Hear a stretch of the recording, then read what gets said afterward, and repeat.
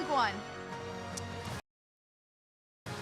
I gotta go DRX. I think that game 5 in a finals is kind of hard to beat. It did, but it was very close. 56% of the votes for DRX's last stand. So this is how the bracket plays out.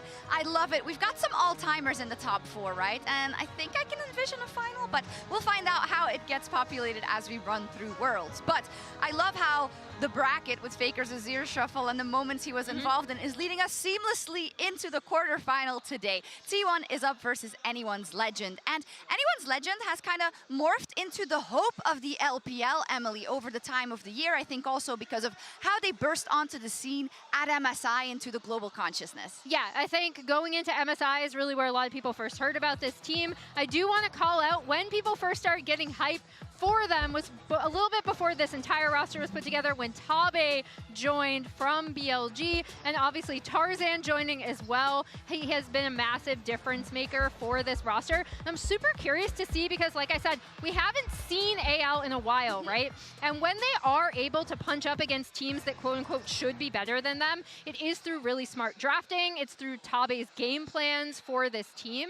So we'll see what they've done with their time. Tabe is a bit of a No dust salmon today? Yeah. We're playing it safe today.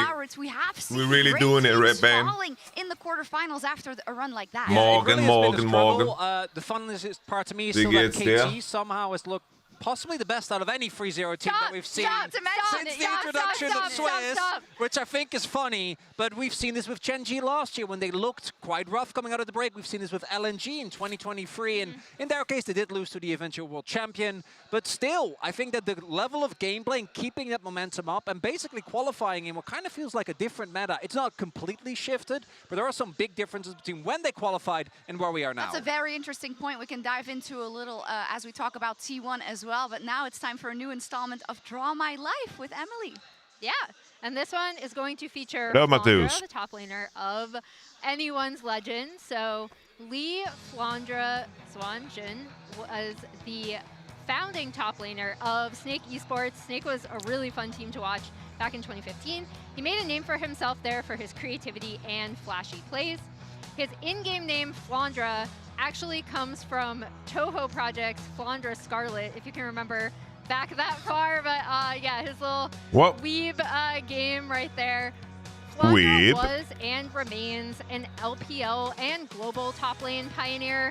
Most recently this year in the Demacia Cup, he pioneered the tank Jace build that everyone was kind of running. Flandra won his first LPL title in 2021 with EDG. He became a world champion that same year. And Flandra is also a big fan of K-pop group Idol, and his world skin recall animation is actually a nod to this with the little light stick. On every team he's been on, Flandra has been lauded by his teammates and coaches for his shot calling and game knowledge. So now on Anyone's Legend, he hopes to help them reach the championship and win his second Summoner's Cup for himself. And yeah, just talking to everyone who has played with him, they just all call out how smart he is about the game, what a stabilizing influence he can be on a team. Thank you for that wonderful episode of Draw My Life. We are so happy to have you do these, to dive into these stories, but let's start talking a little bit about their opponents as well, because it's T1 versus the LPL again in this bracket. So, Maurits, what kind of spiel do you have for us this year? I'm annoyed. I'm annoyed because if you only watch Worlds, which I know many fans do, and you have watched me the last 2 years come in and go to quarters and be like, you know what, guys, T1 really looked like they were struggling in summer. We're seeing some underperformances individually. The meta doesn't really fit them. And then I looked very silly. And it makes me very apprehensive about talking about them today. I'm going to make you talk about top esports. Yeah, I'm going to make you talk about them, but in a little, because what you're alluding to, the story of today also feeds into that. It is that Faker is the LPL killer, and he awaits them in our featured matchup presented. AL win or close the LPL? Yeah. Walaikum salam. All right, guys, let's focus in. It's a clash of titans in today's I'm excited, boys. It's the last quarters. We gotta enjoy this. I got myself some sweet potato bread. Semifinals. At MSI 2025, T1 narrowly escaped with a 3-2 victory. But today, AL have a chance to turn heartbreak into history. Carry us chasing hope. Owner is there with the CC, and it's T1, baby! For China, this is more than revenge. It's a chance to prove that the new generation of LPL can rise again. Faker and T1 have long been China's nightmare, repeatedly ending the LPL. Dora needs a higher security, bro, if they lose here. Both 2023 and I'll be worried about the guy. Now, they look to crush LPL hopes once again. Will AL finally? I feel like he's going to be blamed no matter what. T1 march once again towards another world final.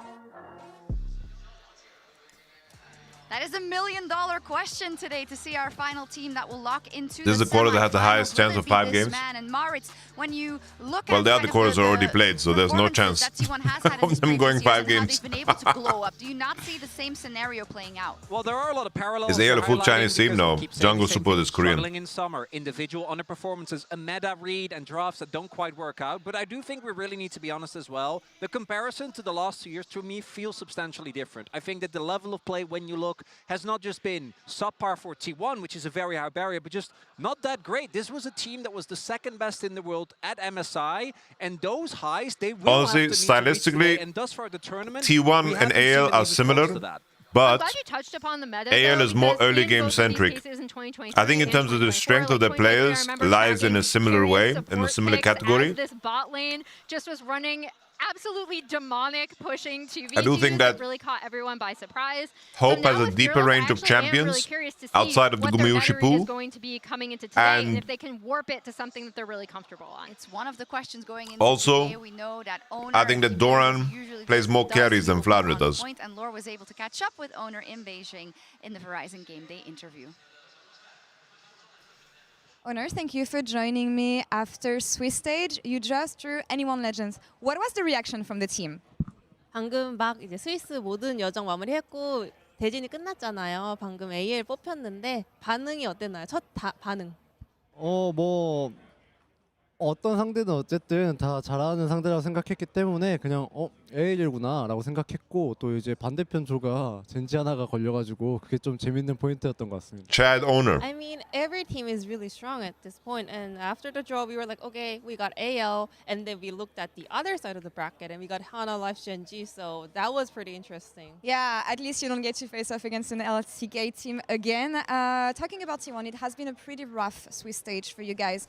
Any specifics that you guys want to work on to get ready for AL in quarters? 이제 스위스 Owner Arabic, 스테이지를 좀 we claim him. 보자면 T1이 많이 고전하는 순간도 많았다고 생각합니다. 이제 8강 준비를 위해서 어느 부분을 가장 좀 나아지게 만들고 싶으신가요?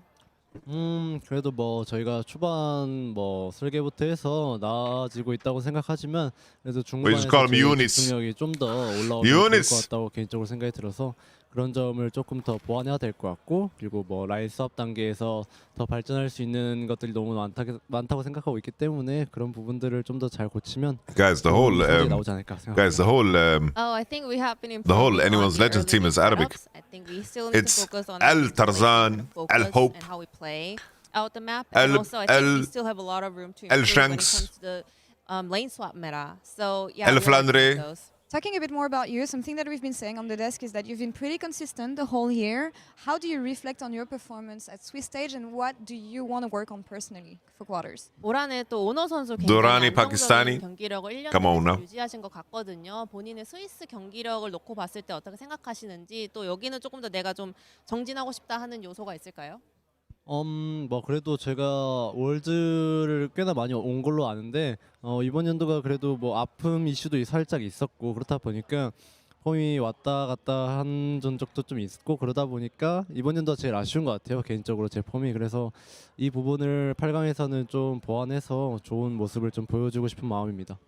Well, yeah, I believe I was pretty consistent throughout the time, but this year, especially at Worlds, there were some injuries going on as well, so I had a little bit up and downs in my performance. So I hope I can do better and feel better and perform better at quarters. Next season, Leon, Doran, Gozir Diodo, Saint, FBI, Ackerman, coach, Mauro Kern. Thank you so much, as always. And I don't know, guys. at the desk. I don't know why the Spanish community disrespects me so much. I have no clue. Cylinders yet, and I think that's something we've come to expect. Owner has been incredibly stable though for T1 overall, but he has a difficult matchup today versus Tarzan.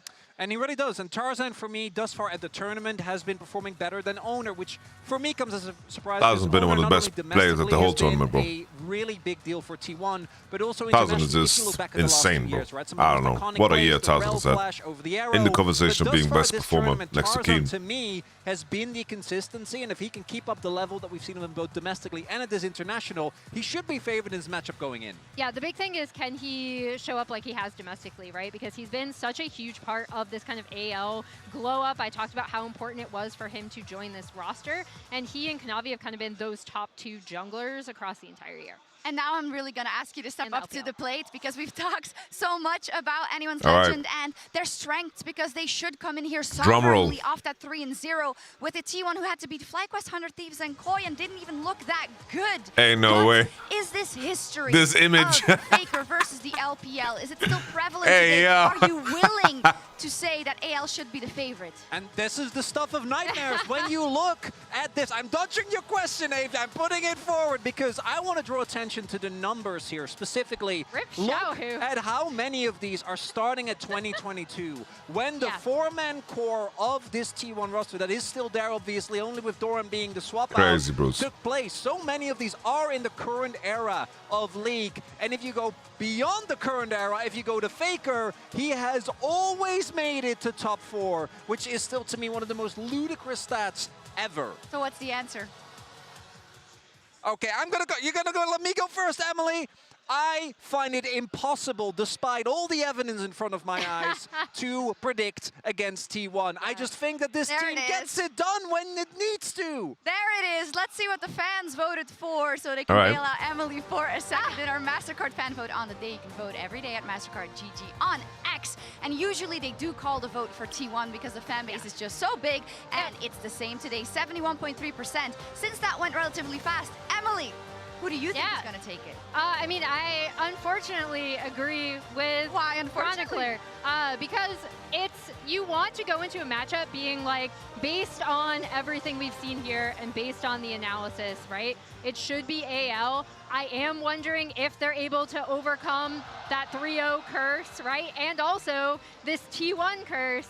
But I'm still calling it for T1. I can't go against them. Okay. Doesn't make any sense. I see. It's too strong. We've been there 2 years in a row. We've seen it happen in front of our eyes, and that's so hard to dispel. But Anyone's Legend, they want to dispel it. They are the hope of the LPL. They want to make it happen, and what better place to do it better They're really doing it, Red Band. Here in Shanghai. Let's get into our last quarterfinal, T1 versus AL. All right, let's see this intro. Come on now. This is where all the budget went. Audio! Audio! Hey! Riot! Please! There's no sound! Yo! Come on now!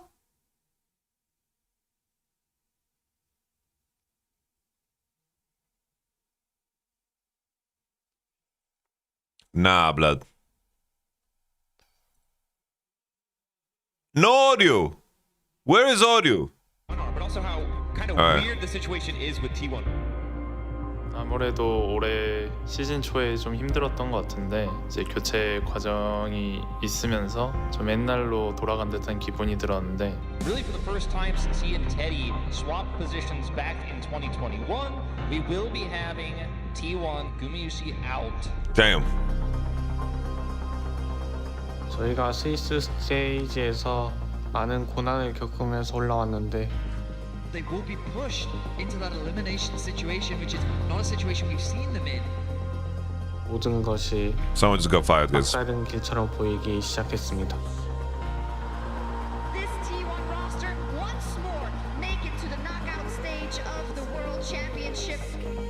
하지만 막다른 길의 끝은 항상 T1 팬들의 응원이었습니다.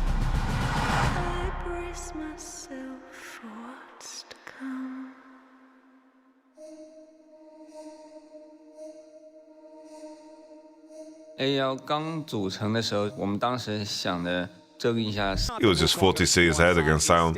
Going for the Pantheon, most likely for Owner, of course, still could have a support angle there, so we won't rule that out. They just picked Pantheon over Wukong. Thing is, I think, guys, I think that Pantheon is a better pairing with Talia, and this allows you to play side, and I think your E is very strong into Qiyana. I don't think it's that bad, guys. I understand why you would want to play Pantheon in this game over Wukong. Like, Wukong Talia is not that strong of a combo, you know? Like, Wukong is a higher quality champ, but that's it, you know? Yeah, honestly, keeping Keria down, you need to add the pop. Ziggy has a layer ban, Sivir ban as well. They're banning the Hope Classics. I think the T1's going to look for Corki here on 4, which I think will make sense. The Caitlyn does look quite good. Pushing lanes have been so valuable here at Worlds. Gumayusi, with the resurgence of Varus, that's a really good sign for Gumayusuf. Caitlyn, Varus being really, really good. What's that Pitbull song you always sing? I sing a Pitbull song. Okay, so alongside the bottom lane carry bands of the Sivir and the Ziggs from T1, it's going to be double support. All right, I think usually teams should just go Corki here on 4 to remain flexible on 5, you know? We know the power of the pick and being able to Corki 4. Engages, make team fights unfair with the ultimate. Alistar just giving you so much dive opportunity, so much ability. That's the Varus slam, all right. There it is, the Gumayusi Varus. The Gumayusi Varus. So exceptional on this pick and has been renowned for so many years, whether he's stealing Barons or stealing the hearts of so many fans after he's broken them. But here we go. Don't think you want to play Ezreal, bro. I don't mind this. Corki's matchup maybe is what, too weak. Is going to be trying to get through that tank front line. Ooh. Story, so I wasn't sure. Hey.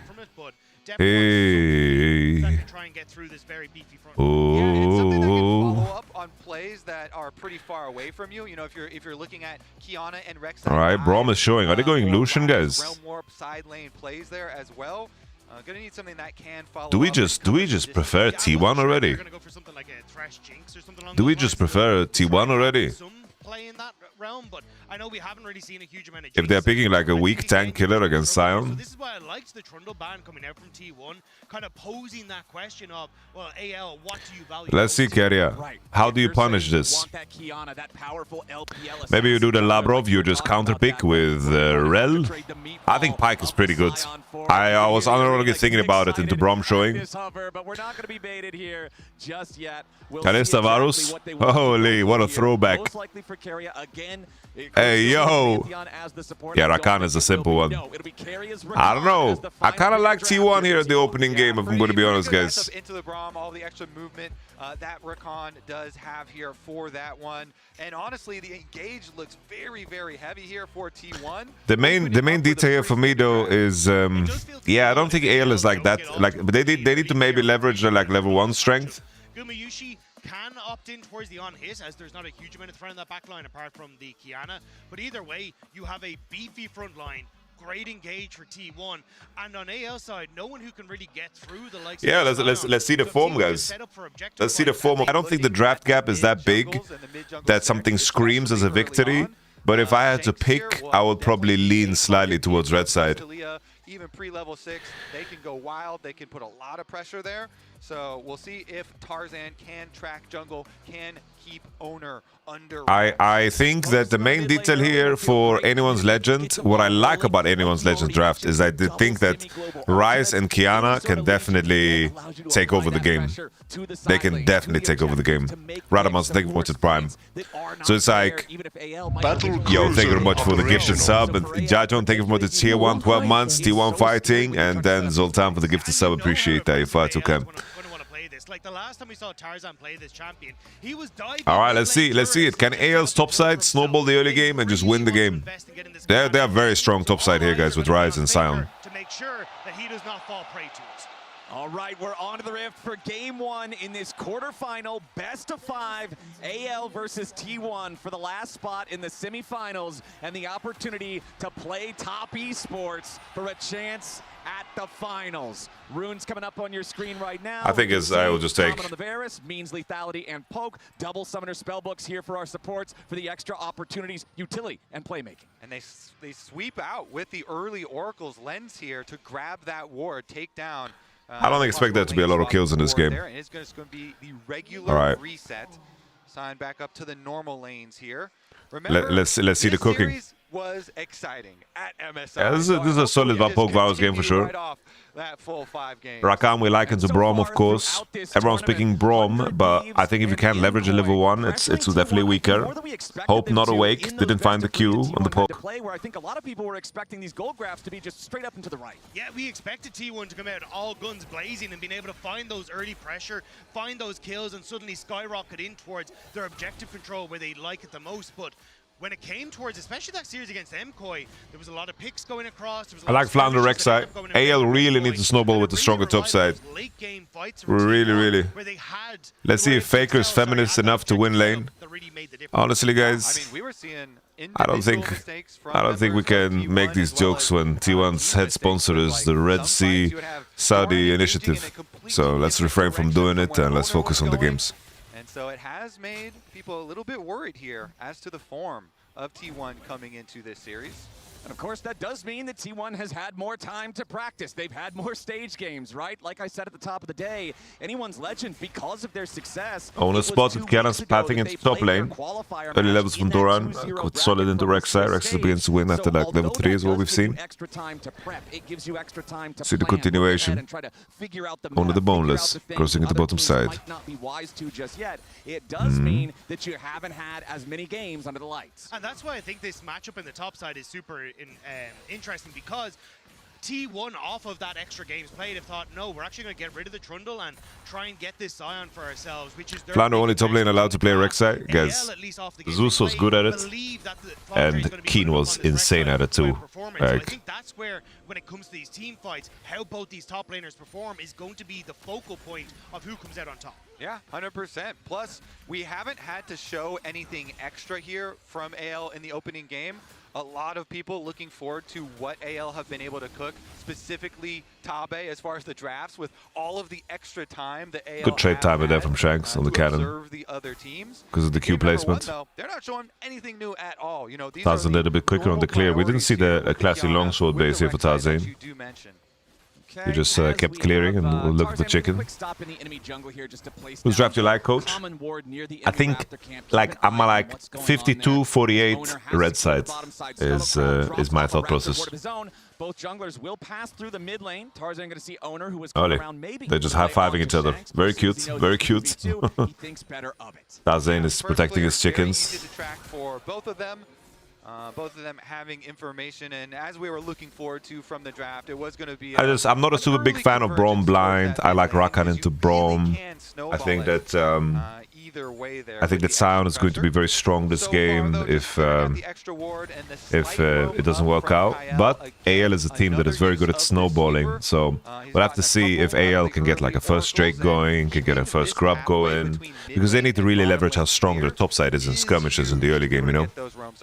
Yeah, especially like Owner will get the information that, oh, the Raptors were just about to spawn, so we'll be able to track where Tarzan is going for the moment. But I think it is a case of trying to make sure you can also keep Tarzan safe in a lot of this, because Pantheon early matching into the Kiana, if you have the support from Faker, you can very quickly. Red side draft age, I think a slight one, but I think that it's not enough to like determine. Like if someone put a gun to my head, I would say that T1 has like a slight draft edge, gun to my head. But this is like I think this is like a very fair draft from both sides. I just think that the onus is and the pressure is on AL to do something active with their top side. They want to be in skirmishes and fights. Because I do think if T1 can get to like 1 core and they get to 2 core, I do think some of the champions become unkillable and they have like good CC chain. Gumayushi.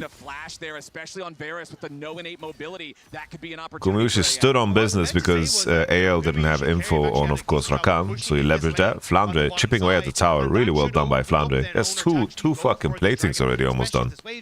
Really nice. Down a flash, it makes Gumayushi a little bit more vulnerable. Gumayushi is such a fake pressure player, you know.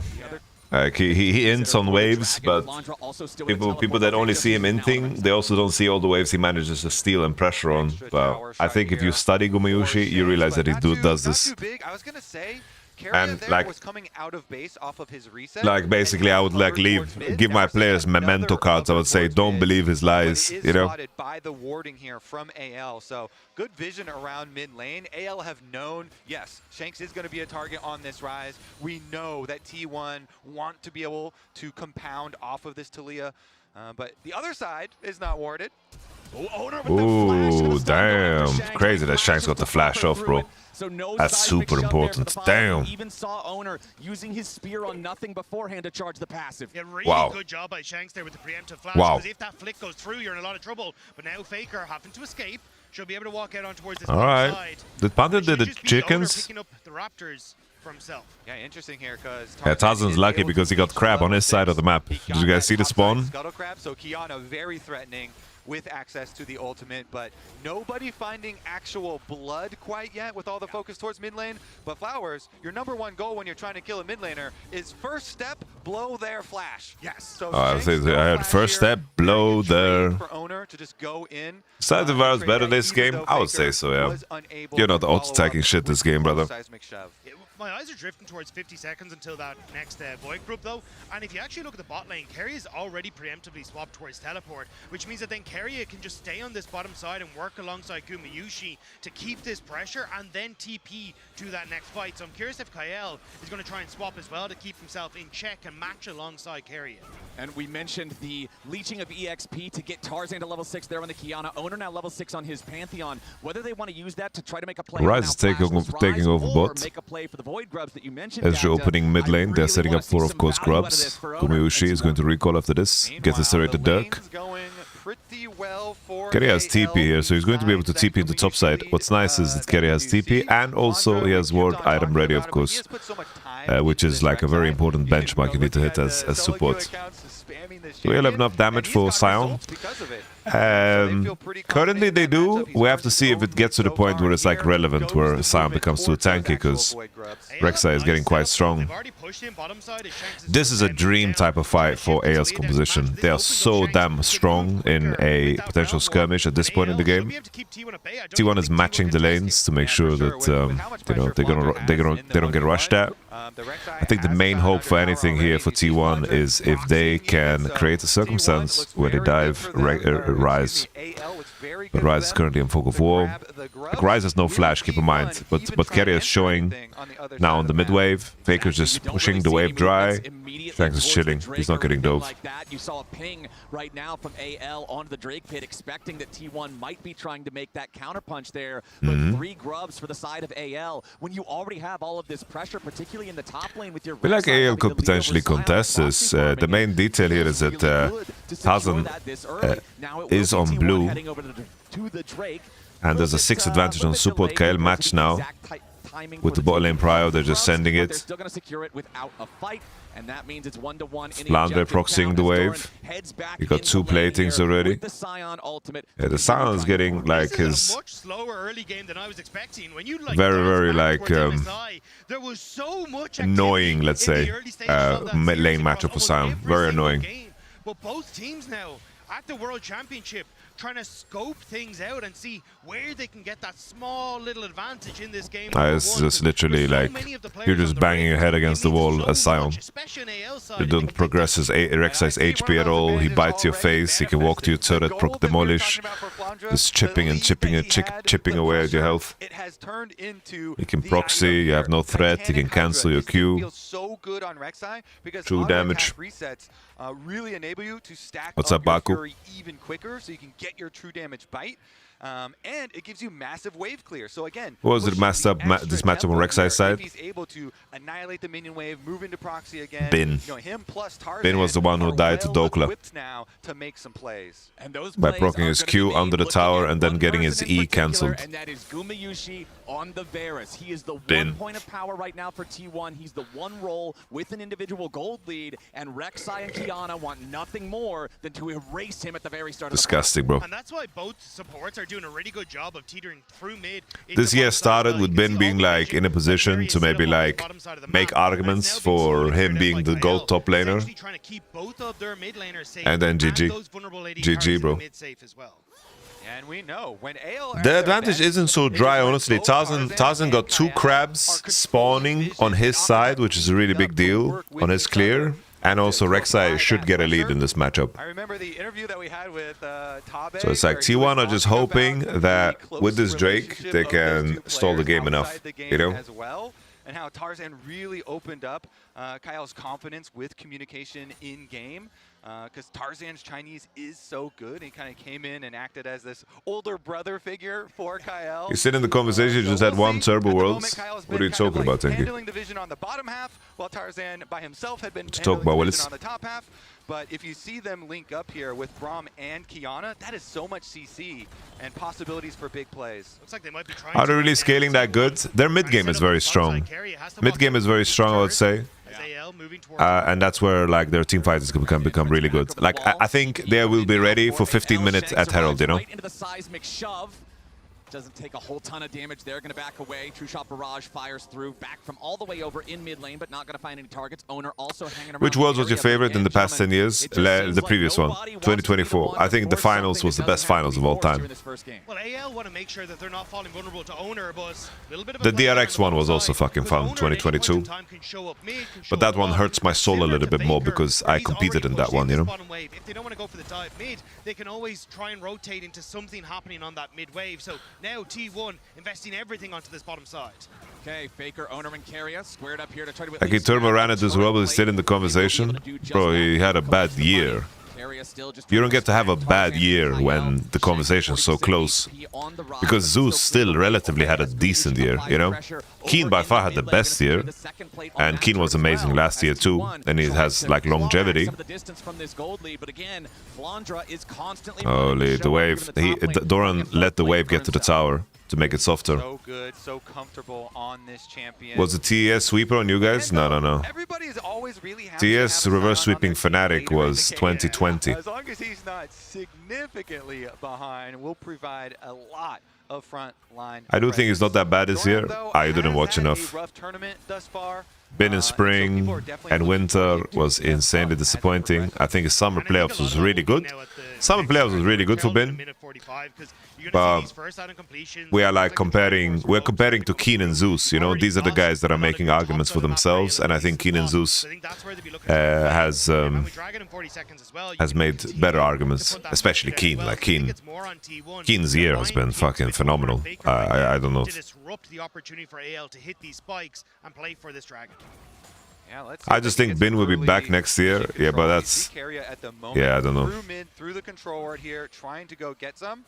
And what does that have to do with anything? And Owner's always ready with the ultimate.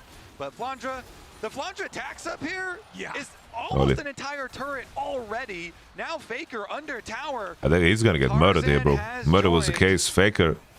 Tarzan will never let him escape. Oh, he lets him escape. Okay. I thought he's never gonna. Find his escape route here. Okay. This is also the additional power. What I commented earlier: 3 Void Grubs with a side laner that's already winning this hard. This is AL. There's not a kill on the board, and Flandra's forcing down the first turret. Crowd goes wild. Now T1 setting up for Drake. Rek'Sai should be strong here. Let's see if Tarzan can get a tremendous ult. They need to just CC chain Pantheon W into Suvaro's ultimate. Ooh. The Varos ult comes late. Alright, T1 team fighting. There's a Kiana ult on the turn. Gumayushev with the Q. Can he find it on Tarzan? Here's the Talia wall. Pantheon ultimate, the combo. CC chain Shanks. Hope tries to poke. Hope's got flash. He's got to use it. Faker with the flash. Oi. Bro, Doran had a fucking crazy engage. Doran had a crazy engage, but look at how like T1 could actually do so much more with that engage, bro. So much more. Look at this, look at this. Where's the bros at, you know? Where's Owner with the flash to stun, you know? Doran Giga chatted it up, man. members. It's like, even though they sacrificed the Scion, I would say that you know, someone in chat said T1 is so decisive. Usually I would see them more decisive. Like this worked even while they were undecisive, in my opinion. It was just Doran being decisive, if anything. Where's Hidorino, bro? His goats is fucking doing crazy work. Like, the engage was so good that they got away with it, you know? Damage dealt to champions in the last fight. It's Guma, it's Fake. Really nice from Doran the Brand. Gold is still fine for AO, but I do think that this mid game here with T1 having 2 Drakes, what will be really frustrating to deal with for AL is the fact that, yeah, they have to fight on minute 20 and then minute 25, and I do think this is the window where T1's comp is the strongest. No Guma around to steal it. Yeah, it looks like instead T1 going to try and push in mid and collapse onto this bot tier 1. I can't believe Hidorino's not here, bro. Like, this fucking boy is like having the great game, and he's just AFK, man. Hidorino's just working as a teacher, bro. How can a teacher teach if he's not capable and willing to learn? I'm just messing with you, Hidorino. We do also have a very interesting state with the feats of strength. First turret went over to AL. Obviously, feat of warfare went over to T1. And we're 2-2 now in neutral objectives. So this next Drake spawning in 3.5 minutes. Or if we want to get really crazy, maybe the Otacons even sooner than that will be what decides who gets the better shoes. You know everybody loves an Otacon fight. Yeah. You know it. These things are always exciting. And it is about the setup for those fights. So we'll see if you can control the area first and get the perfect engage. The thing is, with a Rek'Sai lead there, how would you rank the Drake Souls, coach? I would put Chemtech first, and then honestly everything else is kind of fairly balanced, if I'm gonna be honest. Infernal, Mountain, Ocean, they have like extreme cases where they're good, but Hextech is just by far and beyond the most broken. It's not even close. And then I think like probably Cloud Soul is the one that is like the most consistent. Faker has no flash, guys. Faker has no flash. It's a side lane play here from AO. Here's a TP from Scion as well. He's gonna get bullied. Oh, he gets through somehow? They didn't block that? Doran. But still, that's T1 getting caught off guard. That's Flandra making the flash play that you wanted to see. Yeah, immediately. Flash ultimate onto one of the I think T1 needs to play silent, and they need to be willing to match the plays. I think Keria being so late to the situation, they're not leveraging like Pantheon ult and so forth, which I think is a problem. T1 need to really defend Faker on side lane, but now they use TP on Scion, which will make it harder. Yeah, exactly. The issue with Mountain Soul and also Ocean Soul, a lot of cases, is that if you get it as the 4th Drake, it's very strong. But if you get it at like the 7th Drake, I think that it's a lot worse. Because the scaling of damage is so exponential, right? Because of like damage, like items that just serve as multipliers, whether it's like IE, crit, Last Whisper, you know, like damage scales off of itself. So like tanky stats are like a lot more, like durability is a lot more valuable earlier in the game, you know. And Tarzan are linking up to try and find ways where they can get some deeper vision down, find these moments. Because it's like later on in the game, there's going to be a lot of circumstances. There's going to be a lot of circumstances where Chemtech Soul gives you straight up more value. Like the reduction of damage post 50%. Alright guys, Atakan is spawning and Drake. Let's take a look at the items. Shanks probably is setting up to get his Archangel. There it is, Archangel. They have 2 items on everybody. AO. I need to see now if Pantheon is actually going to have enough gold with those 2 kills that he just got. T1 have a little bit more flexibility options, right? It's like Owner is backing up Faker, which is nice. They're taking over topside River. T1 have a lot more options in terms of playing around the objective stuff. Oh, they just snap on Hope. Hope's got cleanse, uses it late. That's the flash from Hope. He gets CC chained. That's the Herald. Tarzan places it. What is Hope doing? Oh my days! Tarzan trying to create chaos! The shield! Tarzan! Damn! And that's how you Kiana na. Doran the Moran forces the flash. A little bit too deep. Doran. That's the Q. Carrier. Damn, mechanically this is fucking fun to watch. We've got a respawn from Kyle. Holy. And now it looks like AL is going to take the opportunity to go after the Otacon. AL have to try and rush this. They know that they've only got a couple of seconds until Owner's back up, and he has that ultimate available. Oh, huge cancel. T1 They gotta let Drake. They have to accept Atacana's Atagon. They're snapping. Look at that TP bot lane. Varus is gonna TP on mid wave. And then Pantheon is gonna run straight bot. Doran has TP soon. He's pinging it. Claims the Otacon. Here it is again. Yeah, the counter engage was holy. So good for Hope. He arcane shifts forward. Hope just cleansed. And then his flash. Then he dodged the W of Talia, which is crucial. Kayle falls. Look at Tarzan saves it, guys. This is 2v4. This is 2v4, bro. Kiana has no ultimate. Kayle has no ultimate. I'm looking. Varus has ult. Rakan has ult. Sion has TP. He's basing before. AL, this might be dangerous. 5 seconds till Tarzan's ultimate. Tarzan looks for the smite. Doesn't get it. I think AL's position is very bad here. They're going to lose position on mid wave. They're pinging into top side. T1. No joke. You know what Owner could do? He could ult the top wave. And then they could just send it full top side. Every 5 minutes hereafter. A very tense position in the game, Flowers. Everybody's looking at the next dragon now. With the power of the Otacon, it's not super big at the moment with only the 19 petals being picked That's a very low kill game, so Atakan is not that big of a deal. Oh, I'm riled up though, bro. The adrenaline is pumping, bro. This is some good League of Legends. AL outscale? No, I wouldn't say so. I wouldn't say so. It's like, I think the team fighting is just way easier for T1 because of Varus ult, Rakan. I think it's so easy for them to CC chain somebody. But I think it's quite nice that blue side all has mercs and upgraded mercs. I think it's a big deal. I think Sion would be very tough to kill. And the thing is, I think Rek'Sai is low-key kind of fake tanky in this game. Like Varus can actually like shave a Rek'Sai pretty easily. Like Rek'Sai's durability is very reliant on being able to hit and reset the fight with ult and tag in, dart out, and I do think that just T1's CC chain is so powerful, you know, very, very powerful. They want to fight again soon, but it's still 3.5 minutes until that next Drake spawns.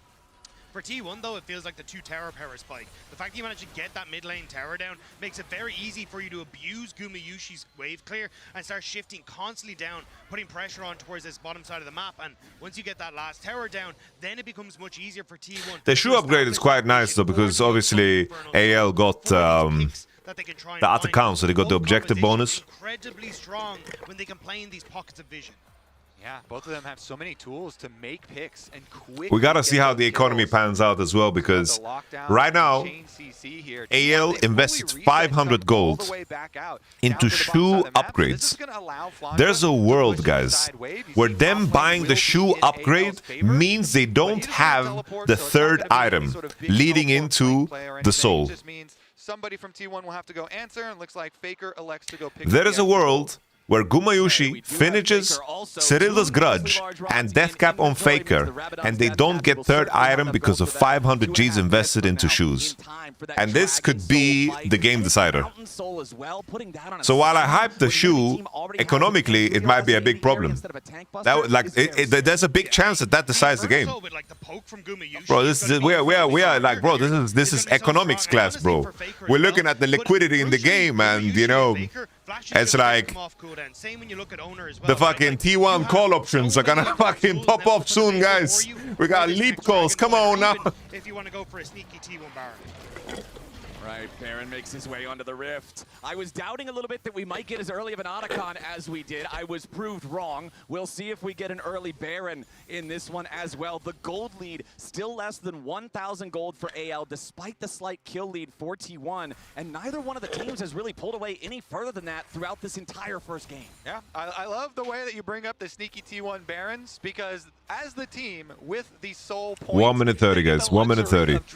Cyrillo's grad finished. Let's see how they're pinging. Faker is currently doing Grombovic. Keria is doing annoying shit. This is Keria's comfort zone at Worlds. You know, he's playing champions with high mobility. Nuga agrees. Thank you very much for the tier 1. Appreciate that. That's 2 years of support. Only love. Thank you very much. Thank you very much. Why the Rek'Sai top pivot from tank to bruiser? Item, like, just they reworked Rek'Sai pretty much in terms of her stat weighings and so forth. Are starting to come online. You can see the Seeker's arm guard available for Shanks, especially on Gumayusi gets shaved. Guys, does Faker have death cap? Does Faker have death cap? And playing aggressively towards the back line of T1. Holy market, will Faker get death cap? Every single summoner spell Before 4th Drake. Ghost swapped in for Keria's Rakan. Exhaust swapped in for Kyle's Braum as AL I have to say, this has been Keria's best game of the tournament so far. Until the Infernal Soul spawns for T1. Alright, he's basing. He's basing. Hey, yo, the 500 gold shoe is a problem. The 500 gold shoes is holding AL back from the 3rd item. That's crazy. That's death cap. Bro, the shoes. He's going to be the one to try to face check. You've been spending our rent money on shoes. Grand entrance to get himself back away. AL with control over the river, still 4 now. Kyle just lost his life, bro. Flanders here. Really nice as well from T1 to actually have the red buff. They have the global red buff for this fight. It also makes a big difference for the Drake setup. Keria marking Kiana na. Digging into the pit, putting that tunnel down, making Alright, that's the ward. Keria is marking Tarzan, doesn't make sure that they don't get flanked. Look how Pantheon marks 1 flank, Keria marks 1 flank, Flanders there, Tarzan is spotted. This is a good way of playing with the other one outranging. Combo onto Flandre, Q, and he's gone. Tarzan has to flash, Pantheon ultimate. They're on to Hope, Hope cleanses, Talia wall. It looks like GG, ladies and gentlemen. T1. At T1. Bye. Kill 4 and take Soul. T1 go fishing. GG. Nah, I don't know. T1 always do it. They look by far, this is their best game at this tournament. By far, it's not even close. They always do it. They always do it. Keria is just back. I don't know, bro. Keria is just back.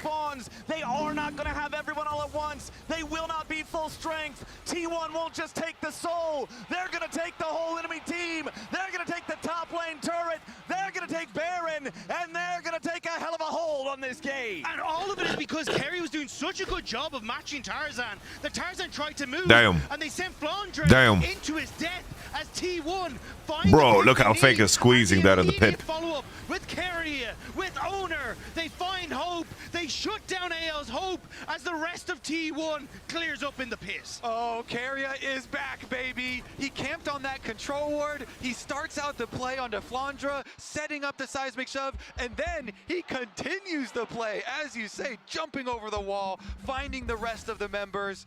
Keria Rakan finding multiple big engages. And it feels like this is now T1's game entirely. They'll be able to push in these waves. The poke that was already so difficult at that last dragon, now only amplified thanks to the soul. And T1, they're going to start to move down here. They will spot out Hope, but do they know AL are in the bush? AL trying to set some kind of a trap. They know a fair fight doesn't favor them any longer. Kyle going to be trapped on the wrong side of the oh, the Vado suit gets him. T1 is just playing with their food at this point. Alright, they're fighting back. Shanks lives. Where's Pantheon? Pantheon, are you going to ult or what? Pantheon? There he is. But the escape is there for the rest of AL. Flandre trying to distract, get something else back over in the mid lane here at the same time, try to get an objective bounty because AL know they are not fighting back in the bottom lane. T1 take the tier 2.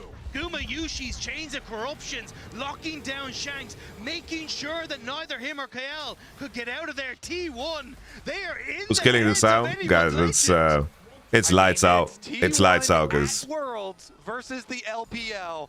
And T1 down here, after they've already gotten so many big objectives, Flowers, you were just talking about how much they won off the previous fight, they get right back to it. Seismic shove here, get Shanks, and they we're gonna have an Elder situation. The response from Tarzan to try and get at least something back from AL, you know, does get them a tiny bit. All right, Flandre is getting Rylite. He's got to try to get out of there. Rek'Sai, luckily, Getting completely Rylite. All right, Blasco move speed. Nashor's only for 1 more minute. Maybe they can break the tier 2 top, but it's not a game finisher yet. I think the main thing for AL is they have to hope that some kind of a mistake happens. And that's the biggest issue. We've already seen how quickly T1 can collapse, how quickly T1 can find those picks, and now the map is dark, and T1 continue to push in this top side. Tarzan feels kind of limited with the Kiana pick. Nah. I think T1 played a very disciplined game around the early mid-game, pre-15, to not make the game explode.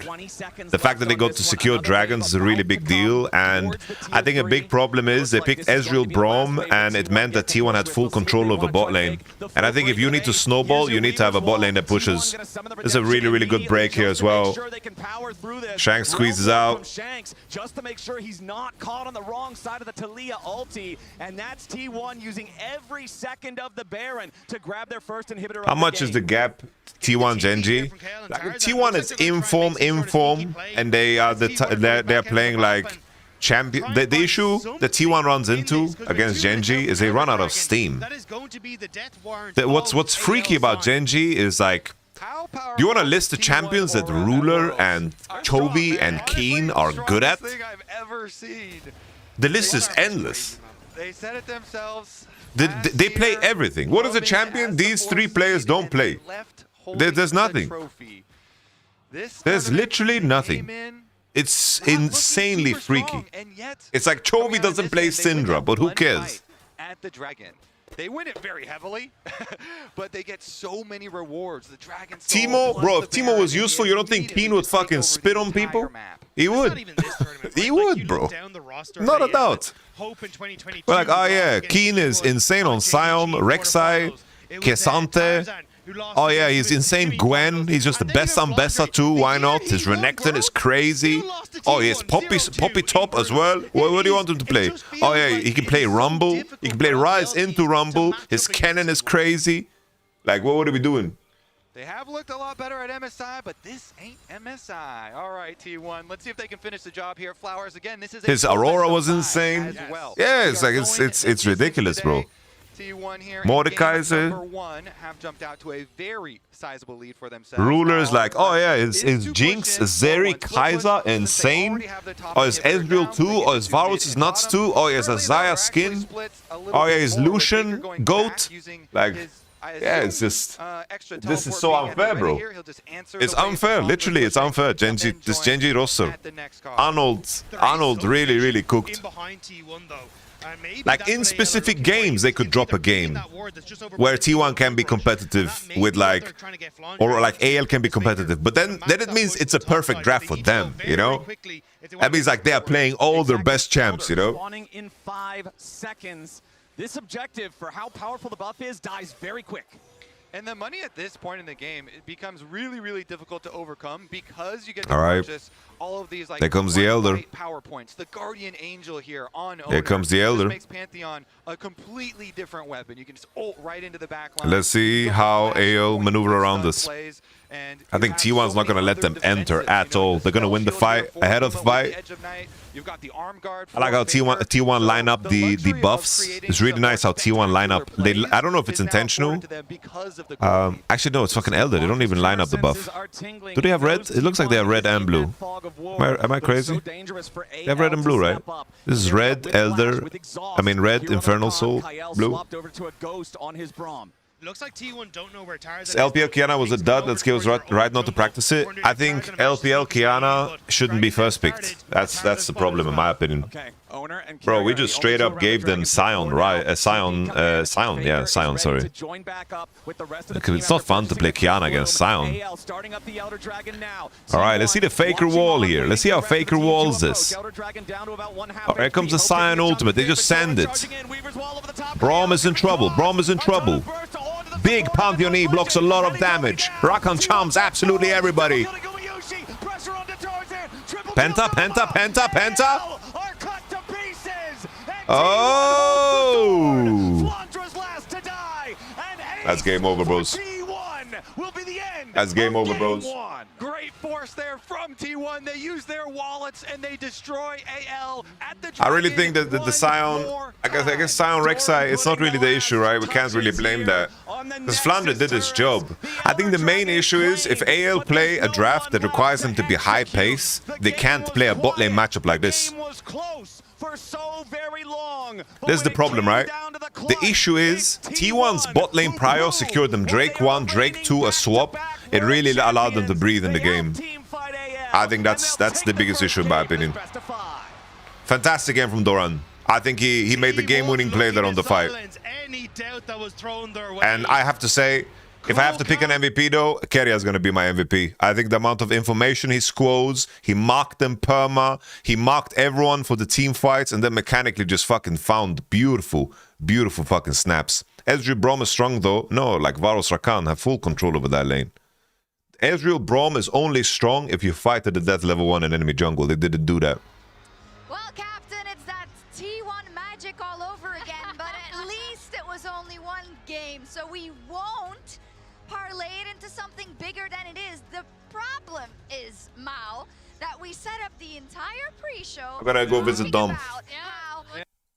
Like themselves, they've not shown good things. Their early game isn't good. Their top players aren't playing as well. So, what do you say? Yeah, we do a little check-in. Welcome to the tournament, Keria. I'm glad you're here. Let's go. Like Worlds last year, where T1 ended up winning, they got completely fisted game 1 by BLG. It looked totally unplayable. It was even more brutal than this, and then they still ended up coming back and winning the series. Like pretty banger series though. Like it's not that every game has to be like a mega competitive game for it to be a banger. Speaking of Keria, I think him and Faker had a game winning. This a 5-game banger? Are we gonna call it early now? No, I don't think you call it early now. I think that this was simply like a really bad Ezreal pick, and they had an opportunity to win in the first fight. They missed this opportunity to win in the first fight, and then the game was extremely hard. Giving 4 kills here just makes the game extremely hard later on.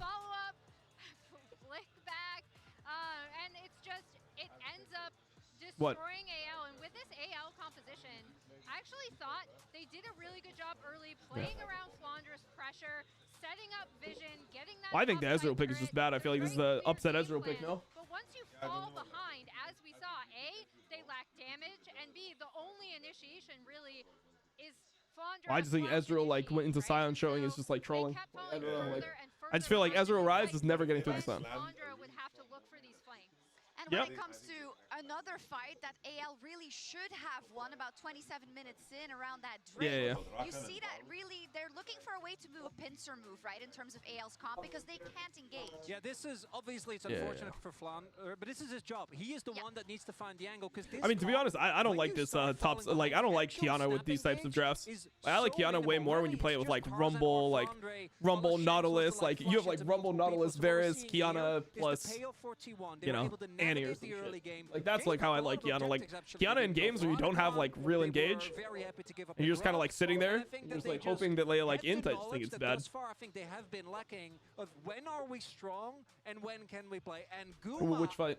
I was a little bit skeptical because the last Varus, he recovered well. Yeah, just getting possessed. But I mean, it's so easy for him to do it. No, like he can just walk. Insane in the early game team fights on his. Yeah, but that's like why I think the Braum pick. Like I don't know. I said the same thing when KT played Braum. I think this Braum blind is like bullshit. I think the Braum blind is like so fake. You go Braum blind and then like they just get free recon. And then it's like if they don't have champs that are diving into you, like none of their champs have to dive into you, right?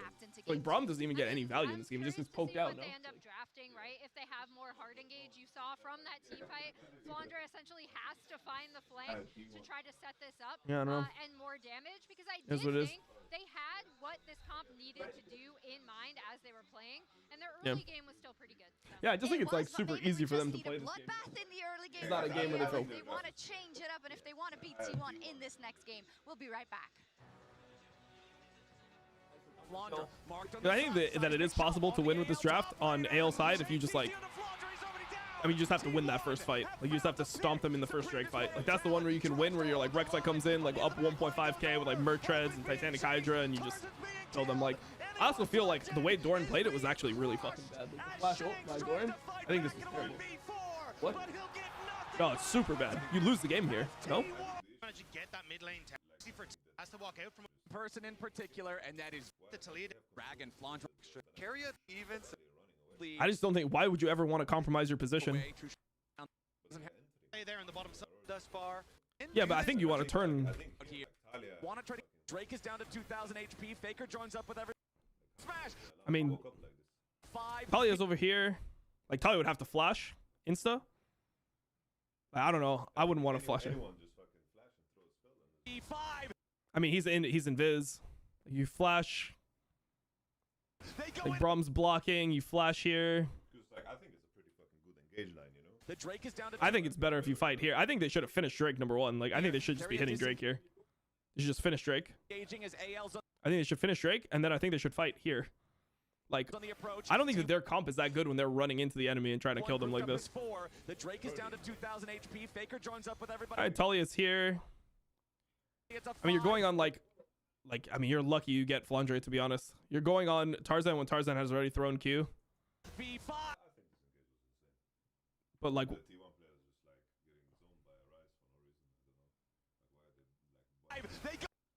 I mean, I just wonder, like, how do you kill like anyone here?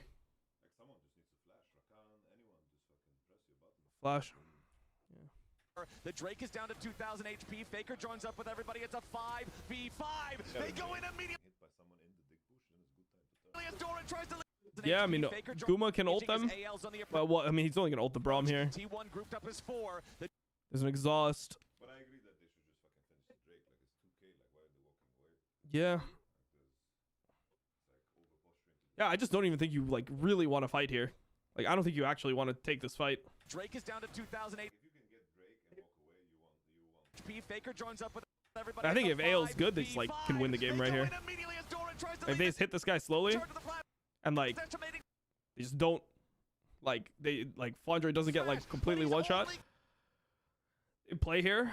Like, I don't know. Like, Flandre could also like pre-buffer ult. Like, he had flash. Yeah, I don't know. The major engage from T1. Tarzan finds the supreme display of talent to make it a 1-for-1 so far. Yeah. Yeah, I really don't like these Scion flash ults unless you can like one-shot somebody off of it. They go in immediately as Doran tries to lead the charge of the blast estimating smash, but he's only going to be. I don't know, bro. I wonder if we get a series. Bro, it's what I said to you earlier though. Like, I thought T1 was gonna win because people are too positive about AL. I see so many people thinking AL is gonna win, so now I just think it's like unplayable for them.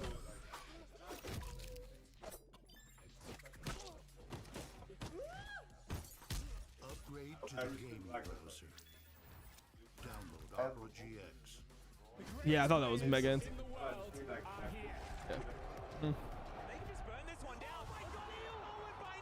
Yeah. Well, I mean, even though he went in, like, he was just gonna lose his flash if Owner didn't flash over the wall and kill him. Like, what Tarzan didn't actually didn't matter, you know.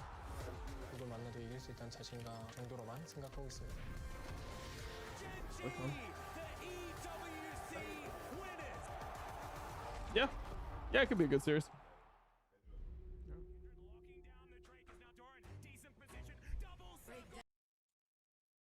All right. It's nice to speak with Dom. Bro, it's so chill to just go over to the other room and speak to the bro, you know? That's very cool. I don't know, I will miss this so much.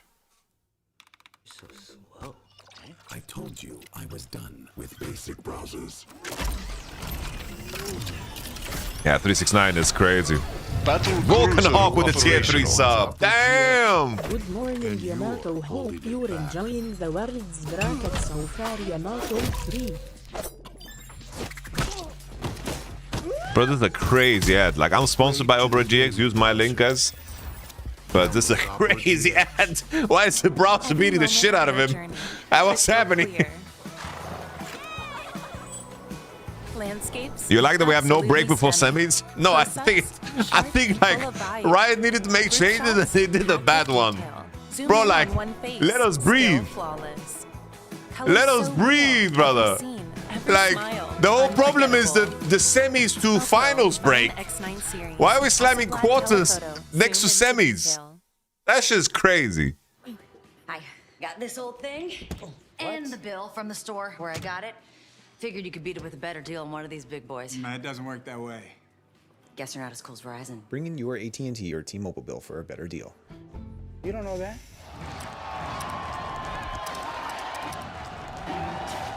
Red Bull gives you wings.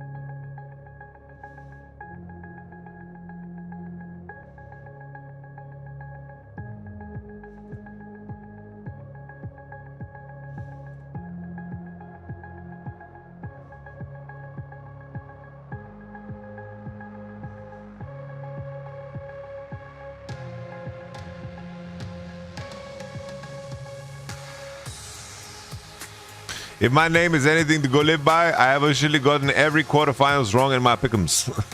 Wait, what? What do you mean? Genji won game 1, so B-Sports won game 1, and T1 won the game 1. KT won game 1. Everybody won. All the winners won game 1.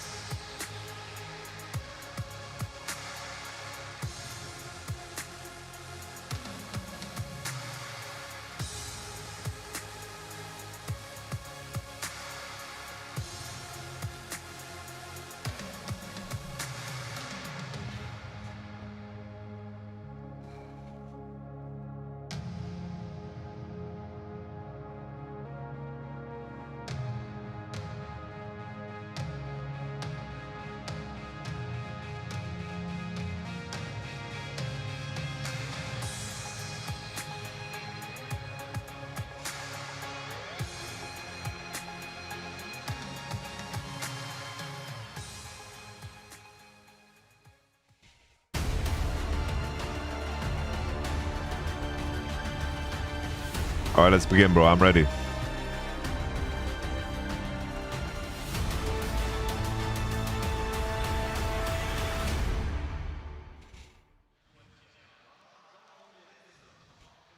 Welcome back to the fourth and final quarterfinal here at Worlds 2025 between AL and T1. Game number 1 was close for a very long time, but when push came to shove, it was all about the fight at the Dragon Soul, and T1's immaculate team fighting. All right, let's rock and roll, ladies and gentlemen. Game number 2. Them the win.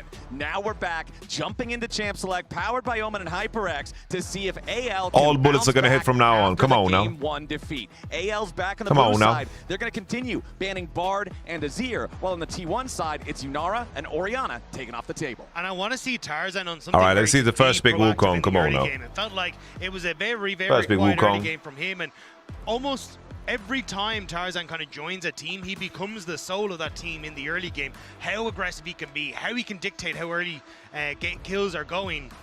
But weren't able to get much out of him in the last one. We'll have to see if he can bounce back. As far as jungle, there's a lot of power picks up at the moment. Wukong, Jarvan as well, and Xin Zhao all really highly prized. Personally, I'm a big fan of Wukong. Ali Bobby, all right. Champ is so incredible. This is his first big Wukong, no? Of course, your pre-6 influence isn't all right, the biggest, Tarzan. but I still think the payoff is definitely there. Wukong actually has not been played yet by Tarzan at this event. In the 5 games that AL played to get to the quarterfinals, they didn't have to use that champion a single time. We'll see if that Poppy changes slam, here. all right. No, the priority instead is going to be on the Poppy. 7 wins and 3 losses on this one. It's been a very successful champ so far. Yeah, and it's a flexible pick. I'm so sure that Caedrel alt account is banned in Caedrel's channel. Have to continue to ban it's so obvious. It's so banned in Caedrel's channel. Definitely pairing well with the Bard as well as the Nico bans that usually find him. But he's just going to slam a Nautilus very quickly into it. I mean, you think back to MSI, and it was actually Owner who was able to snipe Kael on the Poppy over the Nautilus, just Nautilus. It's Nautilus mid lane, guys. So we'll have to see if T1 Faker, Nautilus mid lane. Come on now. But I like it. Go for the hook champion. The value's still there into a potential Poppy flex. That's crazy to just slam Nautilus like this, no? It is the melee support that is least affected by Papushka, but I give you first pick Poppy, and this is what the enemy shows. You're fucking happy, by the way. You're a happy pappy. As well, as we talked about. Are you happy pappy? You're a happy pappy, man. Versus Gen G, but as we say, doesn't have to go into. See what the follow-up will be like. Are we picking mid lane already, or are we picking Corki here? Kind of like a Corki Wukong lock-in, no? I really do. Gotta get a woo, so exceptional for these team fights. And AL already. I think you could have also slammed Trundle. All right, Sivir. Themselves up with a really insane team fight. I agree, and I think that's where Draven, come on now. Deny Draven, any sort of pressure that can go on towards the Sivir. Like Dive is already a lot thanks to both the Wukong and the Poppy. Pick Draven, bro. But I don't think like unless you want to opt in towards things like Way and maybe some of these more long range carries, I think you should be fine as AL to just find these big team Rumble. As you start to roll on. All right.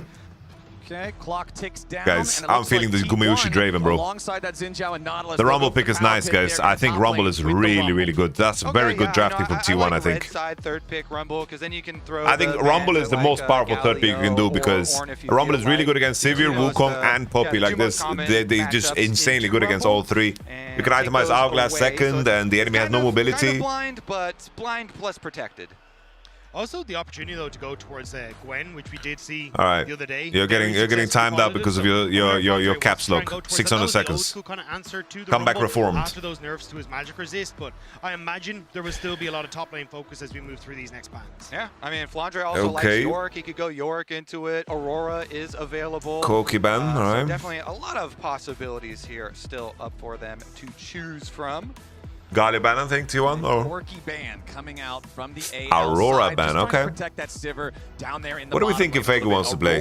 They're picking 80 on 4, last picking mid for sure. Yeah, so takes that one off that we were mentioning. Definitely a good one into the Rumble, a good viable flex pick for the solo laner. You don't want to give Shanks a good Akali angle here. That's the most important thing. So you're not worrying about denying it to yourself. You're denying it from AL at the same time. You're pretty damn, Gumayushi's hair is not contained by this headset. Look at that, bro. Double marksman banned out in the second half. And I do like it because AL that's what their worst problem is going to be here. Is going to be range. Like if you opted in for these both champions, but instead Gumayushi. I told you so. I told you, homeboy. This is all confidence. Told you. From Come T1. on They've now. got Draven, Nautilus, Xin, I told and Rumble. you. They are going to give us the action we wanted, Flowers. They are going to have fights pretty early Locked in like that. Come on now. Aggressively here. Now, quickly Locked in like that. AL. The Galio that we had previously mentioned as a possible pick into the Rumble,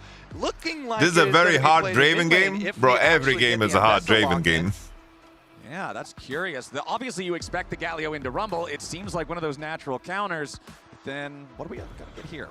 I wonder if you just try and swap to an AD mid laner here for Faker. People like to pick Poppy early because people assume that everyone's going to have engage into the comp. Great, but it's the Anivia. Faker Anivia as the 5th pick of the draft. Bro, here for T1. It's just a G2 draft. Painful for Galio. What is Galio It's just a G2 draft. I mean, Anivia laning is going to be annoying, and Anivia it's just a G2 draft. So incredibly well. This champion, it's just a G2 draft. Difficult for short range to play the game. So it's just a G2 draft. Usually you're like Wukong, Mbessa, and Galio is like a crazy engage.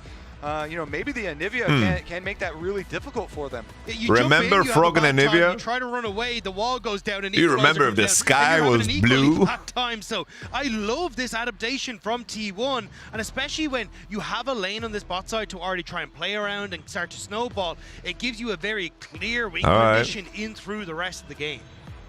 I don't know, bro. Seeing champions that almost never get picked. And okay. The only thing that makes it better is when it's happening on the biggest stages with Who's the draft you best prefer? I'm players thinking, in the world. guys. And now we get to see Faker on I don't know. The early game of Red side is so strong. Against anyone's legend. T1's early game is so strong. How well the wall placements are going to work in this one, because a properly placed wall can I feel like the scaling is also not bad with Anivia. The T1 just fucking cook hard, bro. Going down 0-2 versus T1 as the LPL second seed would not be the way that you were expecting this one to try and I don't know. T1 scale good, team fight good. I feel like the draft is just insanely fucking. If they can continue that trend. Faker has Gumayusi has not played Draven in a long time. Anivia 8-2, another very good one for him. I feel like all of his win rates are like 70 or 80% on something. It turns out if you win 5 World Championships, your win rates are pretty good.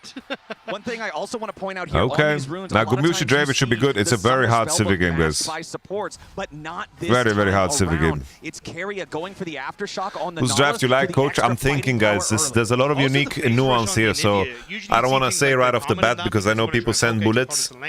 But I'm thinking right now that I think early game-wise, Red side is so much stronger. And I don't know how Sivir is going to get out of the early game without bleeding. Because like top lane matchup, decent for Rumble. Xin Zhao stronger than Wukong early. Draven, fucking Nautilus into Sivir Poppy. To apply more and more damage early on onto Shanks. All right, we've still got a little bit of time before our minions. But I also think that I don't necessarily associate Gumayusi.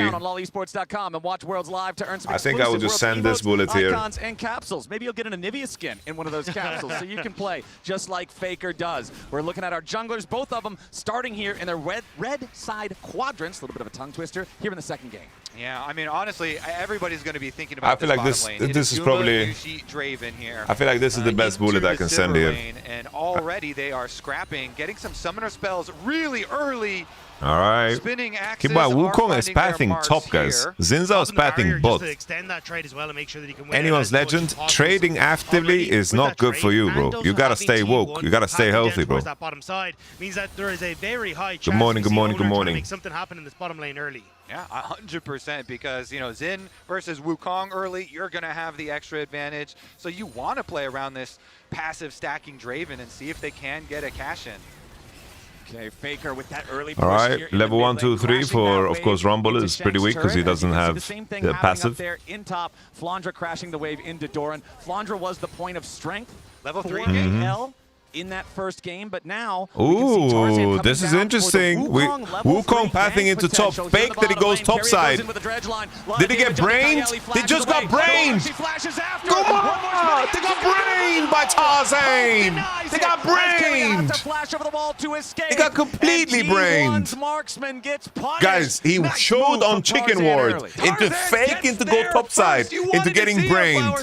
Massive. Well, he does it even on really, really massive. It's something you don't expect. Sparkly taken. Is going to fall. Damn. But Tarzan gets down there. Kael does survive. That is also the critical part. You know. That's cooked, guys, for a Draven lane. Try and get his cash in, but you don't get to do this in a Draven lane. Gumayusi. Look how close that was. Doesn't get the kill on Kael. The auto attack was Keria flashes out. But Tarzan 1-0 for the AO. monkey trickster name in this one, immediately going bot side. Off of what was a very odd path because he did clear from his Krugs into Raptors, but now in mid lane. Yeah, Shanks has to immediately get out Shanks of there. flash. Punch clears the wall, but now the follow-up there from the Flash Frost. Oh, worried, bro. Worried. After the AL mid laner, Shanks barely survives with Flash. It's always what you do afterwards, after a level 3 gank, because then your opponent has the priority in jungle. And so Owner on the Xin is going to be able to grab the top side Scuttle Crab and then go into his read clear. Raptors are respawning for him.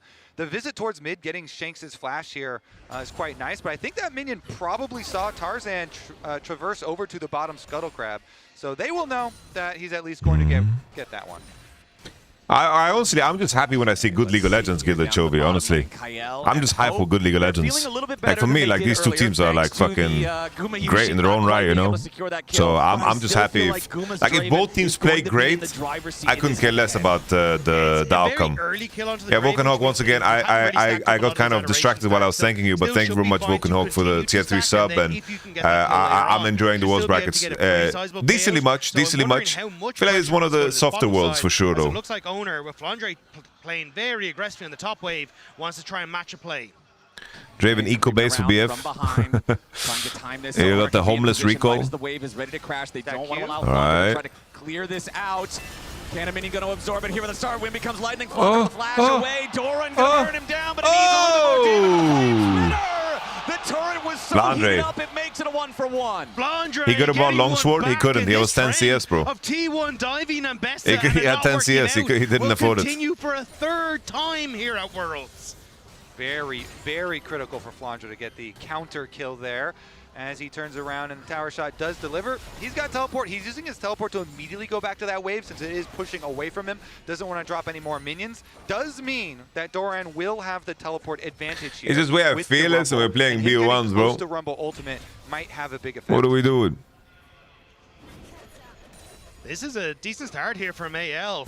Hope still has flash and barrier. It's a massive situation to be in, bro. Also, look at that pink what they have for vision. Tarzane doing wolves. Spatting into top. He'll get spotted here on the Gromp. I think Zinzao can just leash his Drake. Looking for that public execution, and he finds it. Faker gets jumped on. Flandre going in. What a play from Flandre! Damn! For anyone's legend. Faker Flandre on some goat shit, bro. Damn! What a gank! But then that Galio comes in, the ultimate layered on. He gets the knock up, and Faker flashes and dies and loses Poached egg. Exactly. Losing the egg is so big. The rebirth has a 4-minute cooldown, and Faker is so much more vulnerable now. Flandre had to give up a lot, though, to make that play happen. Doran was able to shove in that wave topside very, very quickly. You can see it reflected in the CS difference there and the gold difference. Flandre up a kill, but bang on even when it comes to the gold. The old men on the rift fighting it out there in the mid lane. Flandre makes his roam down, gets big value out of it.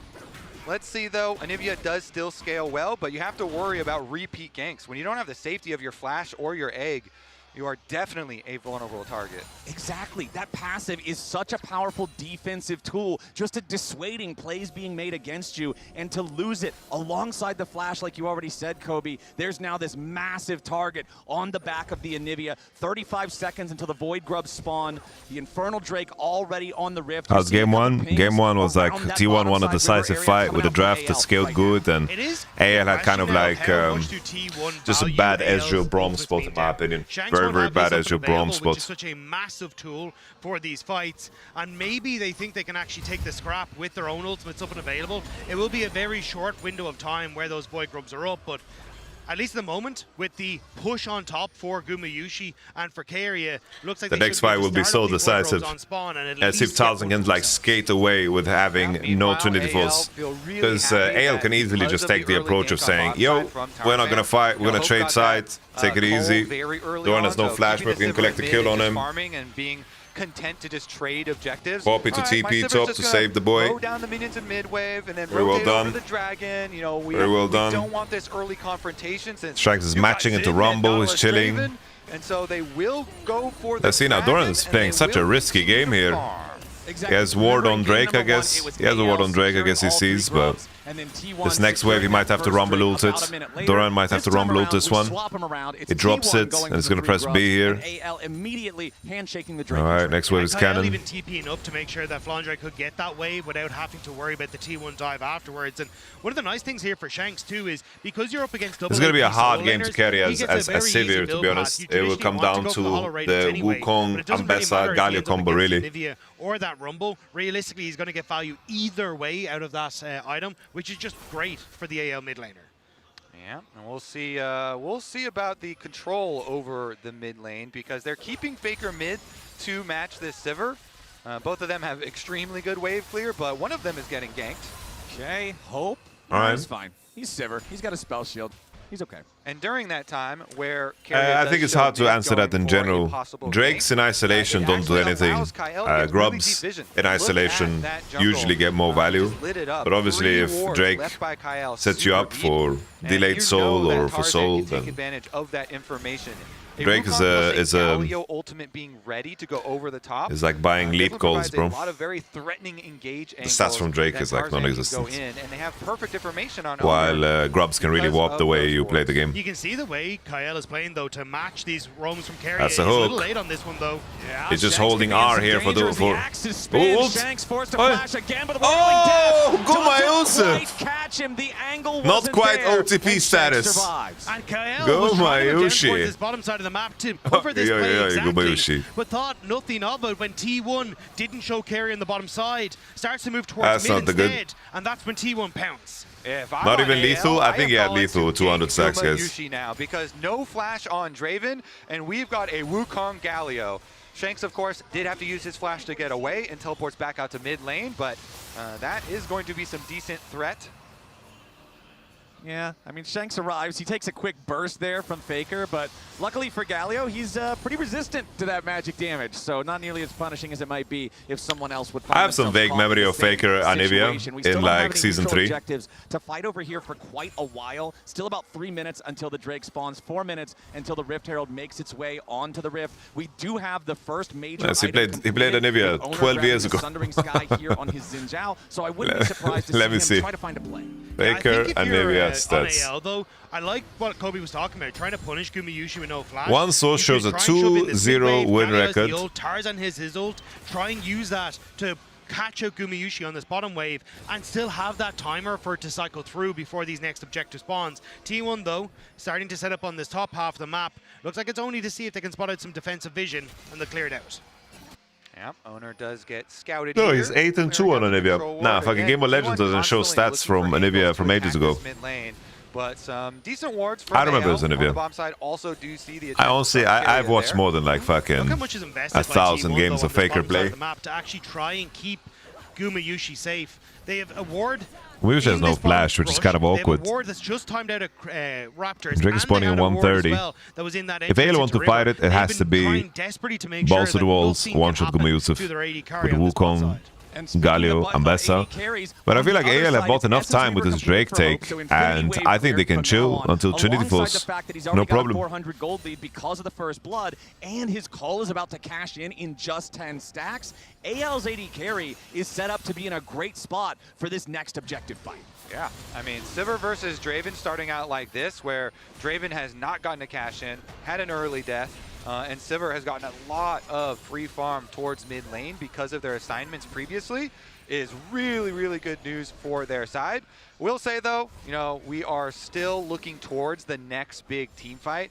That is going to be the cash one out that actually decides the game, guys. In this game, as you say, it's only 50 seconds Okay, away it goes.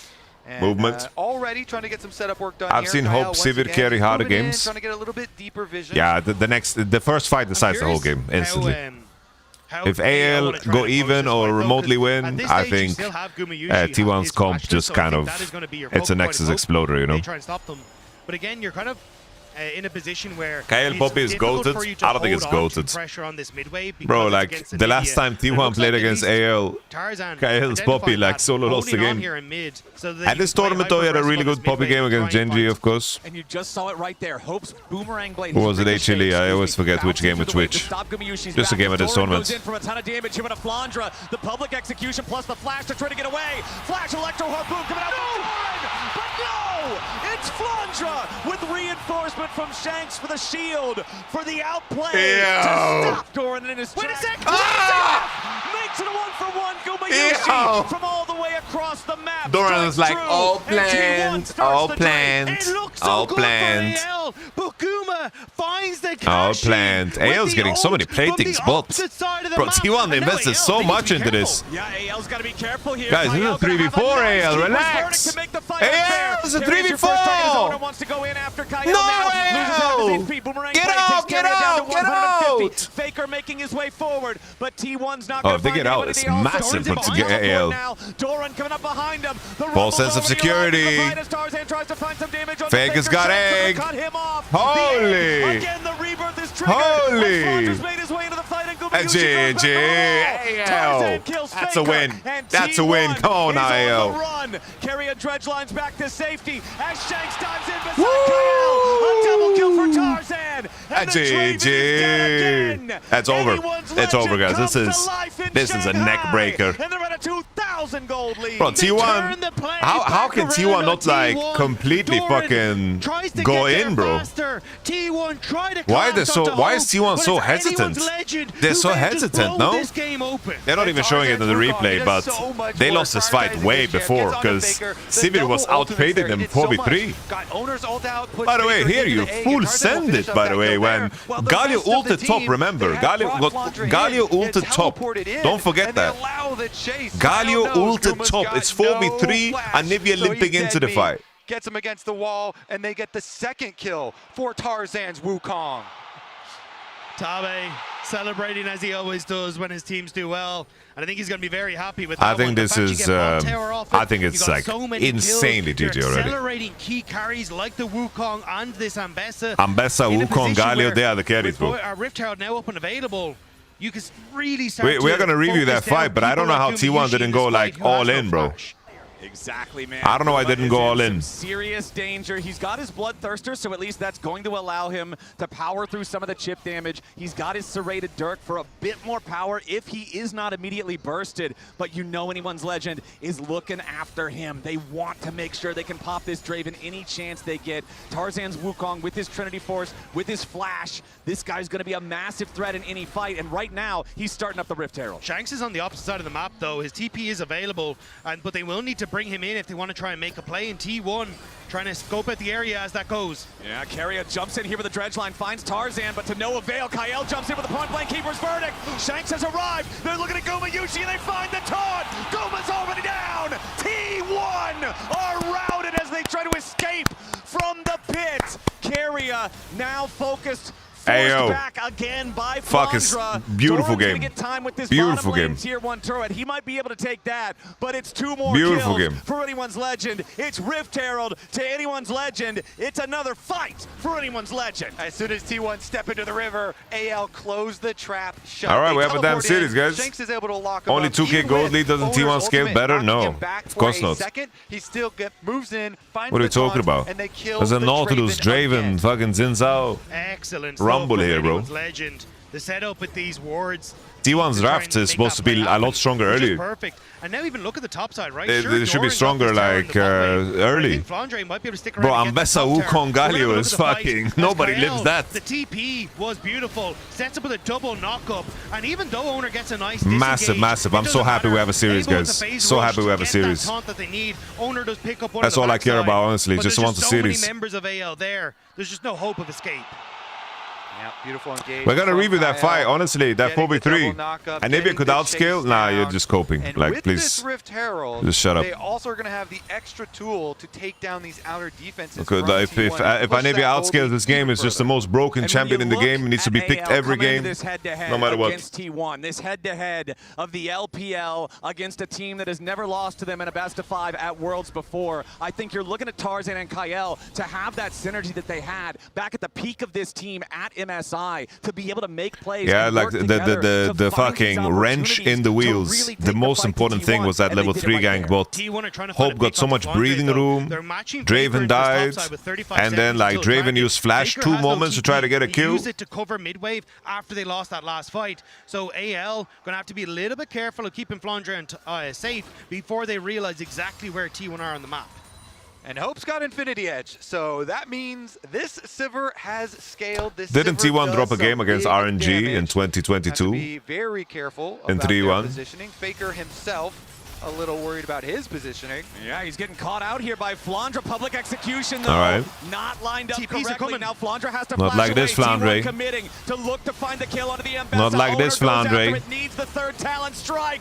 And Doran's All damage right. is enough, but Not off to like the side this, at the same Gumayusi. time. Hope is going in. It's Not another like kill this, chain. Gumayusi. Gumayusi dies once more. Anyone's All legend. right, They we're want getting the dirty. second, We're getting and they'll dirty. find it. A double kill to Hope as T1 Rumble is reinforcements ultimate. are It's going to coming in, connect now. but they're a Everybody's little too piecing out. slow. Look at Gali on bot lane. They are Mid piss shitting, by the way. This M-Bessa kill doesn't matter at all. Tier 1 turret, and now they're going to drive it straight As into this the killer tier is really 2. useless. Look at Tarzan bot at lane. the Look at wheel. mid lane. He'll slam that one right They're losing on the in. house. Equalizer from Doran needs to be used just to clear the wave as Hope knocks down the minion spawning for T1. JDG played against T1 in semis. In the top lane, and it's AL with more men on the rift looking at Drake number 3. Yeah, Hope's got an infinity edge and he wants to use it. He flashes over to follow Guma. He knows. He wins those. And it's such a good counterpunch because you see that play in the top side. KL again flashing over, immediately picks off Gumayusi and sets up for this play in Keria. Trying to keep his AD carry alive. Hope Sivir stays winning, bro. More money into the hands of anyone's legend. And it's at I'm the still happy with the beginning, a bullet. good I thought the play first for to 5 T1. was a solid one here. Trade But Dragon, you can't AL really, fight. really creative Now, around the early they're on game. towards Adakan. Respect to them, bro. Andre, they're looking for his TP. Respect to them. Okay, T1 not afraid to start this up. It's a 2,500 gold lead for anyone. All right, T1 forcing. Look at 80 item gap though. Tarzan goes in for the Tarzan.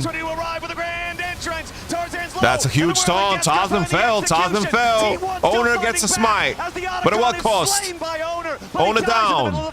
Public execution finds no target. Gumayusi on the run. Hope, Flandre, and Kael still looking for a little bit more. It's a 2-for-1 for anyone's legend, but T1 anyone play Vex and Worlds now? Oh, the bloodbath continues, and they do get the Otacon in the scramble there because T1 focused down Tarzan. They Yeah, get the kill there. T1, if this 2-for-1 is a M-Bessa little just bit of extra lands, gold, but you would the Nexus rather explodes. have the Otacon and the extra AL was quick with the experience and TP stats top. that I you like get that a from lot. that. I really like how Though, fast AL move on from a play, bro. They move on from a play. Bit early from Tarzan? No, he had to. Guys, he had to. Guys, if he doesn't do this, then like, if he doesn't do this, there's like the fucking Atakan is falling. Now keep in mind, he has like a 1 second window to find and engage. It's not too early. You have to keep in mind, if he waits, he will not have the angle. So there's two things coinciding. Like the timing was really good. Unfortunately for T1, the shutdown went to Keria to the Nautilus. And so it did not get picked up by Guma. Gumayusi's going edge of the night, bro. Still, they are definitely looking to find more picks. They have to get some burst damage here on someone. Look at Hope, bro. Look at Hope's inventory. I mean, They had to pull up those Hope stats, bro. You really, really would have liked to get that cash in for the Draven. It looked like the Whirling Death had him, but going over to the Nautilus is so frustrating when you consider the 3,000 individual gold lead for Hope as the 80 carry here with a Sivir. They're moving into the enemy jungle now, and Kael again just slams Owner into the wall, but now he's in danger. Tarzan and Huge puppy ult. Faker has flash, Faker has flash. He just walled himself. What the fuck? Faker, enemy Anivia, enemy Anivia. Flandre caught in the middle of everyone. Anyone's legend have overplayed their hand, and T1 is ready to punish. No. Should be next No. to die. And cashes in. No. Only Shank still stands. Hey. That could have been the entire no. game. A dredge line from No Keria, way. and Owner is ready to follow up. Nah. Anivia outscaled now. Shut the hell up, guys. Strike Shanks down. That is not Anivia outscaling, bro. What are we talking about, Anivia outscaling, bro? T1, you cannot make mistakes against T1 in playoffs. This is a team that will fight you every chance they get. And a gold lead and a victory that seemed defined for AL is now slipping into T1 having a victory and a lead in this game. That was like a 3.7 600 seconds. 1,000 gold lead that AL had. Oh, look at this Rumble ult though. But look at T1, they kite back through their Look jungle. at this Rumble ult. Tarzan got one shot by it. Before he dies, Faker still has flash, and it Nice, buys bro. time for the rest Doran of just T1 did to 5 join million and damage this punish fight. the super deep invade from AL. And Shanks is basically useless in this fight. He doesn't have the ultimate up and available. He's trying to get into Guys, the fight for a lot AL's of the position time. should still And be even Giga the winning, reset bro. of the poppies AL's just meant position that is there still wasn't Giga winning. The follow through that they really wanted to. Guys, relax, bro. Jacket comes off. Oh man, The jacket comes off. If I've ever seen one. Guys, look at the AD gap still. Like it should be really easy for blue side still. Guys, AL's position is still Giga winning. It's still Giga winning, bro. Swing. This was AL's game for 22 minutes, and now T1 have the slight gold lead. They have the pedals in the Otacon. This game just got suplexed. Exactly, getting more They got pedals for his suplex, bro. skills as they exit through the jungle, and now T1 set up with their own gold lead. It actually just fully funded the Hex plate here for Guma as well, the bruisery, tanky Draven build, where we see him pop the ult really They early can put a on. really bad wall, guys. They didn't actually have to burn Got a a lot really, of really their bad wall. spells to make that one happen. So now with the Dragon in 25 seconds, you still have T1 in control of the area. They can fish for picks. They can make it awkward for this low-range composition to enter into River, thanks to I hope things it's like flash. Nvidia and the Rumble. Rumble is on both wave. still think if AO should AL face can check. keep Ambessa, space and Ambessa. keep Hope auto-attacking, they do have a Alright. lot of damage Rumble potential. now You know, grouping. Tarzan And and Nvidia is Shanks here 16. have to have a really good And setup Nvidia to Road of the Age is team fight, popped. though. So fucking the 16 Nvidia is definitely strong. Scale's good. But still, it's all about the snap now. Let's see the snap from AO. How will they snap? KO should charge his hammer. That's the snap from Tarzan. Owner gets a beautiful Zenza ultimate. Sivir, Sivir, Sivir. Look at Sivir. This might be the Sivir pentakill. Sivir, Sivir. Enemy chaser. And he cuts him down. AL 2-0. T1 did get the Drake though, but I think Nash should be gone here. Is up and they're teleporting up to the top side of the map. Are AL going to go for more? It looks like they will, understanding that this could be their moment to try and bring the game back in their favor. That Man, vice, that I didn't flash fucking from slip Tarzan. in. The TPs though. Baker, question mark. Oh no, the wall! But it doesn't matter, I think. Ole, the poached egg, getting boiled. Hope, hope, hope, hope, hope. Carrier, question mark? All right. And it's AL eating good. Ace for the LPL squad. And AL find their moment to fight back. It looked like T1 had found that glimmer of Sivir hope, doing no but the damage? door Guys, they have slammed Ninja in Tabi. their face, and Shanghai comes alive for anyone's legend. Owner. T1 were worried about the Baron, but they should have been worried about their lives.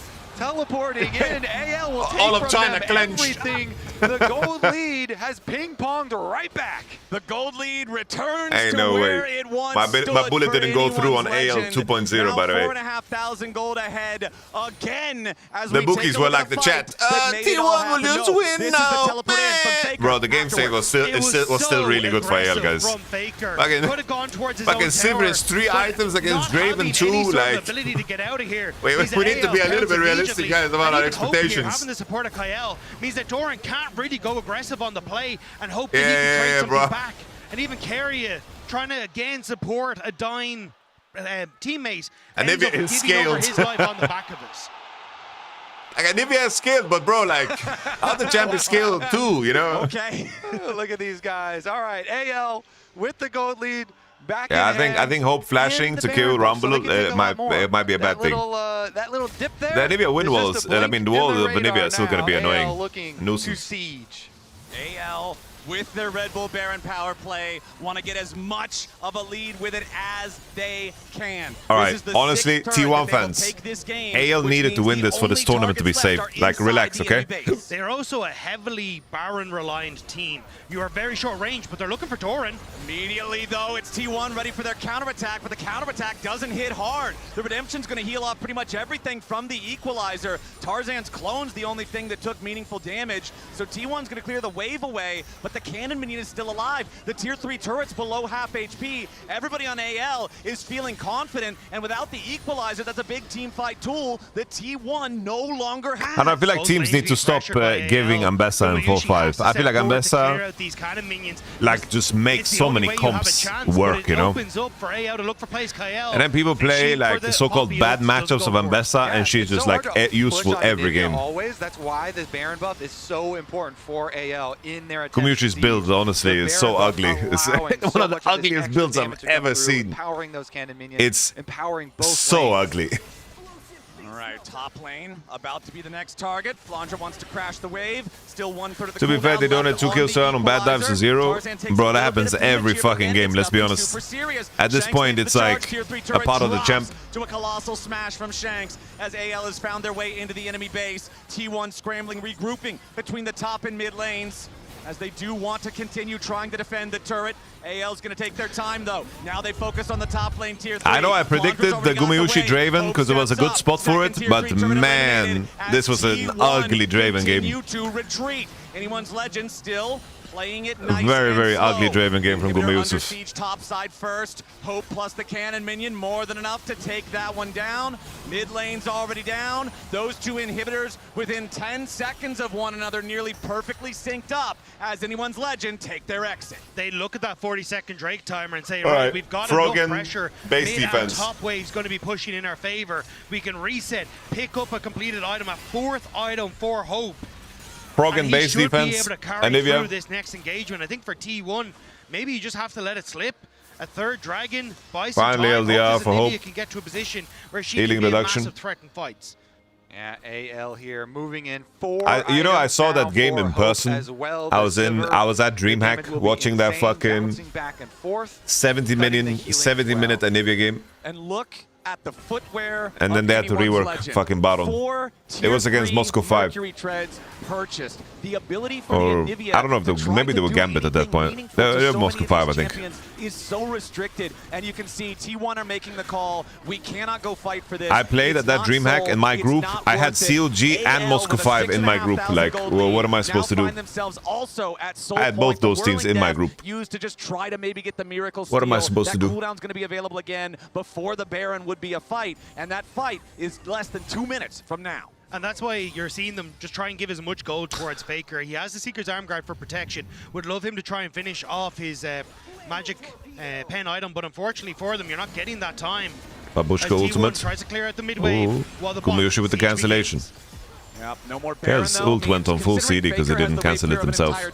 That was Draven. He can take care of those super minions. Landry, they are sinking waves very poorly here. Oh, the turn on Faker, the turn on Faker. A public execution.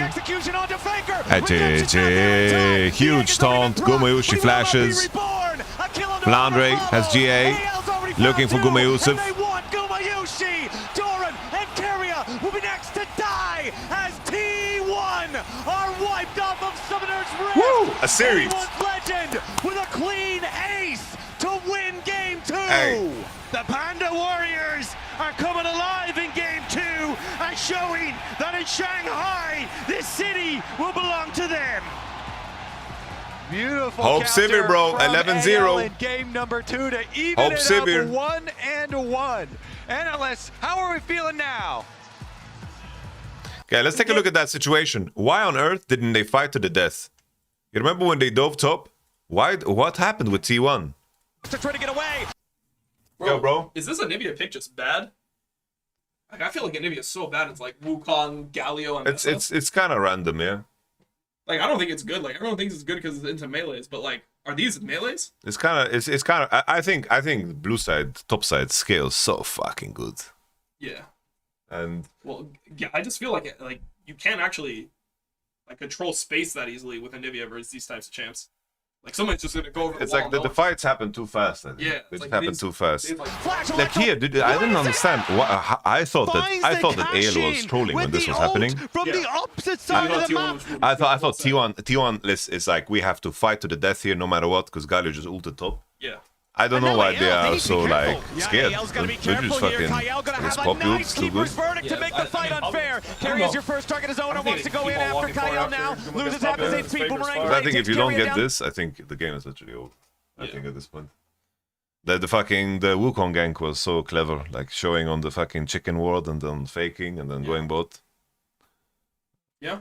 I'm fucking happy we have a fucking series, bro. Yeah!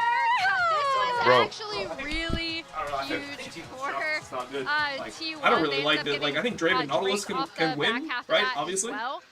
But for me, I don't Flandra really like the actually idea of did like have going a like huge Sin and Flandra and Nivea, like Tarzan that both seems had like a a huge weird pairing. Like impact Sin and in this Nivea, early Rumble game topside. I feel with like Rumble both of wants their like ganks. And it something happens that's for gonna fight with the Flandra, Rumble. I think, 2 games it's in like a row make now. her life And the fast. reason I why I was don't thinking want to when go draft and was scream it happening, I off thought the they were gonna rooftop steal that the they guy. finished that game cleanly is because of a replay we need to look at. Yeah. Alex was saying, Yeah, I oh thought about my that, god, but I is just don't this know, like, happening again? okay, so they go Yeah, I was very upset because this is the Galio, point and where then- this is too much plot armor. Okay, this is And not okay. I honestly also think the T1 team should should be stop losing giving this like game the from best this point, fights. and Yeah. AL Like, I really think overstepped, that's, fighting into choke points. I every think single game, feeling like, emboldened I'm because best they to have have, Poppy, like, which can half turn matchup fights in their or favor, but you're whatever, fighting in a it choke doesn't point matter. against Yeah, that's Nivea fine. and against Fine. Rumble. And obviously, in the end, I want T1 to use win, farm. but I also And like Honor Clips good League of Legends was up until this point AL was playing. He said it. So He it's like said I it. had first to 5 T1. It's true, right? then- And up until this and then point, after I think they got that ace, AL had firm I was grasp trying to slam grasp of the AL. game. Like, But what to me trying was to the do most that. impressive was that this was only a small setback and they actually bounced back. And I was worried that it wasn't going to happen.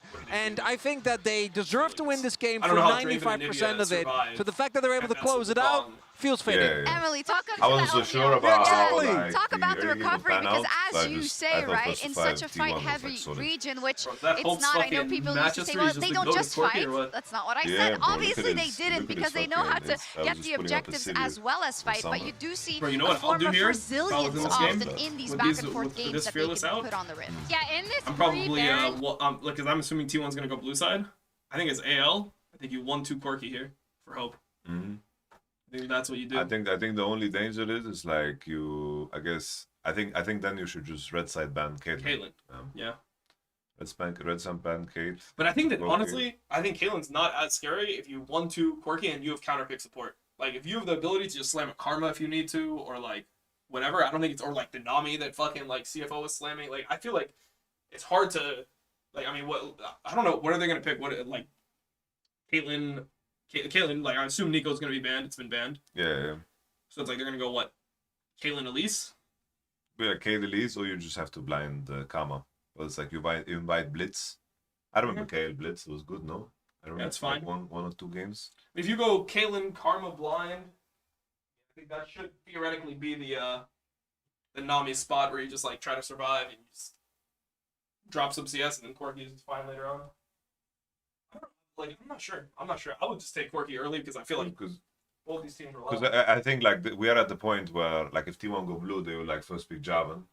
Yeah. Like that's where we're at. Yeah. And then they're gonna trade. Well, it depends. If T1 go blue, I don't know if they're gonna trade mid lane bans. Because that's also. I think what will happen is AL will ban Azir, and then Kind of have to ban both, no? I think give Orianna, to be honest. What do you play? Just play like something like Victor into it. Maybe Shanks would play Akali. Yeah. Like you can just do like that. trade Orianna for Javan Akali. Then Yeah. you play. I mean, I think that could play. That could be good, yeah. Yeah. You can play Then Akali. you just open Kate and you just ban Azir, Keria, Azir, Bard, Nico, I guess. Yeah. Azir, Bard, Nico, you just keep the same bans. Yeah. Then T1 maybe ban Javan on blue. Yeah. It'll be fun. I'm just happy we haven't seen it. Like the games were honest, you know. Like I'm happy about the games. Yeah, the way that AL threw this like 4K gold lead in bot side jungle is pissed me off. Yeah, that was pretty trash. Yeah. Oh, Tab is gonna open. They have flashes up. We have no Galio ult. There's no objective up, and we're just gonna lose the whole game. We're really 4K. Yeah. Bro, can you believe after that ace, coming into that Drake, I was trying to slam so hard. For the LPL squad.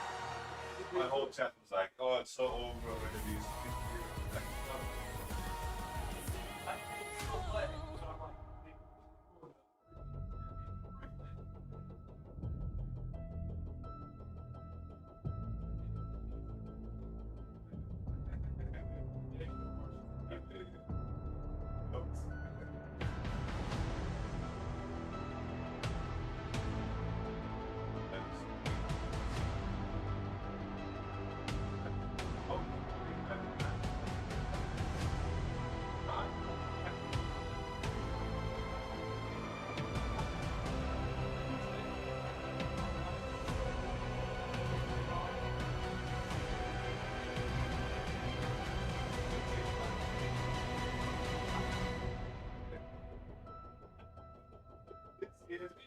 was a player, if I was to like make a misplay, maybe it's my mouse, maybe it's my armrest, something feels wrong. If you were at home, you wouldn't do that. The Infinite Precision Armrest is part of the larger Circulab on Stage standard initiative, aimed to bring your home or training room settings to the tournament stage. 이제 저뿐만 아니라 다른 선수들도 세팅을 더 원활하게 할 것 같고 가장 편안할 때 더 강력한 플레이가 자연스럽게 나옵니다.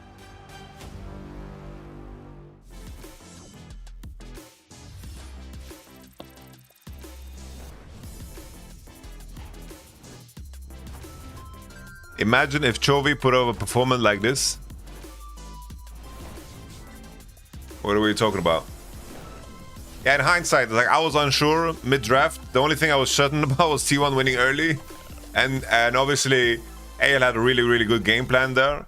And then after like Sivir got through the early game, the game is just fucking really over, of course, because blue side scales better.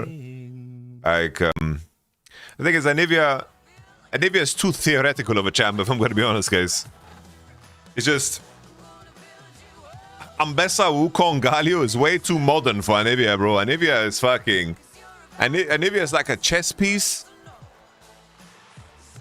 It's just you get outscaled. I just low-key think Ambessa is just so fucking broken. I don't know.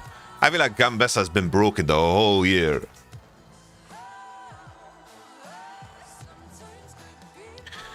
No. Hums is a better Draven than Gumayushi, but Gumayushi is a way better player than Hums. Don't be confused by the two metrics. Like, you're gonna have OTPs that are better than pro players, of course. But that doesn't make them better players. They're just better at that champion mechanically.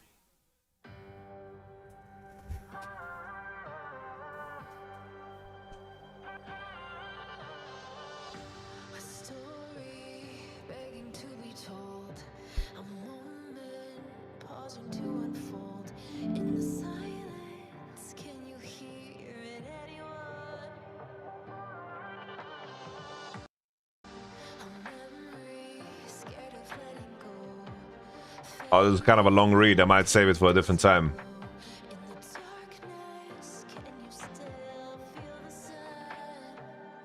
Bruh.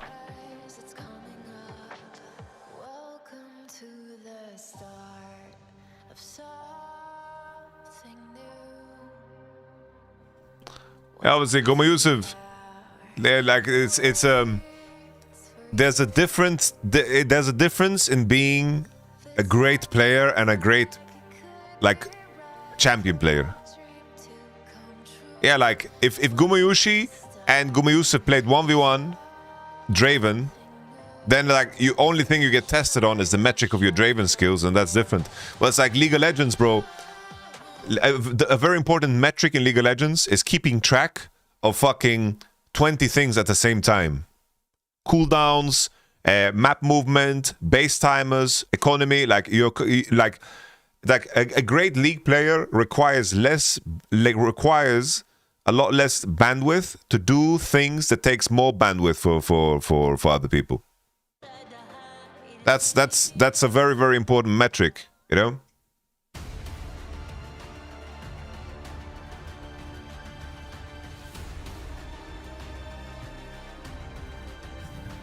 I have to say, Home has been on some goated shit, bro. Home has been goated at his worlds, bro. He's really like pushing TS. I love that, bro. 안녕하세요. 저는 AL 서포터 카일입니다. 이번이 첫 월즈입니다. Kyle, come on now. 연습 과정에서도 잘 연습하고 밥 먹을 때도 잘 먹고 숙소도 되게 좋아서 잘 지내는 것 같습니다. 첫 월즈에 기대되는 거는 다른 리그랑 붙어볼 수 있는 거랑 여러 대회를 많이 볼 수 있다는 게 좋은 것 같습니다. 충분히 성장할 기대치는 높다고 생각하고 아직 단판제랑 BO3밖에 안 해가지고 BO5 다전제 나오면은 그때 잘하는 게 진짜 잘하는 거라고 생각해가지고 그때 좋은 모습 보여드리고 싶습니다. 지금까지 계속 응원해주셔서 감사드리고 그리고 더 좋은 경기력으로 부탁드리겠습니다. 바이바이.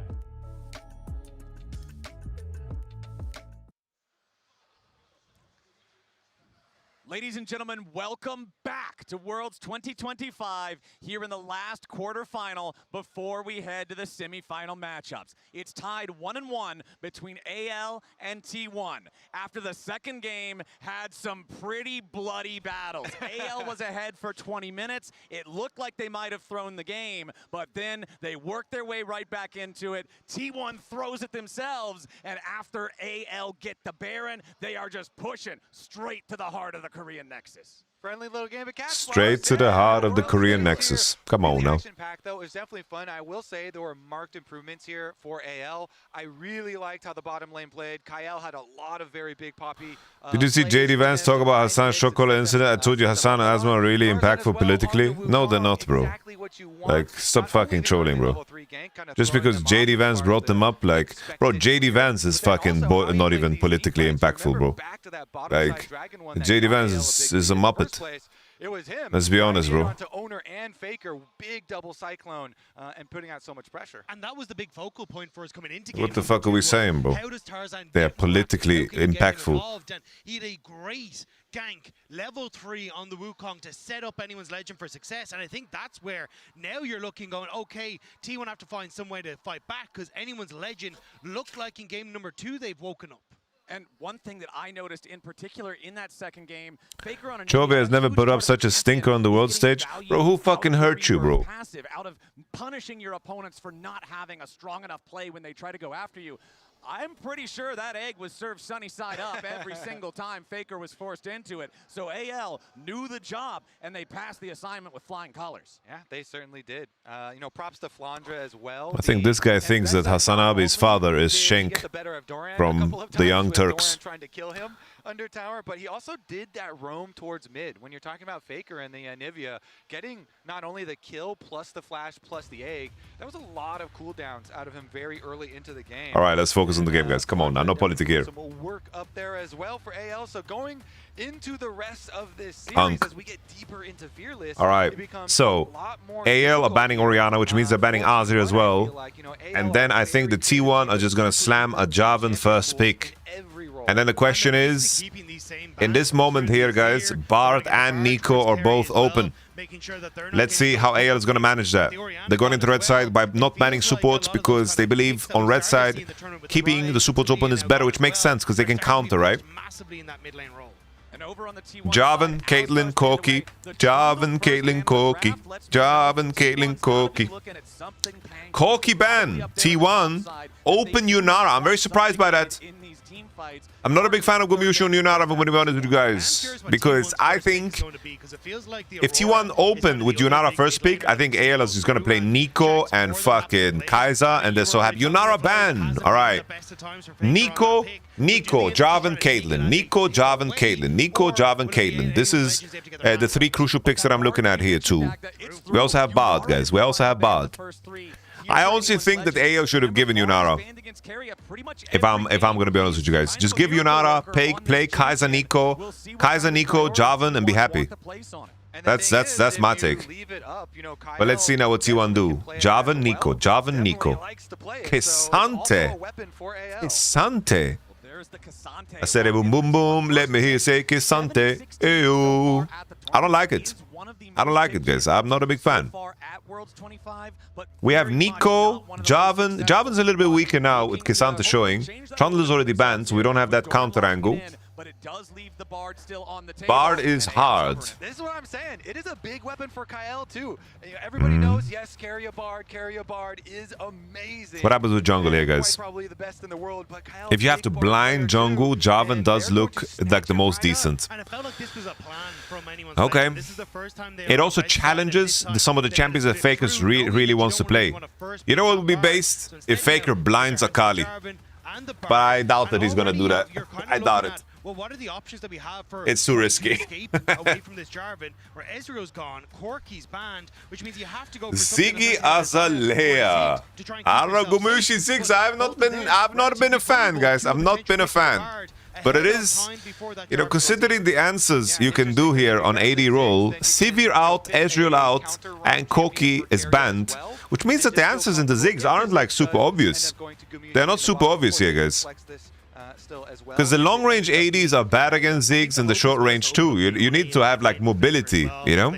Because you need to think about the Bard pairing as well. I think that Aurora is going to be the last pick coming through here. Jarvan Aurora, such a very strong combo. It is going to be the vibe. Okay, I like the... Honestly, even though I don't like Gumayushi on Ziggs, I think that the Ziggs pick is very strong. Really strong. Bard can kind of counter that play if the Bard is in a good Aurora position. makes sense, yeah. Aurora makes sense. Is, you know, close enough. Aurora flex. So, looks like we are going to get that lock-in as well that you're looking for.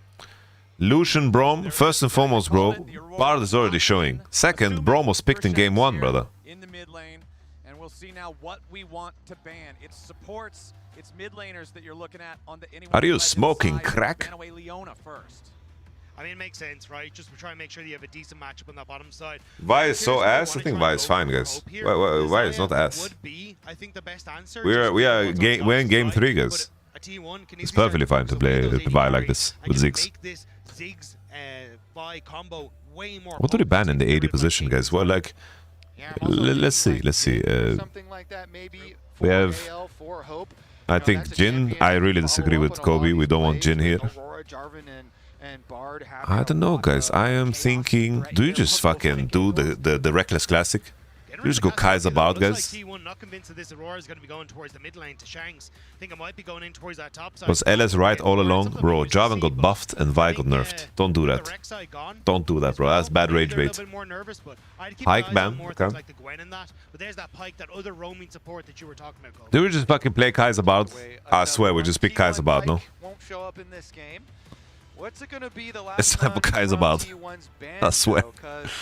I do feel like it is actually, you know, a good angle for Hope. Ooh, T1 with the Kaiser ban. They know. Do you just go Zeri?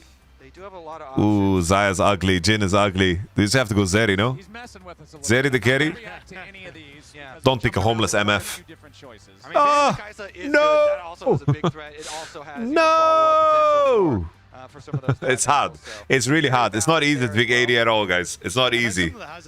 Everything has a problem. Everything has a problem. So you gotta just pick your poison. You gotta pick your poison. What if T1 just go Lucian, Nami, Ziggs mid, boom? Damage coming through from that top side. So I think I would be looking at things like the Gwen or a Jax. Decent matchup into that top side and can provide. Sipping on gin and juice, laid back with my mind and my money and my money on my mind. What if AL go Kale on 5? Then they have scaling damage and they can just Kale ult, the Vi ult.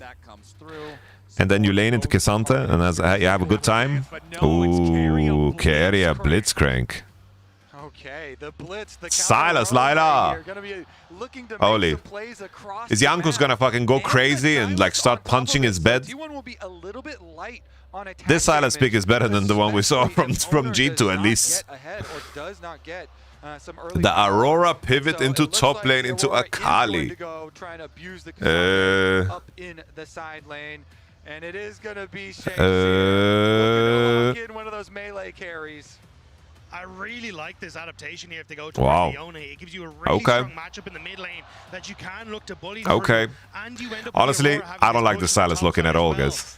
I don't like the Silas looking. You guys like the Silas looking? I'm not a fan. Safety for your AD carry, and it feels like T1 have to find creative ways to be disruptive in those fights. I don't know, my first inclination is that I kind of like how AL's structure looks a little bit more. But I do think that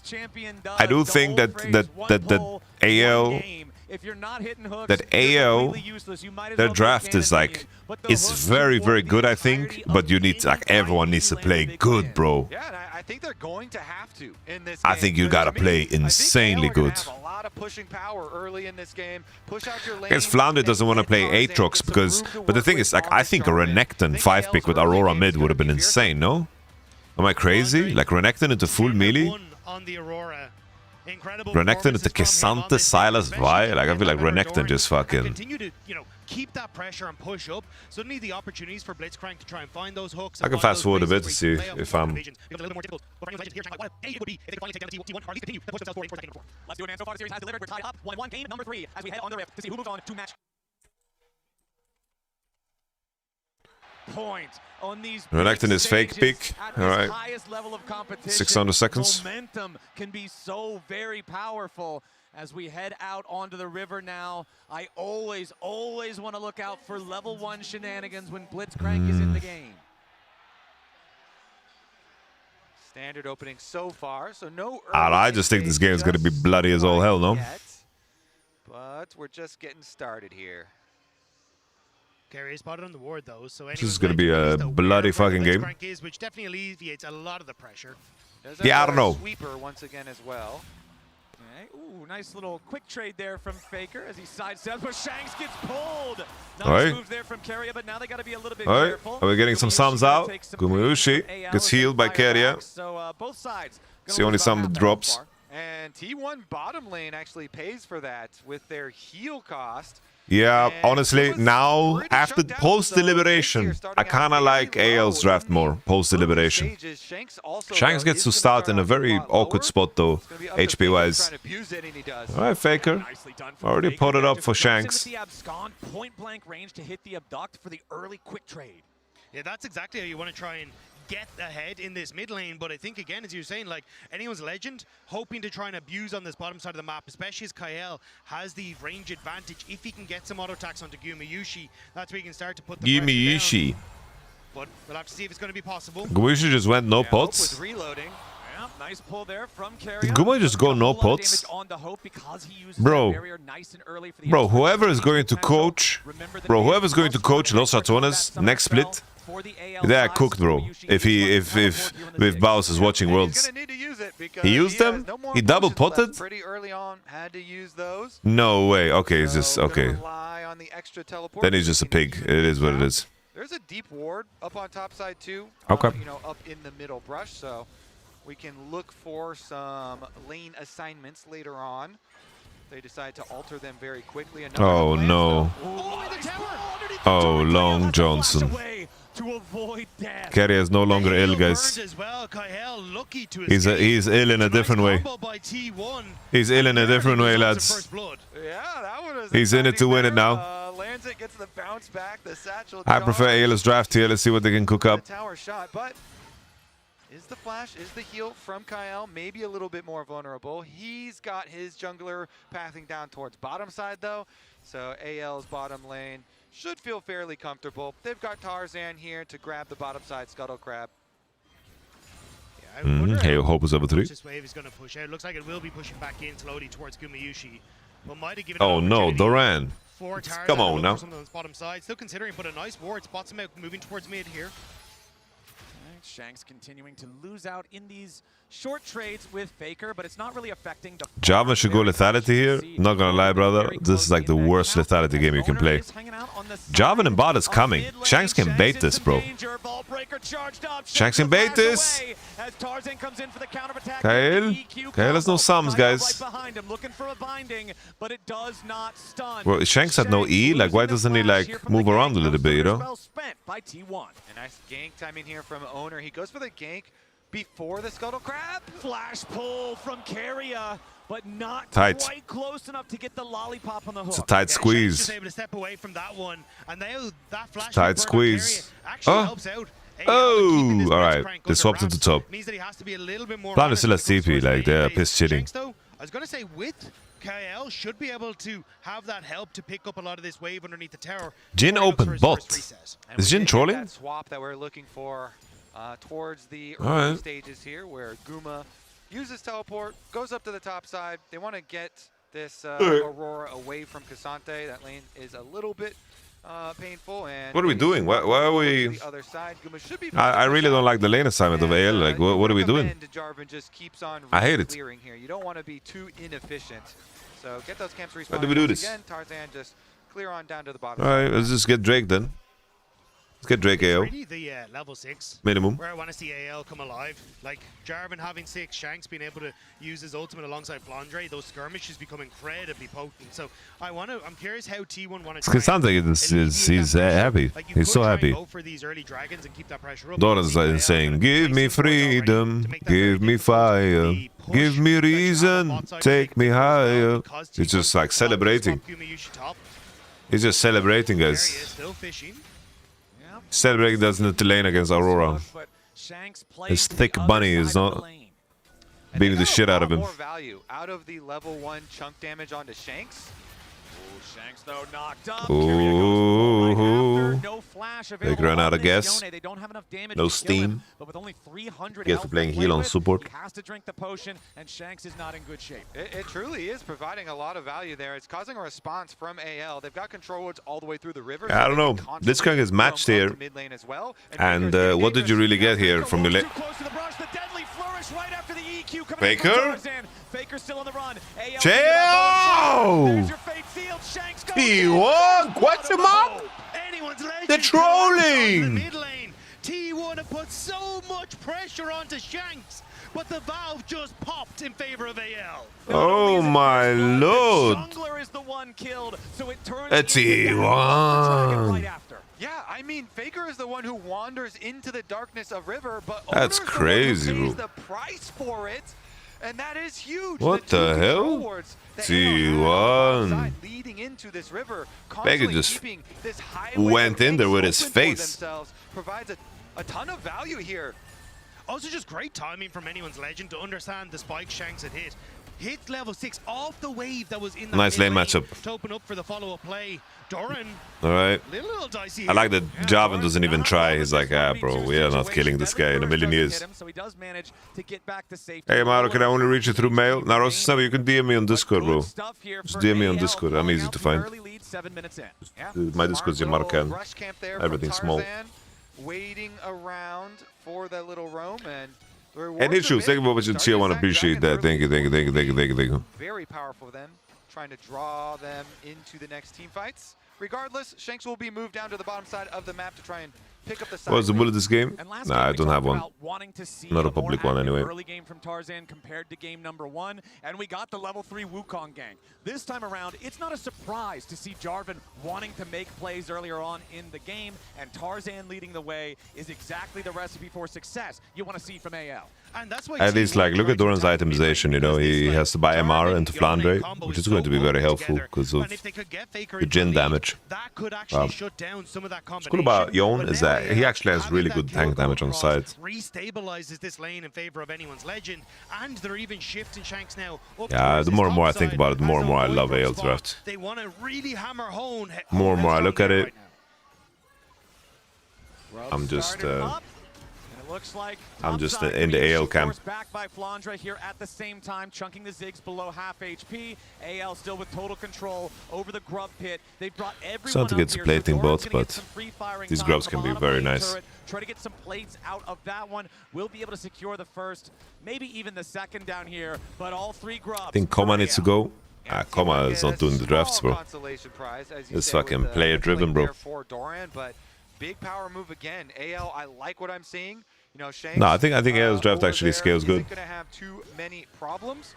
Meanwhile, just throwing out the ultimate combo from Flandre to get a big chunk on a Guma. AL's draft equals T1 comp. Yeah, if T1 played the champions once in their life, it's their champs. Nobody else is allowed to pick them. Now we're going to see the stages where Tarzan and Kyle really work together, though. The Bard and the Jarvan. Yeah. These two, there's so much mobility, so much potential to burn summoner spells and pick people off. But this is the style of play that anyone's legend were so well renowned for, but Hope under pressure now. Yeah, Carrier wants the pull and he finds it onto Hope. That is so greedy from Hope to Pope. We don't have Bardels. I don't know where I got my accent from. T1 did not have a good year by their standards. What are you talking about? Play safe moment. How do you survive that one? That is They're just saying things. Nice from T1. I'm timing out tanky. Owner uses ult and flash to secure this kill. And they should be able to get some of the plates on the mid wave as well. Although Tarzan is in position to try and hold on. Replying to someone else? No, it doesn't matter if you reply to someone else. You're saying T1 didn't have a good year by their standards? Bro, they haven't won a tournament outside of Worlds since 2022 spring. What are their standards? This is like the best placing at MSI they had. And their year isn't even over. Their year was always determined by Worlds. Powerful Yone is when he hits Blade of the Ruined King, and I think that could be a big deal if he can get it before the next dragon fight. Honestly, across the board, Faker literally doesn't give a shit outside of Worlds. Yeah, that's also bait. Alright guys, I'm putting you guys in bait jail. Bait jail. Bait jail. These three boy grubs continue to put pressure on side lanes, makes these Bait jail. 600 seconds for bait jail. Stronger for anyone's legend. And now, looking in mid, they want to try and burn this flash on Gumayushi. See what they can get. Kyle on the Bard, almost level 6. No Tempered Fate available. No, it's just funny. Like guys, it's funny to say. Like I understand T1 like to play this champion on red side, but AL, this is like in their most plays too, you know. Of course, the Blitz ulti generally considered much less impactful than the Tempered Fate. All right, let's see. I think this is kind of hard for AL to enter since Carrier's got the early teleport out here. Nah, you can't, Arish. And the Blitzcrank is very threatening. Early games have been very chill, yeah. No flash. Hope has to be so careful. You need to keep your range. I feel like AL always decide if the early game is going to be busy or not. With no summoner spells is exactly what T1 want to try and attack. Anyone's Legend do have some early ward setups though. You can see one at the back of Dragon Pit and one that just died in that Pixel Brush and bottom side. So having some idea as to where T1 are, they will spot that T1 have started this up, but reset for Tarzan doesn't look like they will be here in time. Although owner Leon Yamaro. Nah, this is Leon talking shit on Twitter because they have no creativity in their social media accounts, so they just write dumb memes. Ooh, Barut is nice. Tarzan is living. He gets the EQ out. Doran tries to tackle Tarzan with the flash. Another Barut ultimate, but this time from Faker. Faker tries to CC chain onto Shanks. Flandre doesn't get a lot of value from the combo. Shankovic tries to stack his Q. This was the one moment where Shanks has no Blade Ruined King. I don't like the fact that they fight like this. This is very, very bad window for AL. Look at their inventory, guys. Compare items. Like, why is AL even in a head state? I was just praising AL for them choosing the pacing of the early games. But instead, we have a situation where they force a fight. No item Flandre, no item Yone, no item Jin, no item Bard. They get out. What are we talking about? They have no items. I was literally talking about like them being so good at setting the pace of the game. It's just that AL doesn't care about game 3 at Worlds. Even now, looks like they're moving topside. Shanks will have to be careful, but we'll see it here. Tarzan approaches blind, doesn't have the support there, but alright, 9. Guma Yusuf. Was machst du da? Was machst du da, Bruder? 9! You Guma Yusuf! Bro, your champion is fucking has 2000 range on Q, like, please. It is a dangerous place. Nah, bro. It is a Guma Yusuf. place, especially for just dry, bro. Just dry. Walk down here, even with Trocken. Sehr trocken. He did the Guma thing. Bro, but with Ziggs? How are we doing the Guma thing with Ziggs, bro? We're just trocken. Ahead of a minute 20 or minute 30 until that Rift Herald, and that's really, you know, what that difference maker was in that last round. Very bad fight selection for AL, I believe. Setting up the Dragon, AL having to force blind. But if OneSashad0W donated $5 through Super Chat. Glad we have a series for this match. Al got womboed instead of giving up Hex Drake. Did anyone confirm if Laura planted that KT PowerPoint? I'm loving this series, man. It's so this is a fun series. All of these early games. The downtown broker. Like we're getting such a close matchup. You just have no English comprehension, so you get 600 seconds for bad bait. You have no English comprehension. So 600 seconds, straight to the dome. This guy comes back every single day. 100% agree, especially to gloat about his own misunderstanding. Ultimate. We have seen how much damage Ziggs can do at this tournament. Owner as well on the Vi is ready to pounce, and they have the early positioning inside the pits. Control ward goes down as well to make sure that they have the possibilities of looking for these picks. AL kind of needs to make his way back up towards his top side. Shanks has Blade. Now we have items. AL look way stronger now. Solo bound to try and farm up the way, but you can see they're very They're just letting Tarzan farm. A potential dive up towards his top side. And I think at this stage, you may. All right, stepping into river. Difficult for AL to approach. Yeah, whenever Yone leaves his spirit underneath the turret and then goes up and stabs the melee minions, you know he thinks something's got to be going on. So Shanks will try to clear that out as well as he can. Biggest individual goal. All right, where's Jav? We need Javan and Bard to back up the Yone on top so he can fight the Silas. He's much stronger. All right, this is preparing for the objective. Look at Doran pushing bot. AL need to go harder here. Nice. They use Bard ult. I didn't know that was possible. Gumayushi got rooted. Gumayushi. Guys, Gumayushi is having a horrible series. But also, I don't know why T1 is stepping into river, guys. AL is looking cleaner, guys. AL is looking cleaner.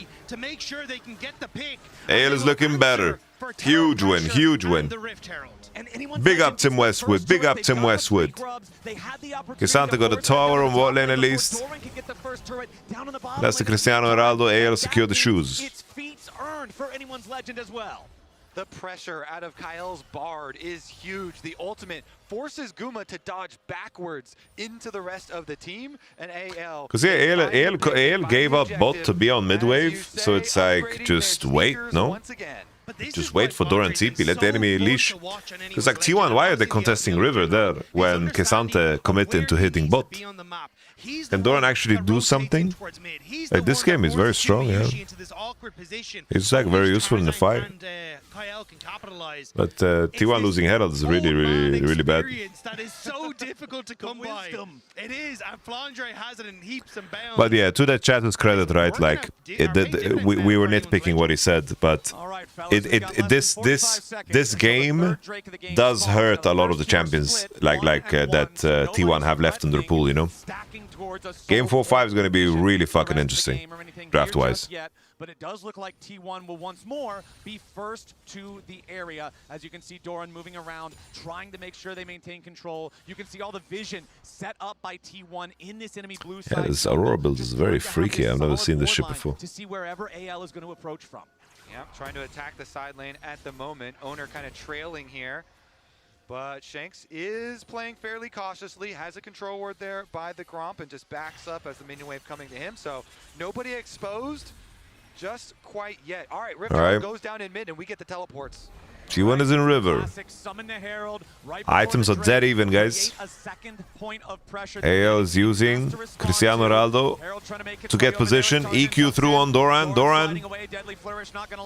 Oh, Ladies Herald got bullied, bro. Don't let him bully you, son. Don't let him bully you, son. AL got what they wanted though. The switcheroo on who has control in the river. Now T1 need to try and break. Take it to press paint set. My goat. I think T1. Flandre is limping in. I like the position from Flandre. AL against a champion like this, they do like the long pull down. T1 just do a soft contest. They're not looking to fight. The positional advantage I think is too big to get the turret. Flandre defense. Need Keria to extend the long arm of the law. I thought he's gonna flash hook and then play on Hex Flash. Yeah, T1, wait a second. Oh. Oh, bro, this is so random from T1. What is happening, T1? Bro, they are losing track of what they are supposed to do in the game. Big time. Like, they are not keeping track of each other in the game. They are really not keeping track of each other in the game. A little bit on the back half here with a good ultimate from Kyle. And it's difficult Bard can ult, question mark. Yes. Because Shanks and Flandre tend to have a bit more of an advantage in the side lanes right now. So at this stage, it looks like for AL, going to be an advantageous trade as long as that gold is staying even off the back of it. And you can see again Kyle poking his head in towards this top lane, wants to see if he can pay a visit to Baker.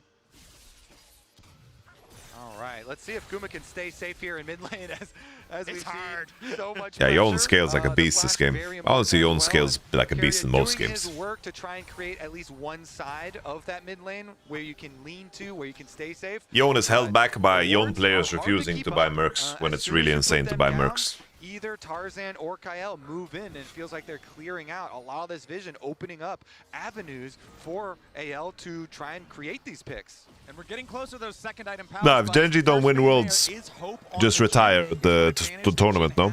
Just release League of Legends 2 and start new history. And it makes it so he hits these spots faster. So Hope with a rapid fire plus the U-Moves Ghostblade, he could. We're really doing it. Tier 3 boots now AL. as well, but we'll see how they want to navigate that. You know, AL is an Arabic team. And it's bottom side this game. AL would like a little bit of So basically, like, you don't say AL, you say Al. So when you see them walking on the rift, it's Al Qail, Al Tarzan, So I think if they can wait for that spike, El Tarzan. it should be significantly stronger. So for is them. T1. The only True. worry, obviously, is that Faker will have completed his, has the Seeker's arm guard. Actually, I thought he was going for the full Sonya's hourglass, but he's going to stop off for a pit stop. So looks like, at least I think that 2-arm Nice. spike This is guy on just decided to. Okay, They just decided to. That's 600 seconds. There's nothing else on the rift to fight for another 2.5 minutes. And That's 600 seconds. Easy 600 seconds. Can't have fun. Can't have fun. It's like, yeah, I will contribute here with that. Nice. And everybody knows Otacon throws the best house parties. Oh, he really does. Everybody shows up. Yeah, All right, Otacon is in bottom side. Because he's completely out of wards. Kerry's been doing a great job of keeping that pressure there, and off the back of a T1 looking to invade, knowing that Kyle is going to be lacking on the vision. All right, is this real? Is this champion real? Is all out. Shanks fighting back, sidesteps the third and Tofo strike. Shanks? A little dicey there at Shanks the end. is- Gives him the Team Liquid thumbs up and walks away. Oh.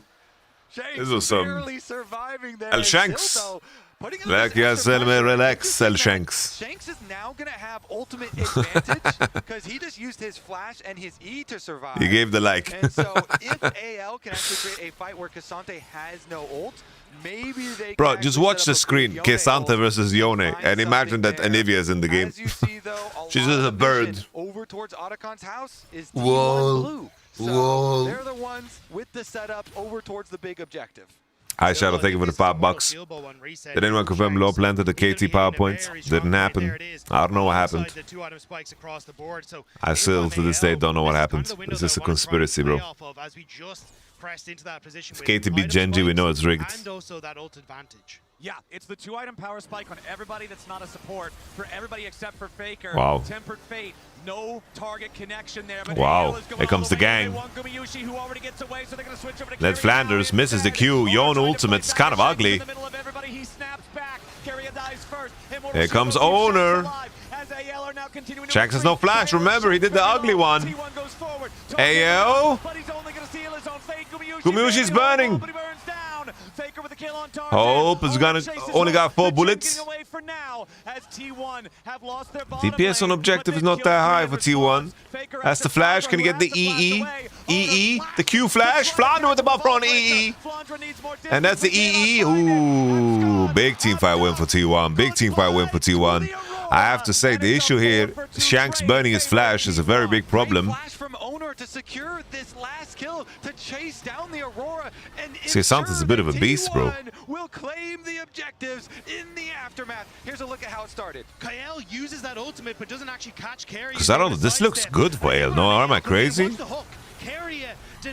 I think, look at Shanks' ult. Shanks just fucking vomited on all of his keyboard, bro. I think Shanks just fucking had a stinker. Ew. Shanks, don't choke, brother. Yeah, Guma was Shank redemption. away from that Yone ult, and that was key. It's so dumb. Shut the hell up. I think Owner's staying on the red though, so they're probably just going to sacrifice this. This will be soul point, not the actual soul itself. Exactly, and that missed Yone ult that you're talking about. That's Shank redemption. Yone, like you said, still had it, and Cassante didn't. But if you whiff the thing, you might as well already have it on cooldown. Anyone's legend. They pick their fight, and T1's ready. Now it's a T1 2,000 gold lead. It also shows, though, for anyone's legend, like, they have a very strong wombo combo, but the pieces kind of need to be put into place correctly for it to work. Like, you want that slow from the Aurora, or you want that lockup from the Jarvan to enable enable Shanks to hit his ultimate, but you're not really seeing that setup, especially as Kyle had also burnt that Bard ult early. So ult economy, incredibly important for anyone's Legend in these upcoming fights, because if they can get a Mountain Soul for themselves, Dora has been good so far this series, yeah. I get it. It certainly does. Adds so much durability to your team. What happened? Yeah, Shanks just had a stinker in the team fight. A very, very big stinker. Been able to waddle away from a lot of the engage, and it does look comical, and it is successful. It's the Otacon plus 2,500 gold lead. Tank my 600 seconds like a man. That's what's up. That you're talking about for AL. And remember, Dragon Souls are worth about 4,000 golds worth of stats. I didn't see the details too hard, Michael, if I'm going to be honest with you. All of a sudden, things feel largely catapulted the other direction. So T1 is going to try to continue building this gold lead as much as they can for the next 3.5 minutes. They'll take down the tier 1 there in the top lane. That is the final tier 1 turret that was left standing. The issue with K'Sante is not necessarily that he's OP. The issue is when he's OP, like in the game, he just looks so ridiculous. That's the whole problem. Bro, K'Sante's like 9-16 at this tournament, bro. Very quickly, we've already got 9-16 he is. On the clock. T1 it's just immediately getting when K'Sante looks dangerous, he just looks like a freak. That's the problem. He's like, I will not yield, and then he just ooh, Keria, bottled. Oh, we just bottling like this. That is so fucking lucky, by the way. Alright, combination in the nation. Owner, snappy on Flandre. Flandre ulting like that was a massive mistake. T1 realizing they're at Worlds. And then they immediately he was like, alright, we're at Worlds, guys. Combo is just deadly, man. Owner sees his target, locks him up. Guma throws the ultimate. That was a weird bottle, bro. Once again with the pressure. And as Flandre just trying to help out. That's why Labrov never ulted. Ain't no way. But it just escaped because KL had bought enough time for the Damascene Standard to be used to escape. But now T1, another tower, more pressure to push AL back as Faker just looking to clear this wave. Alright, Faker. Oh, Faker's just bored, no? Look at him. He's just having fun, bro. Like, what is Faker doing? He's fucking elevating risk in the game for free, bro. Are they gonna slam fucking Nash damage? No, they have to catch both.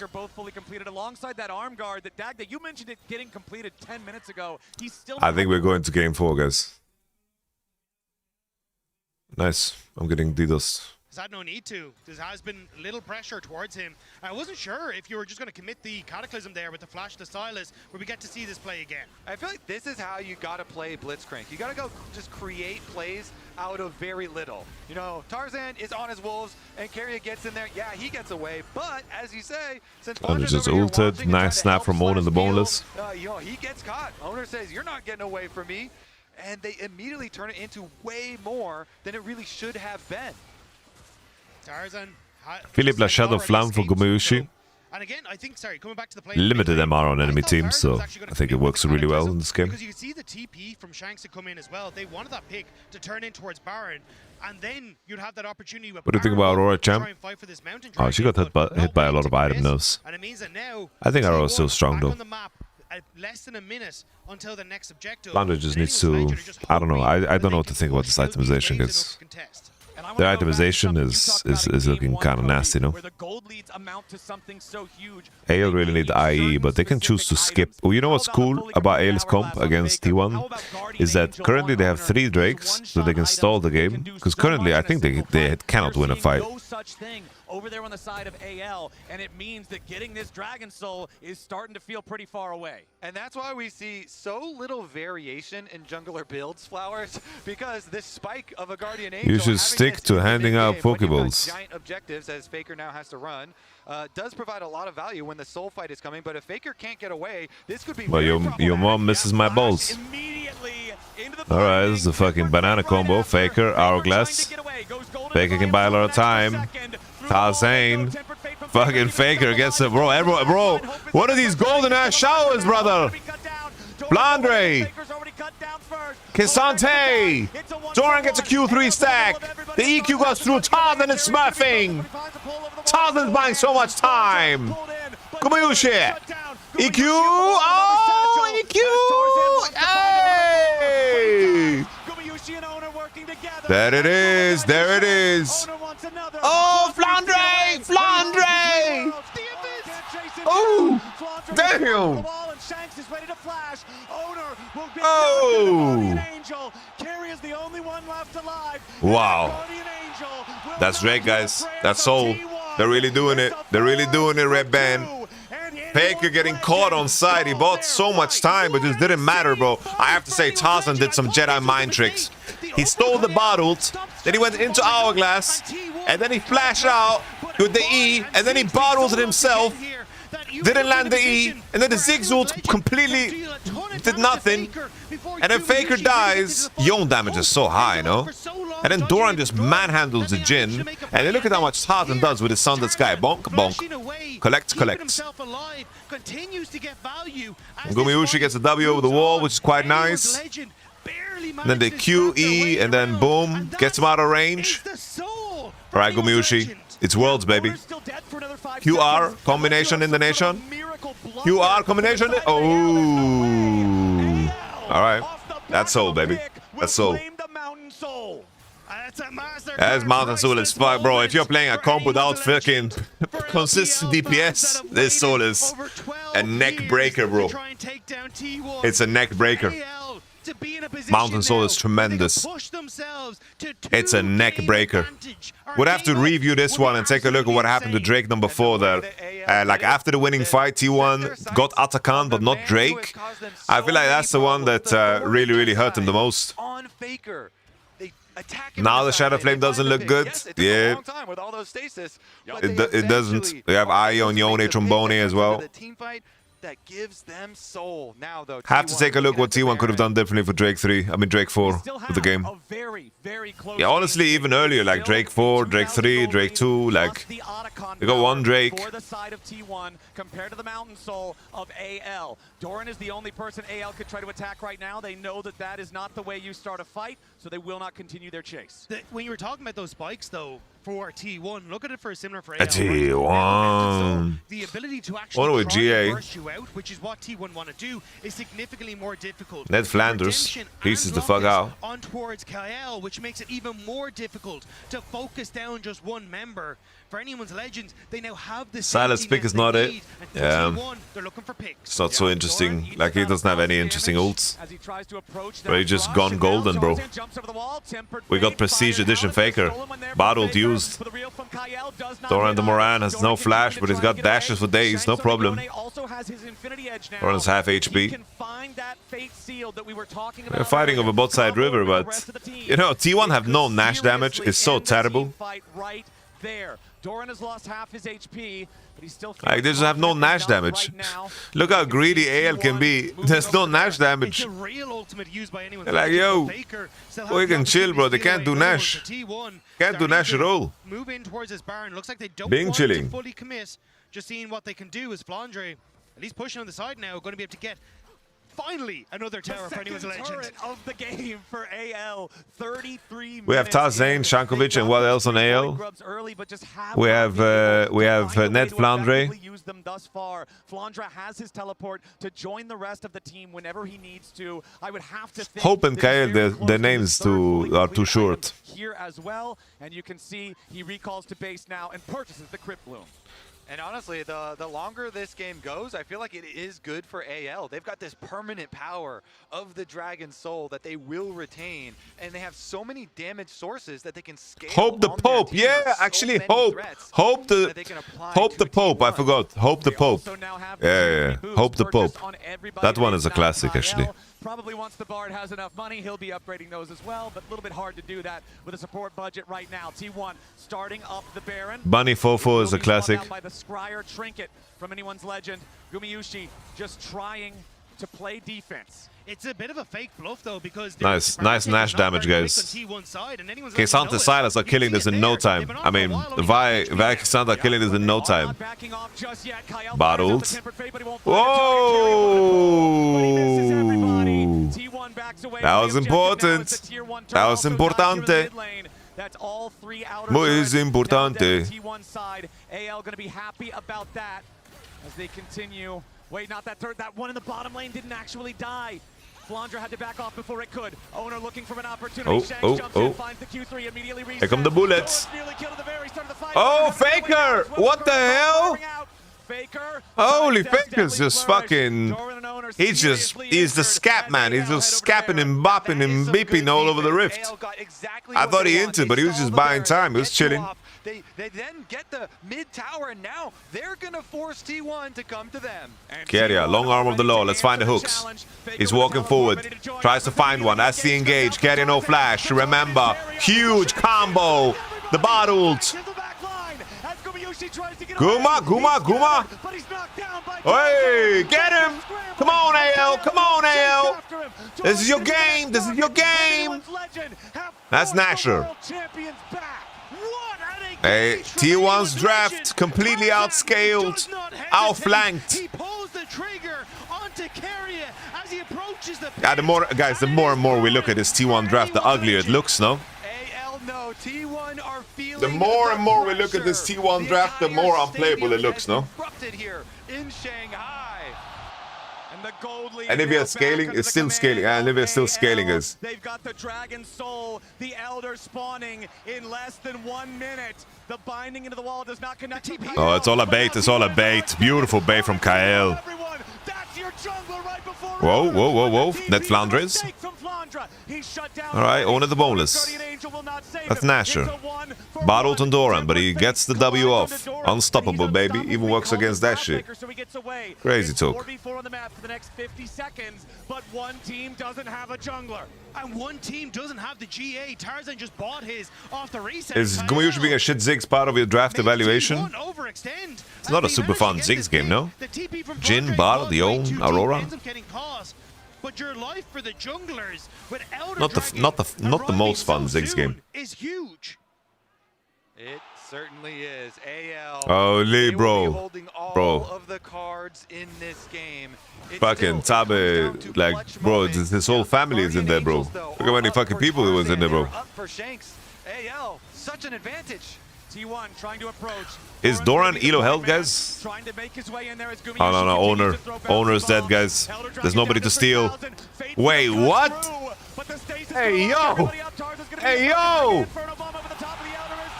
The Elder! Gumayushi!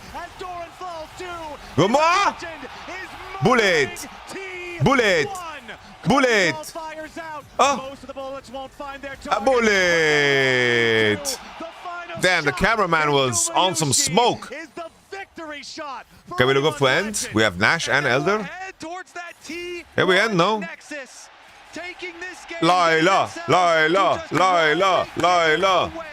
For what no other LPL team has ever been able to do. Carrier's alive, Owner's alive. Are you gonna do some freak shit, Owner, with your smite? The 3 grubs, I think, just makes it impossible, no? Carrier's pulling. Oh, he pulled the cannon. Woo! Woo! What a game from AL. What a game from AL. I don't know, I have to say Tarzan is just so good. Doran is really playing his heart out. I'm not gonna lie, bro. Doran's playing his heart out this series. Showing so far from both teams. Analysts, do we think that AL has what it takes? They've gotten further than any LPL team. All right, 2-1. So you have to give them the benefit of the doubt.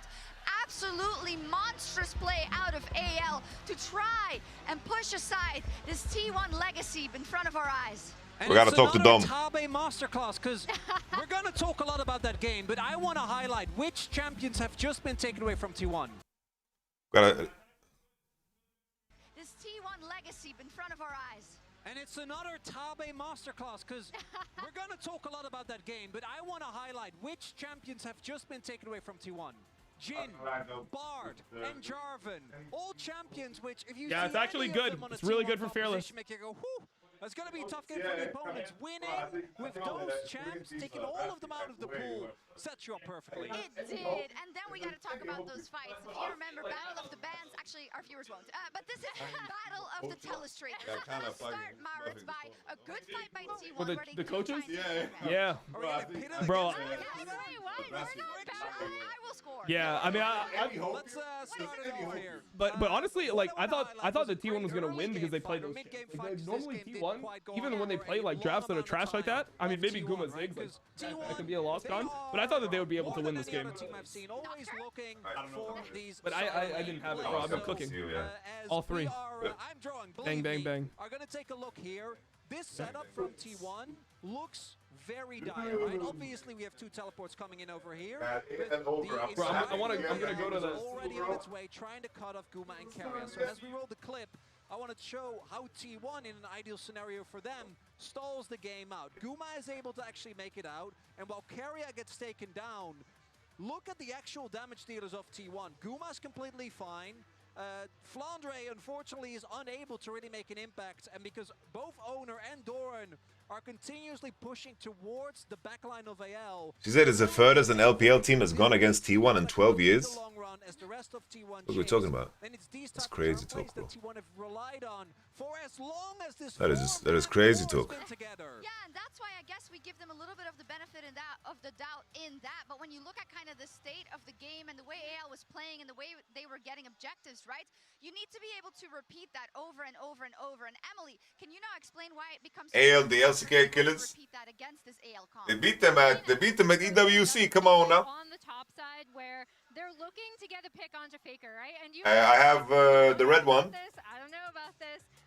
So Yeah. Faker is up here. He was pushing up. ALC, what they think is a good opportunity to come in and collapse, right? The big thing to take note here is we are going to have TPs coming in from the bot side, but I really, really want to highlight where Guma is because he is not going to be able to join this fight as quickly. So as we run through, they're going to try to get this catch onto Faker. We are going to see both Bard ults come out. First from Kyle. The next is going to be Faker Bard ulting himself. But again, the big thing is that Guma is still not here. So while we already have the TP coming out of the Cassante as we play through, and the Aurora, they're going to join the fight. But yeah, we then have Faker ulting himself. And the other big thing on the back half of this is that Doran is on to Hope, but that leaves so much room for Tarzan and Shanks, who are the two main focal points that you should be watching in this fight, especially with how they're able to get onto Guma at the very end of this. Tarzan planting himself over, and then really going on to Guma, and Shanks cleans him up at the end. And with that, very drawn out. And with that, AL do bring themselves to match point first. And we need to talk a little bit about the historical implications here. Not a little bit, a lot. Because this is, no matter the state that T1 finds them in, this is still a hard thing to do because of the clutch factor they have specifically at Worlds, specifically in quarterfinals, specifically versus the LPL. I mean, we saw T1 get pushed to the very brink last year at Worlds when BLG brought them to that Game 5 in finals. That finals was an insane back and forth, but coming into this series, we did feel like, and we keep falling for it, but it looks like this time it might actually be real. T1, this draft to me was also something that just didn't make too much sense. I think we saw it a little bit in the previous draft, but the lack of a mixed damage profile, plus the fact that we saw Guma not being as comfortable on the Ziggs as he's been, and Ziggs has been a thorn in the side of T1 for a long time. I think in that context, it's so important for AL to have gotten to match point first, right? Yeah. Because we saw already, as you mentioned, that they took away a lot of comfort picks for T1. I'm not saying they don't have any other, but the ones like the Bard that you usually equate with Carrier and equate with a win for T1. And the fact that you're giving yourselves a 2-game possibility to close it out with that might and with the Tabe tabulations, Emily, that does instill me with some hope.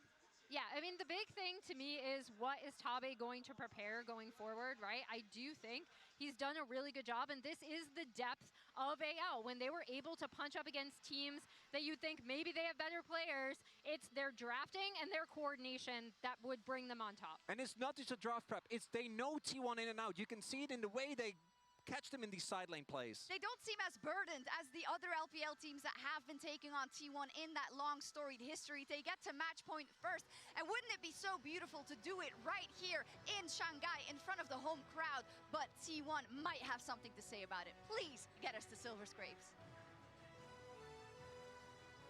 Continues to throw bouncing bombs. Elder Dragon down to 3,000. Fate Seal cuts through, but the stasis gonna lock everybody up. Tarzan's gonna be your focus. Mega Inferno Bomb over the top of the Elder is secured by anyone's legend, and they're continuing the fight. Faker is about to be executed as Doran falls too.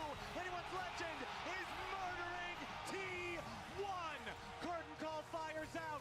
Most of the bullets won't find their target, but they won't need to. The final shot in Gumayushi is the victory shot for anyone's legend.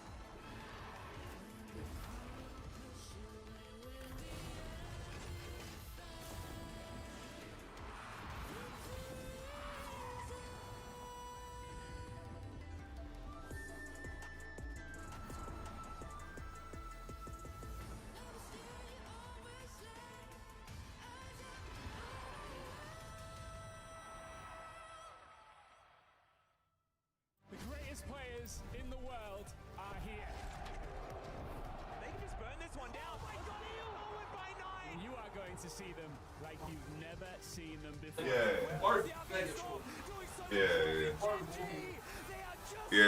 I don't know what the bro. When he ulted the Yon ult on Elder, I was like, what the fuck was that?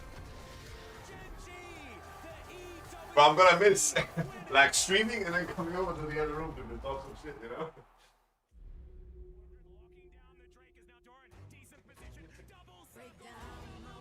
What?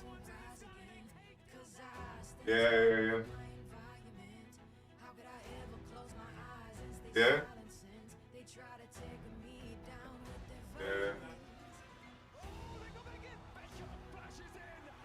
Yeah, this time, my conclusion, if I wasn't sure I got the champion today, I couldn't know that it was just old, bro. Alright guys, I just landed in China. Let's go. The champions have 82 dashes. Play the local People are just excited about seeing something new, bro. Have you ever seen the Great Wall at night?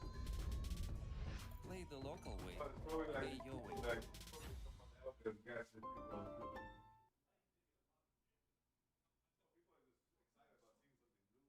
Yeah, bro. Like I was thinking, I was fighting.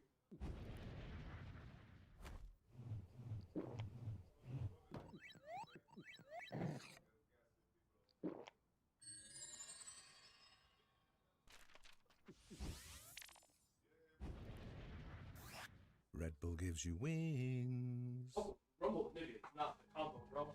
Yeah. Like, Hockey Nibia makes sense. Rumble Nibia. Okay, points here. This could be the ultimate now.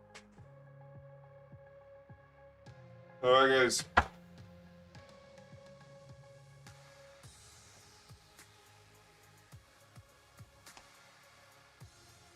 Okay, boys, we're here.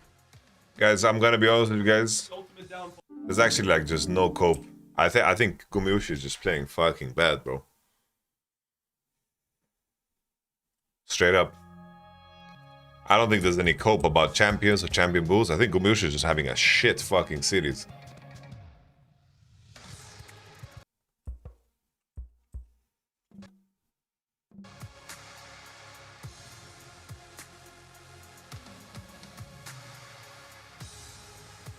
You time yourself out for 600 seconds. Do you think Gumyushi is playing good? I don't know, bro.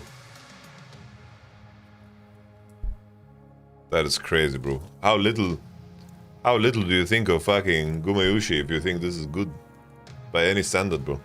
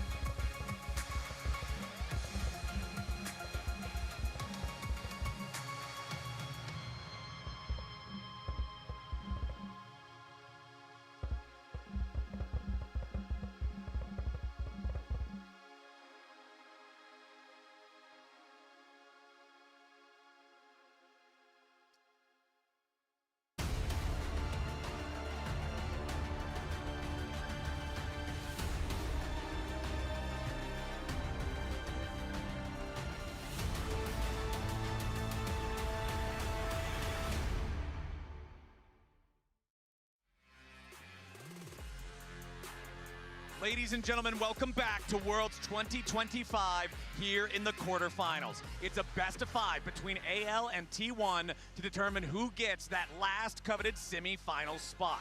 It's 2-1 as AL have moved on to match point against the reigning world champions, and T1 is now in a must-win situation. Smolder is Yunara first pick, guys. Yunara first pick for Gumyushi. This is where you really put the pressure on. What champions are T1 going to have left here? You have to start digging very deep. Faker's not going to have access to Azir or Orianna the whole series. You're not a band. Guarantee that. Wait, is that Moonlight Sonata?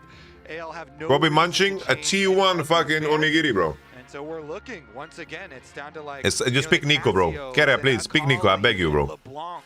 Thank you. Well, there's also the Nico, this absolutely oppressive support champion. Pick Kaylin away, Hope. Pick Kaylin away, bro. Stealth, the clone and the vision that it gives, the ability to tank turrets with the cannon minion. Nico does so much of what other champions Pick Kaylin away, Hope. Can you play it?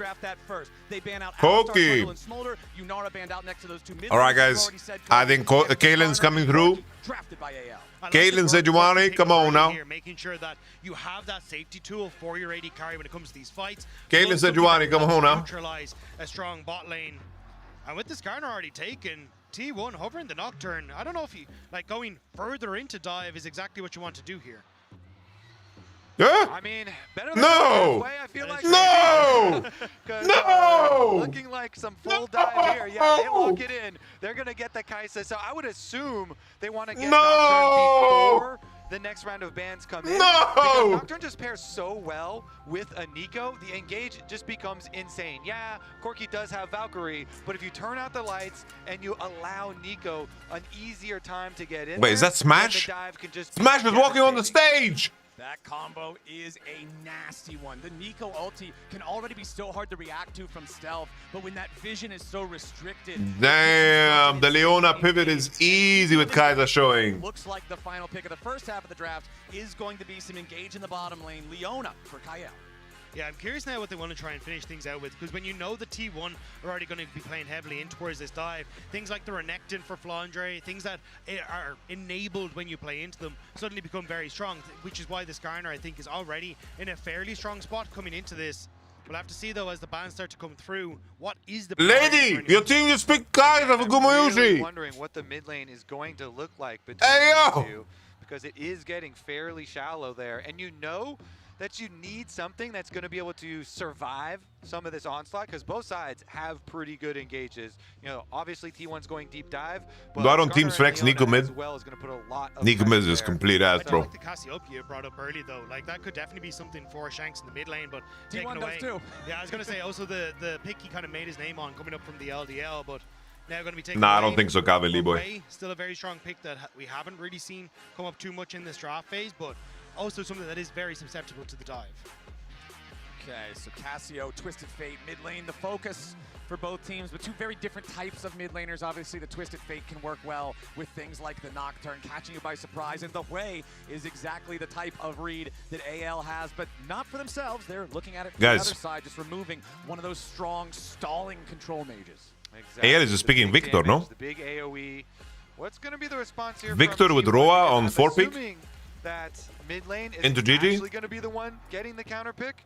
Already picking Akali on 5. Lane. There are some extra utility picks here still left up.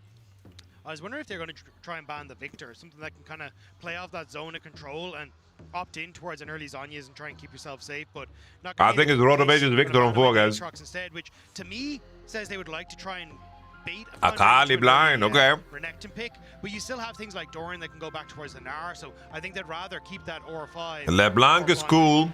These are all the ones but then the Victor is coming. About. Sifting through the options here. You know what? Faker. So pick Lissandra. Because he started out with a Vex hover, and Vex is a viable counter pick into LeBlanc. You also think about Malzahar, you think about Lissandra as far as these deep dive combinations. Well, it's the 4-0 LeBlanc so far at Worlds, locked in for Shanks here.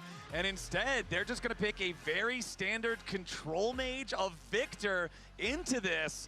Is it just Yorick Mori, guys? Yorick Mori? To abuse this as Ornn. Flandre Yorick, no? The draft for T1. Yeah, you're setting up T1 basically to have a very strong front to back, honestly. Like, yes, you have some dive. More? No. They're gonna have 800 MR, all of them. Safe while putting a lot of threat down with the Ornn, having that zone control with the Victor, then actually opens up for Yorick Mori, no? Utility of the ultimate of the Nocturne to shine more. All right. So, as you were talking about, to enable Nico in fights. I trust you, Tabe. We are in an elimination game for T1 right. at Worlds. I would have preferred Yorick Mori, guys. On the controversial Kai'Sa pick for him, they have a lot of dive to set him up. Ornn ult with Nocturne with the Nico. Why we pick Victor for the matchup? Opportunities there for Faker's pick. The thing is, guys, Gumayusi Kai'Sa is cursed as fuck. Can be attacked. Especially if you get roams from I don't know. To go up to this LeBlanc lane and put some I have to say, there. I have to say, guys, I don't want to overreact on the whole Kai'Sa Gumayusi thing, but I think T1's draft is better. They are on the attack. Even when you get in towards fights, Doran trying to call in the Ornn Horn gets brought into the Shadow Realm. T1's draft is just better, no? As he tries to dive onto people, there's a lot of the draft is much better. The game plan from T1, which I really like from anyone's Legends competition. Like, I don't want to overreact the whole Kai'Sa thing, guys. Taking someone to the death realm. I'm excited for this, man. We get to see the Mordekaiser slammed in response to the big team fight meatball. We get to see Faker saying that he's got the confidence to play Victor into LeBlanc, which can be a very, very scary situation. You're already talking about the dive potential on the T1 side, but with Skarner and Leona. Guys, I think we're going to game 5. AL, there's some serious engage there. I think we're going to game number 5. How the first 3 games in this series have gone, I'm expecting nothing less here in this 4th one. Yeah. Ooh, the tension could not be higher here. AL are 1 game away from making history. Faker is undefeated for 12 years at Worlds versus the LPL. And it would guarantee an LPL team in finals as well if anyone's Legends were to do it, which for every fan in China would mean a huge amount as they move off towards Chengdu next week. All right. All right. Let's Let's take a look here. On your screen, you can see the history of what we're talking about with Faker against the LPL. All of these best of fives, 11 of them as of the IG series this year in play-ins. Of those 11, 5 were 3-0s, 4 were 3-1s. Only 2 went the distance of 3-2, and AL is demanding that at the minimum. And I want to highlight the very first one that it showed there, all the way back in 2013. When Faker won his world championship. The reason I think T1's draft is better, guys, is that I think their matchups are pretty damn solid. I think Keria is still playing Nico. It might be like, oh, Gumayushi is on Kai'Sa, but it's such an easy Kai'Sa game to play. Like, how bad can he be, you know? RNG was up 2-1 in 2017. Tabe played. Was last game close? Yes and no. Up 2-1. Having to hope that Tabe can actually finally get a team that can take down T1. T1 have a lot of good stats at Worlds, by the way. They're also 5-1 when they're in this situation, down in a series. Have been very successful, so we'll see. Why hasn't Skarner been picked more? Because he can't buy Sons of Sky, and he's not a melee champ that is a bruiser. When all of the pressure He just buys Giants belts. Can they survive? Can they pull it out? Could be Tarzan Masterclass. Like the Nocturne game is really miserable. I do like the attack. Nocturne game is really miserable, that's for sure. The entire series here. And Nocturne's pretty fucking useless here, but I don't know. I just have faith in fucking Keria on Nico, no? Did get his hands on the Nico, a very dangerous one. Got some Tom Rubery here, bro. Such a powerful champion in the meta. I feel like this champion has just been all over everywhere the entire year long for the playmaking, for the utility that it provides. Both junglers now on to their second buffs. Both did start into the top side, so we'll see if they want to try to get involved with this bottom lane. I think for Tarzan, he's just going for more of a defensive clear here, trying to clear out the camps that are at the front, knowing that Leonot onto the claw. Melona E. Gumayushi, why is he looking for autos? Oh, ugly from Gumayushi. Ugly from Gumayushi, guys. Who have been shoving them in so far in this lane. Meaningful with both junglers pathing down there. Skarner now is actually wrapping back to Wolves and looking towards. Gumay, you're not escaping the allegations, brother. So Owner is You are not escaping the allegations. Does go down in Tribrush from AL, though. They know they are at risk. Right, so Gumayushi presses W, pretends it's Varo Q. Exactly. This is so dangerous, though. Hope only at 158. Tarzan sniffing on mid lane.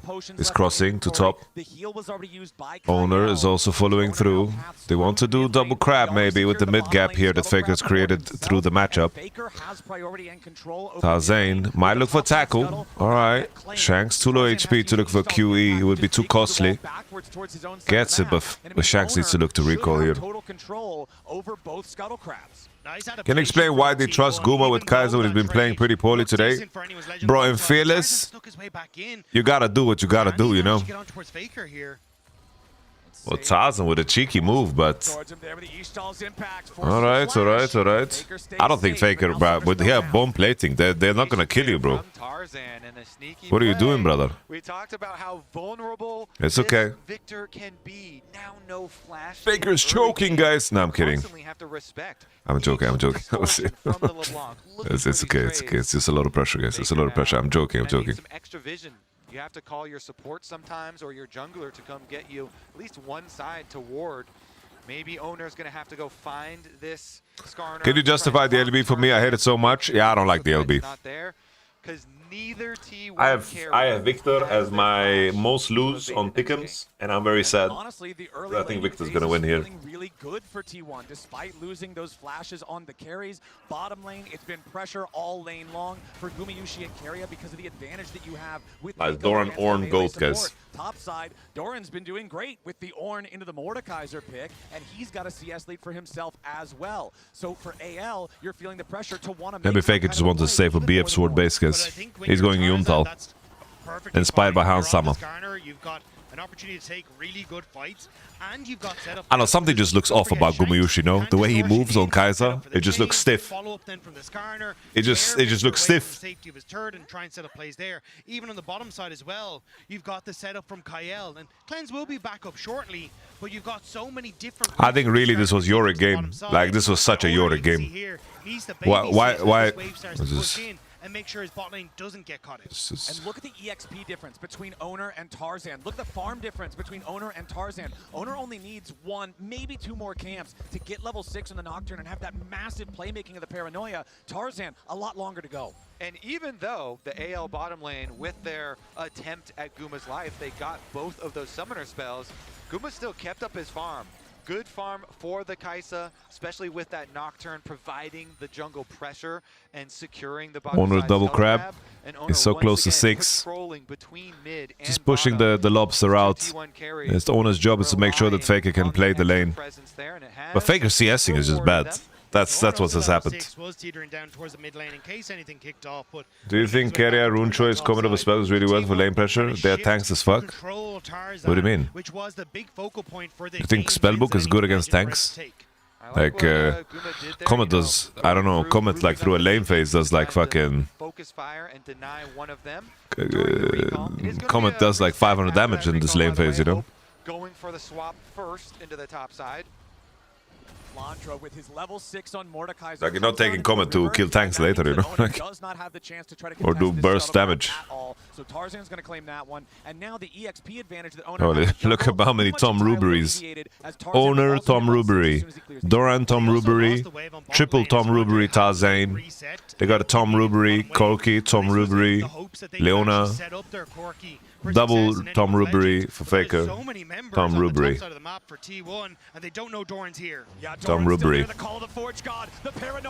Ooh, Owner connects. That's the cleanse. The combo from Doran gets the knockoff. Pale. He's limping in, but a little bit too late. That's a sick from Gumayushi. Gumayushi, you gonna send it? Oh, Gumayushi! He's the best guy in the world! I'm kidding. I'm joking. I'm joking. I'm joking. I'm sorry. I'm just having fun. I'm having fun. Doran? The Moran?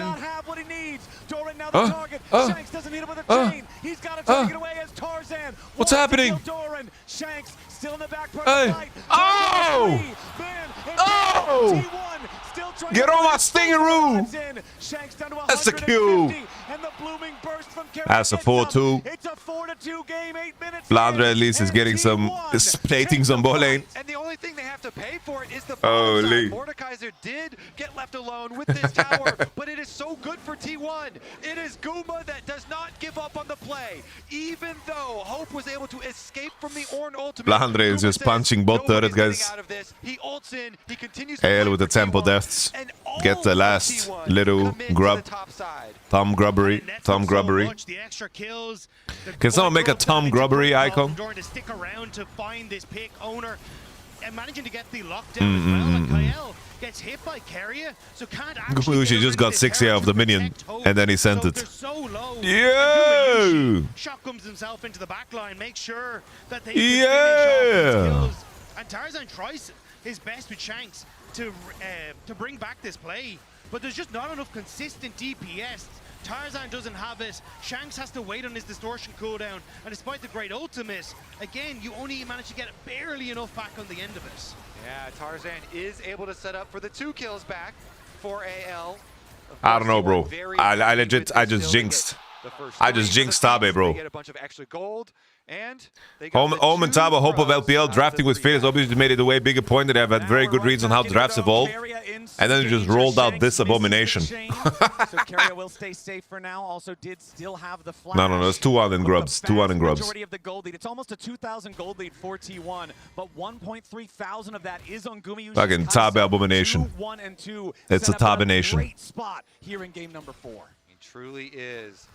Cold down to 45 Maybe Tabe is like, they can't buy Ninja Tabe. They cannot. They have to buy Mercs. Get those 2 kills that Tarzan set up with his Skarner ultimate. This LeBlanc is going to have to do a lot of work. Holy, we're actually going to game 5. Especially if you can get on towards Guma again, that's going to be the main focus. Bro, they could have went Victor 4. I think Yorick 5 would have been tremendous, you know? Or is Yorick just that trash? Nobody played Yorick this whole tournament. Besides, like, fucking Aja in PSG. For the side of T1, resulting in these item completions, means that Owner is going to have a very low cooldown on that Nocturne ultimate. Faker has raw. Really apply this pressure to AL across multiple lanes. Of course, the Mordekaiser lane's not the best one to go to. The level, like I understand, was clear T1 on the LB in case AL picked Akali or they would pick Akali themselves. The Mode pick, I don't know. Bro, Victor is open. The Victor is OP blind. It's by far the best blind. But he still has no flash. Faker would have picked Victor no matter what here. 100%. Are you Lady Gaga? Raw, raw, mama. Nice, you made us lag with your fucking Lady Gaga comment. Man, this is your fault. If Owner can just ult and apply some pressure or even hover around. Nice, we have the chat box. Reduce the income of those carries on the side of AL. And even though Shanks doesn't, Lady Gaga will just power walk down the runway. The one-shot potential isn't particularly high, so that's where, again, I think for the AL focus needs to be on finding some picks on. I need to wait for the chat to load. But you can just see how much has been invested. It was your off-key singing, Habibi, bro. I am I have perfect pitch, bro. Whatever AL is up to. And there's the Kanik Rookern for Doran as well. This is the most annoying item in the game for these AP top laners. But what are we doing, bro? Like, show the chat. It makes his trades so much more effective. Should Ornn be same farm as Morda? I don't think so, bro. Especially because Flandre had got like 3 waves alone, but... to get anything against this guy, and we'll see if Flandre nice, guys. any big death rounds in the middle of a huge fight. Everybody out there, this is your sponsor space. Look at that. You can just put sponsors here in the area, guys. Look at that. Download operagx. There's a lot of playmaking opportunities there. Yeah, download operagx to support the channel. So far for AL. Yeah. Bro, this is crazy though. Like, what's happening? Take out one of those big engaged components, because if you let T1 use them all, you will get destroyed. 2.4k the gold lead here, and they just have pressure in all of their lanes. You were talking about Doran. Are we serious? He's going to keep on pushing with that Kanik Rookern. Gets the pressure on top side, bottom side as well here for Faker, shoving in on the LeBlanc. Even though the LeBlanc is this champion that can go in for some scary moments. Can I just disable the chat? Have great wave clear unless you are forced to use everything on the wave itself, and then that takes away from the attack mode that you're supposed to be in. So should allow Victor easier wave control as long as you've got a Nocturne to cover you. Owner is just providing so much safety for the lanes, for the team. Yeah, you got 50 seconds until that dragon, so resets coming through, first items completed. Like T1 feeling in a good spot. They just continue that pressure to the lanes and then move that over into some vision control that's already been established and continue to make it difficult for AL to set up on the objective and look for plays with Shanks or Tarzan finding a good angle of attack. And making it easier to just find picks of your own for T1. 25 seconds until the next Drake spawns. I don't think since he's purchased the Kanik Rookern, I have seen the shield break on Doran's health bar. He just goes up, he gets bonked a little bit, but now Tarzan is looking to change that around. Nice use of the Bellows Breath, but he is pulled back by the Doran has flash. He tries to get nice flash. That's own horn. Oh, okay. Victor's farming bot lane. His teammates coming up. They have a big wave here. They have 1 grub against 2 grubs. They're trying to get the first tower. Owner queuing the wave. It's a nice timing window from AL. They can't really pressure these 2 off the turret. Victor is farming bot lane. I feel like this skill doesn't matter too much, guys. This skill doesn't matter too much. Back out onto the map and look to contest the dragon. Well, I don't think it's just going to be bro, why is the chat not fucking loading? I'm going insane. Entire turret, but that means they could try to have a teleport punish here. Flandre coming around. He did not have to use the Death Realm. All right, let's try again. Turret, but that means they could try to have a teleport punish here. Flandre coming around. He did not have to use the Death Realm. If I go to LSK. Get the kill onto Doran, so he still has it, but Faker backs away in time and critically for.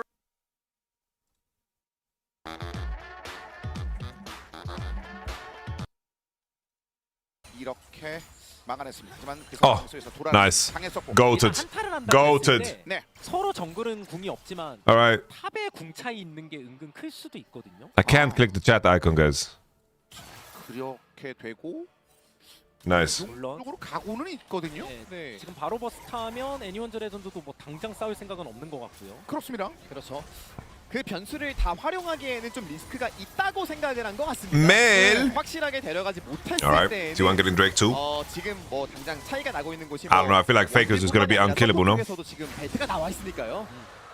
천천하게 운영하자라는 생각으로 애니워스 레전드가 Download operagx, guys. 아래쪽에 온 김에 좀 더 힘 줘서 압박하나요? 예, 어차피 모델은 탑에 있으니까. 그리고 르블랑은 라인 클리어가 느리거든요. If you love me, download operagx. 너무 포탑에 뭐 빨려 들어가지만 않으면 돼요. 사실 시간이 지연되면 모델가 또 공짜로 라인. Yeah, I don't know what AL is planning with their draft. They're outskilled on Mercs. 어느 정도만 딱 치고 빠지는데 하지만 이게 탑쪽 포탑 날아가는 거는 어떻게 할 수가 없네요. They're simply outskilled on Mercs. I don't know what happened. 걸어 보고 있는 그런 모습입니다. 대신에 아래쪽에서 서로 얼굴을 마주쳤기 때문에 지금 당장 강했었던 구마현 씨가 타워 체력을 많이 긁어놔서요. 네. 전령을 먹을 수만 있다면 T1 쪽에서는 타워 좀 시원하게 날릴 수 있습니다. I feel like YouTube is chilling, guys. 그래서 계속 봐도 T1이 괜찮은 건 맞는데 네. 그 어떤 교전의 변수에 있어서 르블랑의 히트앤런이라든가 모데카이저 궁이 쓰이는 거에 따라 Why you support operagx if it blocks ads on your content? Bro, I don't care if people use ad blockers. I really don't care. 자 이제 경계할 요소들을 좀 언급을 주셨는데 네, 특히 모대궁이 원래 메커니즘 자체가 워낙 독특해서 Alright, red side got the crab, so they got vision. 무산시키거나 Need to compare items. 확 뒤집어버리는 You have redemption gap. 만약에 I swear to God, Doran should just buy redemption. Buy redemption, Doran. And 카이사가 뒤쪽으로 like if Doran buys redemption 데려가는 그림이 나오면은 and 지금 당장 원딜 쪽에서 강한 타이밍을 살리지 못할 수도 있단 말이에요. squeezes in a cheeky little Solari, 상황에서 그냥 후진입을 하는 we're chilling. T1은 좋아 보여요. 이거 AL 싸울 들어와요. 것 같죠? 네, 타잔도 내려왔어요. 그래서 사실 AL도 싸움에 계속 회피해서는 안 되는 조합이라서 예. 오히려 본인들이 싸워야 되는 조합이죠. 근데 일단은 전령 대신에 포탑을 바텀을 일단 밀고 빅토르 옵니다. 예, 이제는 넘어오고 지금 호프 체력. let's see it now. 그래도 Get it with the root. 잠깐만요. 일단 Doran is kind of isolated, but the mountain soul wall keeps him kind of safe. 진영이 다시 한번 가져줍니다. Kumush is looking to squeeze. Take a look at the mid wave as well. 2 grubs for Victor. He can hold the wave. Maybe poke LeBlanc as he's trying to clear it with W. 너무 이니시를 급하게 여는 게 아니면은 상대가 우리 돌파할 방법이 없다. 그래서 오른 입장에서도 이니시를 안 걸었어. Alright, Shanks is losing a lot of HP. Fake is level 12. Gumayushi getting good poke onto Tarzan. Gumayushi kind of overstepped. Skarner doesn't look for the ultimate. 그래서 타잔이 언제 올지 모르니까 일단 보고 있습니다. Oh, nice little grab there from Flandre. Nocturne ult is on. Skarner doesn't get the smite. Leon ult completely whiffs. Here comes Keria. Keria! Onto the boneless. Flashes over the wall, buying a lot of time. Doran picks up the eye. Flandre on 1 HP. Gumayushi. What is Gumayushi doing? Oh, Guma!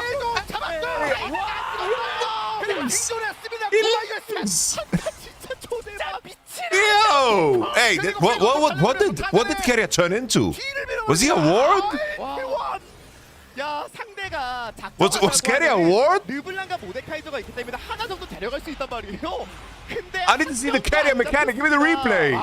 이거 승부가 갈릴 수 있을 만한 좋은 한타였습니다. 게임 터졌어요. 예. 진짜. 그래서 어떻게든 후처리라도 좀 하고 싶어하는 건데. Oh my lord. 좀 멀어서 타잔 입장에서. 그래서 포이코 뭐 다른 거 쓰지도 않고 그냥 뒤쪽으로 빠져나왔습니다. 자, 8대4. 어이. 5천 이상 납니다. 다시 보시죠. 왼쪽 오른쪽 따로 싸웠거든요.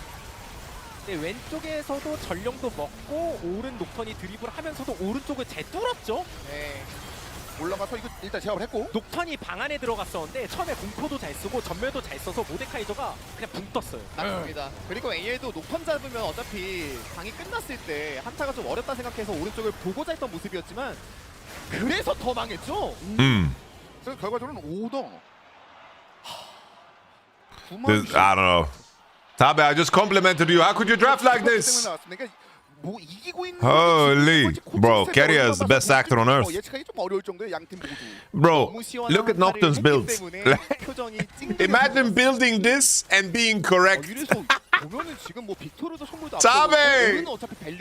Tabe!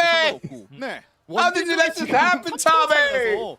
코르키가 초반 라인전 강하고 중반 타이밍까지 끌어준다라는 그 역할을 아예 할 수 없는 상황이기 때문에 이거 그냥 체감상은 한 8,000 골드 차이 날 것 같은 느낌이에요. Alright. It's okay, it's okay. Faker Raw is almost popping, guys. It's gonna be level 15 against Shanks 12. 먹은 쪽이 그게 또 바텀의 주도권하고 연결이 되고 그게 워낙 위협적으로 작용되니까 바텀 주도권 싸움이 진짜 좀 많이 중요하게 느껴지네요, 이번 시리즈. 자, 이제 아직 경기 이어지고 있습니다. 이제 아타칸 쪽을 자리 잡고 있는 T1인데 바라보고 있는 애니원스 레전드 바로 뒤쪽. 나오기도 무섭고 네. 가만히 있는 것도 숨막히고. 그렇죠. 그리고 이 라인 클리어가 르블랑이 하는 것도 너무 무서워요. Alright, zap. 포탑을 끼고 일단은 빰빰빰. 넘어오는데요. Alright, they're pulling out the count 2 items. They got boot upgrades. Faker Roar is gonna pop soon. Faker is so close to 14. It would be big because then that lets him get to 15 instantly. That's a pull on the wall. Doran still has spells. That's a Nocturne ult. Keria doesn't get value because Leona kills him. Keria gets no value at all. They get cocky in the end though. AL can maybe fight. Ona has no flash. Flandre's gonna kill him. Faker's Loki Thanos. But, oh!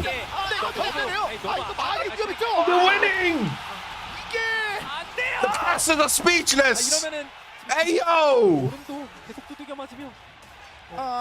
Keria whipped! Gumayushi got one-tapped! Faker was left alone! Oh, no! Oh, no! Kael just... Kael did everything! Look at Kael. He cues Keria. He doesn't get baited out by the same Nocturne play. They kill Keria easily. Then Gumayushi. Look at Gumayushi here. Look at Gumayushi. Gumayushi, enemy chaser. Enemy chaser. Enemy chaser. Enemy chaser. Oh, Gumayushi. Oh, my days, Gumayushi. Alright. Bro, if LPL win with this draft, they are the GOATs. 링커 역할을 너무 잘했죠. 그래서 이거 게임 터졌다고 봤는데 이상해졌네요, 살짝. 그러니까 이제 골드 리드는 Can AL win Mao? No, their game position is still fucking rough. 전투가 마무리됐습니다. 그래도 T1 입장에서 그 전에 벌어놓았던 Their game position is still really, really tough. T1 should still win, guys. 나가거나 그렇진 않습니다. 단지 They should still win. 그렇기 때문에 최대한 버텨주는 Cater on Kaiser. 카이사의 장점이 사이드 라인의 지원이 좀 Come on, 가능한 Yusuf. 분들이 있잖아요. 그런 걸로 계속해서 지원해주면서 그냥 They'll have a lot of flowers, but 저는 변수 더 지을 수 있고 보거든요. yes, the XP differential, like look at the levels. Bro, Faker's 2 levels ahead still, like who cares about these fucking plants? 결국 드래곤까지 잡아내면서 두 번째 드래곤이 됐습니다. 격차는 그대로 유지 중. It should be a very easy Kaiser game, but yeah, Gumayushi is maybe he just has too much lotion on his hands, like he's just sliding, guys. He's sliding. He's sliding, man. Yeah, no terminus. I don't understand why people buy this go crit on Kaiser. I don't know where this tech comes from. Why do people don't go terminus when you have Ginzu and Kraken, bro? Why are we buying crit, man? We saw like an IE third. I don't know what's happening. I'm not gonna lie, bro. If Gumayushi, if you lose, if your team loses this game, I think this is the last game you play with the T1 jersey. It might sound harsh, but I think that's gonna be the case, bro. I'm not gonna lie, bro. I'm just being honest with you guys. If Gumayushi, if somehow you lose this game, you are not fucking. It's over. Welcome T1 Viper. Just like AD seems to be the easiest position for T1 to upgrade in, you know. So we're not replacing Faker no matter what. Owner and Keria, we fucking pray that we keep them. It's at best you can do side grades, you know. And Gumayushi. It just happens to be there's a lot of ADCs that would want to join your team. I'll say it and I will die by the hill. Keria needs to go before Guma. Ain't no way, bro. What are we saying, bro? Flandre. Tarzane. Ooh, Tarzane. Cheeky. Bro, like your ring passes are scared. Ah! Hey. I don't know. You know that scene from fucking from Inglourious Bastards? I don't know, when people call like insanely good supports bad, it's equivalent of them doing this, you know? It just tells me you have no fucking knowledge, you know, like no knowledge. It's the ultimate like skill test. In terms of how you rate supports will tell me how good you know the game. 결과만 놓고 보면은 그냥 탑을 민 건데 그 중간에 과정이 좀 아찔한 장면들이 있었습니다. 고수진 해설이 계속 언급하신 대로 T1의 조합이 뭐 밸류가 나쁜 것도 아니고 괜찮고 용독 용 컨트롤도 잘해놓고 돈도 앞서고 이대로만 가도 나쁠 거 없고 T1 scale better, yeah. 긍정적인 게 맞는데 사실 그냥 단순하게 생각하면 애초에 이렇게 될 게임이 아니었는데 그냥 후반에 간다는 얘기거든요. Bro, Gumushi is just committed to buying Kritkes. He's going IE, bro. Hey, is that a minion killing a ward? AL, pause the game, There's a ward killing, the minion killing wards. Alright, they're sending it with PD. 2-item advantage in the ADC position. Gumushi holds all of the advantage. All of the advantage is known as spots. Here comes the TP. Fake! What the fuck? What?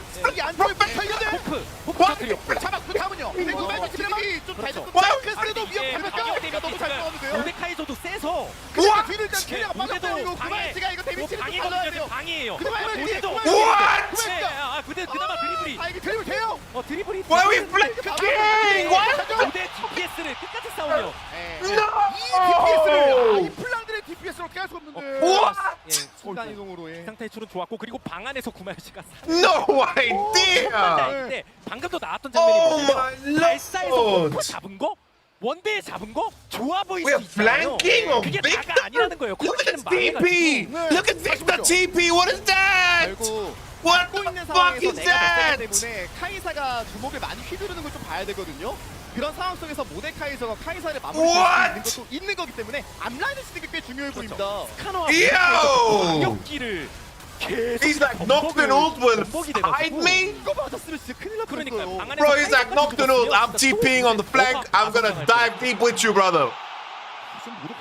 Jesus. Oh my lord. 저렇게 과성장했을 What the hell? 애초에 한타가 DPS가 엄청 좋은 편이에요. 맞습니다. 그리고 T1 입장에서 EWC를 기억해 볼 필요가 있는 게 애니워스 레전드가 했을 때 과감하게 이니시를 하는 장면에서 상대방이 드리블을 해가지고 그거 반격으로 재미나가지고 패배했던 기억들이 있었단 말이에요. 그래서 첫 번째 경기 나왔을 때 그 침착성을 더 강조하면서 칭찬을 했던 건데 이번 경기 다시 한번 그걸 되짚을 필요 있습니다. 지키면서 싸워도 충분히 좋은 조합이기 때문에 너무 안 들어가는 거 필요해요. 그렇죠. 또 한번 봅니다. 그래서 AA도 실제로 저렇게 좀 그냥 뭐 이니시 뭐 과감하게 막 걸긴 해도 T1 입장에서 회피하면 된다는 얘기니까. Nah, this game shouldn't be this hard, bro. 카이사도 카이사인데 빅토르도 살아줘야지. 그러니까 끝까지 DPS가 지금 좀 필요하긴 하거든요. Guys, look at Corki inventory. Look at LeBlanc inventory. How is it close? How is it close? 모데카이저가 그 이후에 날뛰는 장면들을 한번 봤기 때문에 더더욱 그렇습니다. 자, 아래쪽에 How is it close, bro? 약간 넓게 한번 펼치고 있습니다. 그리고 상대가 지금 르블랑이 들어가 있기 때문에 라인 클리어가 안 좋다는 점을 이용해줘서 미드 타워를 미는 거는 T1도 우리가 뭘 잘하고 있는지는 분명히 알고 있습니다. 카이사가 따로 가 있죠? 따로 가 있습니다. 빠르기 때문에. 일단 드래곤을 먹고 합류할 생각을 하고 있습니다. A에도 뭐 지금 눈치채도 무빙 보니까 느낌은 알았어요. 그렇죠. 캐리 한번 노려봤고 레오나 궁이 빠져 있어서 뭘 하기가 애매했죠. 오케이. 다시 한번 도력 위쪽으로 올라가 봅니다. 역으로 한번 볼을 꺾고 어디로 가나요? 모데카이저? 근데 모데카이저가 방으로 또 Okay. Mordekaiser got stunned. Flounder down. They're chasing. Enemy chaser. Tarzan has no flash. He's trying to exit with the E. He gets out. Tarzan staying alive is crucial. So crucial. 그때도 궁각을 재는 과정이 있었던 것처럼 보였죠? 실제로 녹턴이 스페셜드 쓰면서 날아가면은 그걸 모대 입장에서도 막 한 방에 데리고 가거나 이러기가 좀 어려워가지고. 자, 그래서 바로 치는데 이제 모데카이저가 없는 상황입니다. 그러니까 스틸 변수만 좀 생각 잘하면 되는데 이게 근데 스틸을 조심해야죠. 아예 막아주는 게 베스트거든요. 와우. 도란. 그렇죠. 타잔도 뒤로. 좀 더 밀어붙일 수 있습니다. 일단 뒤로 빠지고 있는 타잔. Okay. 완전 망해가지고. I don't know. Tarzan staying alive still makes this awkward. Owner's low HP. They're backing off. 너무 무리 안 해도 유리하긴 하죠. 이득 많이 봤어요. Yo. 말씀해주신 대로. Hope is having a stinker, bro. Hope is having a stinker. Alright, Gumushi, lock in. I want you to have a good job next year. You're deserving, bro. 많이 봤기 때문에 이번 공격은 모데카이저 위주로 됐다는 게 중요한 포인트. You are deserving, brother. 앞선 전투기에서 확실하게 피드백이 된 것처럼 보입니다. 그래서 모데카이저에 대한 딜 집중이 잘 이루어졌었던. 그래서 다시 한번 오랜만에 골드를 좀 위쪽으로 많이 당겼습니다. 그러니까 T1도 알고 있는 것 같아요. 지금 르블랑도 뭔가 벤시까지 섞는 그림이기 때문에 충분히 데미지가 안 나오고 있고 결국 지속딜은 모데카이저한테 기댈 수밖에 없는 상황이거든요. 맞아요. 근데 그 모데카이저가 지속딜을 때리기 위한 조건 자체만 주지 않으면 되니까 자 그 부분에 대한 T1은 피드백을 확실히 하면서 전투를 잘 풀어내고 있습니다. 그래서 제이 베스트가 I don't know. Twitter is just filled with people confidently incorrect. I guess that's what happens when everyone thinks they have a megaphone, bro. And they get positive reinforcement from echo chambers and bots. The world is cucked. 네. 카이사 4코어기 때문에 상대가 너무 대응 안 한다 싶으면 T1 또 칠 수도 있습니다. 지속들이 엄청 빠르거든요. 자, 위쪽으로 스카너의 움직임들을 계속해서 바쁘게 체크를 하고 있습니다. 하지만 이 위치가 좀 Alright, Gumayushi, please. Fucking get a pentakill. Like, Gumayushi, get a pentakill. Like, do it for your career, bro. Gumayushi, do it for your career. Get a pentakill. Get a pentakill, man. 계속 무섭긴 하거든요. Get a pentakill. 나머지 인원들이 확실한 You gotta get a pentakill. 근거가 있을 때까지는 진격을 안 했는데 Get a pentakill for the career, bro. 불러요. 모델 와라. 이거 미리 불 끄면 모델 못 오거든요. 불러요. Alright, here we go again. Attempt number fucking 82. Faker on the flank. 굳이 변수 줄 필요 없을 것 같습니다. There's just chin checking to get the TPs out. I guess they got Flounder TP. Doran, you're almost 16. Doran kiting back on ult. Keria. Keria doesn't land the root. Flounder on the ult. Yo! Guma! Guma! Guma! Guma! 카이사가 같이만 때리면 되거든요. 이렇게 같이 때리면 충분히 이렇게 가능성이 있습니다. 그리고 방금도 방에 녹턴이 Damn! 들어갔던 걸로 봤는데 녹턴이 방 Bro, 안에서 그리고 I have to say, Tarzan is so good. Tarzan is so good. Tarzan is unbelievably good. Tarzan has kept them in this game in crazy ways, bro. Faker's tanky. 아니 이게 스카너가 잘 컸다 보니까 Yo! 넣는 게 좀 매섭거든요. No way! 그렇죠. 일단 타자놓게요. 스카너만 좀 어떻게? 일단 타자는 좀 세긴 해요. 스카너가 Oh. 르블랑 스킬 던지고 봐야 돼요. 너무 단단해요. 페이커와 샹크스, 페이커와 샹크스 타자와 오 도란. 그러니까 1대1 일단 페이커가 잡고 그리고 도란이. 와. 와. 잡나요? Bro, Tarzan is trying so hard. Tarzan is trying so fucking hard. 열매 먹고 버티는 타잔. 이거 구마현 씨가 어쨌든 생존하기 때문에 이거 잡을 수만 있으면 바론으로 이을 수 있는 거거든요. 일단 타자는 생존하기 쉽지 않은 상황이긴 한데 또 드리블하고 싶어도 이번엔 안 되죠. 이렇게 잡아냅니다. T1. 좋습니다. 진짜 눈에 갇혔거든요. 진짜 가시가 너무 컸어요. 왜 이렇게 안 뽑혀요 가시가. 자, 그러면서 19대 12를 만들었습니다. 골드를 리드를 해도 불편하게 만들었던 애니머스 레전드의 그 타자는 그렇습니다. 다시 보시죠. 카이사가 들고 있는 게 없었기 때문에 그냥 샹크스가 카이사 쪽으로 진입해서 Nah, 잡았던 Gumayushi. I swear, Gumayushi. Gumayushi. Gumayushi. As your agent, I need you to step the fuck up, man. Your Kaiser has negative presence, bro. I swear. Gumayushi. Gumayushi, like, your itemization, everything, like, I cannot defend you any longer, my son. Guma lawyers. 심지어 용도 나와 I gotta go bankrupt here, brother. 게다가 하나를 녹여야 되는 입장에서 대지용이 쌓이는 거 보통 부담이 아니거든요. AL도 용까지는 주기 싫겠지만 스카너가 지금 출발을 하고 있어서 그럼 이미 용이 녹고 있습니다. 와, 그래서 이제는 진짜 저 붙이기까지 왔어요. Yeah. I don't know. Either way. 진짜 단단해서. 네. 그리고 T1도 Welcome Navi Gumayushi. FAP라는 거 생각을 많이 해서 Welcome Navi Gumayushi. 주문 폭시자 이런 거 올리고 있어요. I don't know. 결국 방 안에 들어가다 We're focusing on Gumayushi, but hope is also hope is such a pig this game. 완벽하게 발휘되지 않을 수도 있습니다. 그렇죠. 그리고 저희가 Gogi is the biggest oinker ever. 것도 망한 건데 계속 플레이적으로 본인도 그래서 좀 멘탈적으로 He is just 것처럼 보여서 그게 oinking all of the lyrics. 잘못 갔죠? 코르키가 그냥 완전 망했고 본인도 그냥 거기에 휩쓸렸습니다. 네. 그러니까 호프가 그게 약점이다라는 얘기들이 있었거든요. 한타 때마다 스킬도 너무 잘 맞아줘서. 예. 그래서 그 멘탈적인 문제를 발생시킬 정도로 좀 때리다 보니까 이런 상황이 됐고 타자는 여전히 잡히는 거 쉬운 존재는 아닙니다만 전반적으로 애니원스 레전드의 4세트를 정말 뒤흔들어 올 수 있을 만한 아주 좋은 경기를 만들어내고 있는 T1입니다. 네, 바로 버프가 있기 때문에 이거 최대한 시간 지원하면서 페이커가 계속 긁어주고 있는 움직임이죠. 그렇죠. 자, 그리고 내각 포탑까지 한번 건드려줄 수 있을 만한 위치긴 합니다. 타잔을 때려주면서 말이죠. 진짜 스카너한테 대박으로 각만 안 주면 될 것 같아요. 네. 지금 워낙 다들 단단하고 보시다시피. 자, My pick and Victor.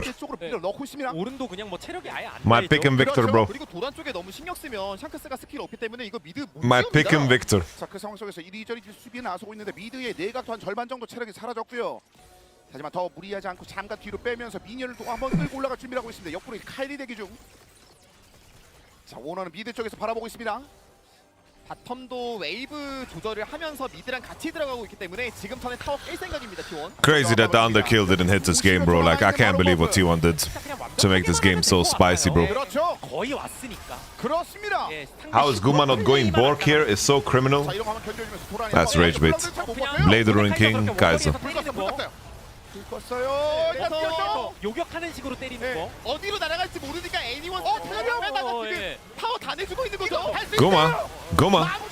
Holy carry out with the snipey flash. GG. 물론 잡히긴 했습니다만 이건 어쩔 수 없는데. 이미 기세는 올라올 대로 올랐습니다. Right. T1. I swear, if Gumayushi fans on Twitter say, see, Gumayushi can play Kaiser, I swear, yo, I swear, you're cooked.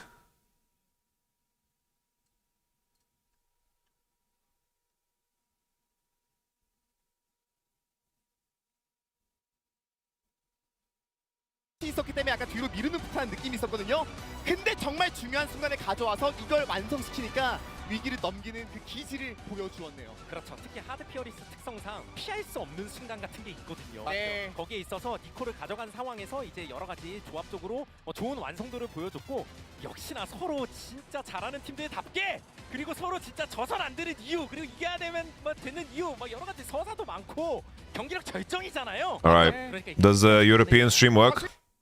That they are still willing, everything on the line, to trust the teammates, go for Guma on the Kai'Sa, and it ends up working. And I gotta say, I gotta put you on the spot, but you came in saying, okay, I've got my two LCK teams on the other side. You know, T1, they're not gonna do it. Maybe I have to give them the benefit of a doubt, but my heart's not really in it. How do you feel Number now? one, bro, I can't play number one, bro. We're gonna get headshots on every platform. A little bit more emotionally invested than I thought, and then threw an Otacon! I didn't know I was invested, and then they did that! I was thinking we were going to get a repeat of the Genji Otacon crash out. No, because everyone keeps doing it. It's not one team specific. All right, let's bring us back down to earth. Emily, talk to me Number about one needs to be that played. did go well early on for T1 in this one. We kill my YouTube bot. On the top side, and this is where Guma really gets Alright guys, ahead, right? We've talked about you guys need to make me whole. My YouTube VOD makes me like 50 bucks. Here we see And now if I play number one candidate, the VOD gets shot. The initial play, but then Guma goes in. The only redeeming thing for AL in this entire exchange is that on the backside of this fight, Bro, this guy just copied my thumbnail, bro. To get a few kills, but this sets Guma ahead, and he ended Play it on mute? What the fuck are you talking about? Alright, Salvation, he got the memo. Salvation got the memo.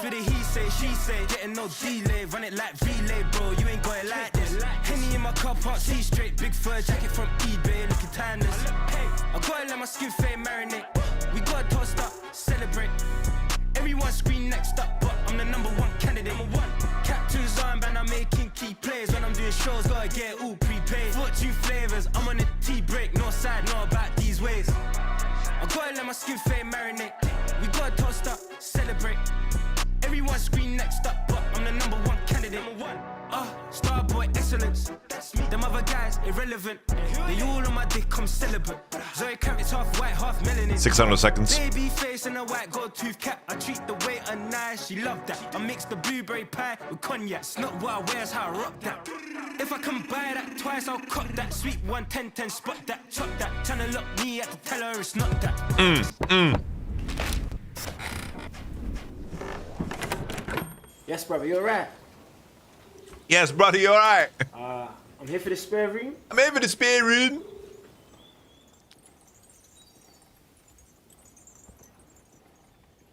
Me filia. Woo! Fucks with it, he say, she say, getting no delay, run it like relay, bro. You ain't got it like this. Henny in my car park, see straight, big fur jacket from eBay, looking timeless. I gotta let my skin fade marinate. We gotta toast up, celebrate. Everyone scream next up, but I'm the #1 candidate.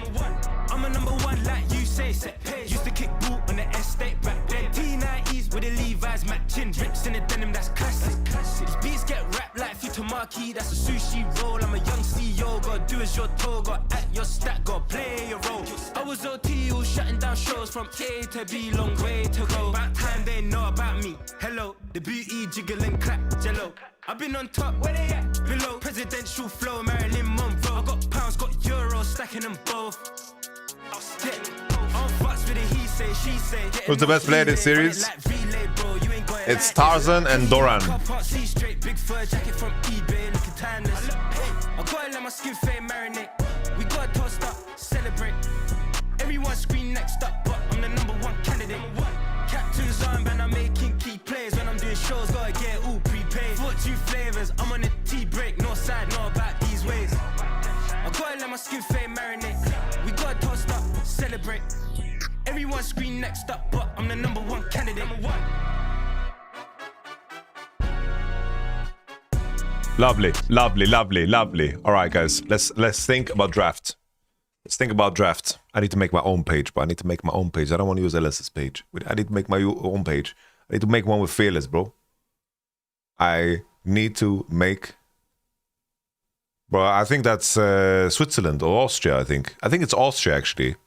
It's Alphorns, no? It's Austria, I think.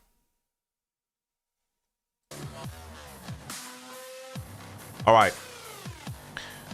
So we're going to assume that AL go on blue, right? AL go on blue. So something we've seen throughout the entire fucking series is Orianna Azir. Artificial, thank you very much for the 5 so appreciate that. You're far too kind. Blue side is going to be the ban from Shankovic, probably.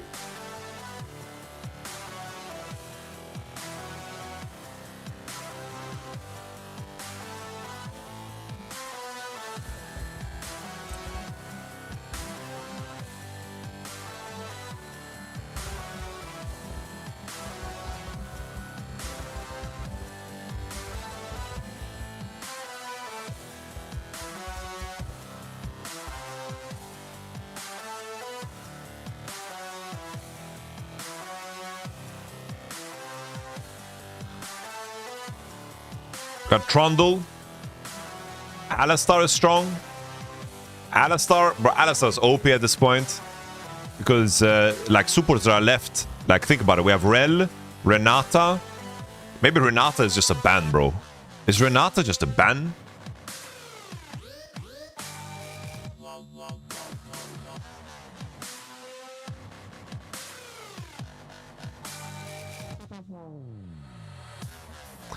Is Renata just a ban? Because it's like jungle-wise, we got Trundle. Trundle will be out, I think. I feel like Hui is so strong at this point, no? Hui is so strong at this point. What is like big comp? I feel like Akali is fucking strong. We have Faker Twisted Fate.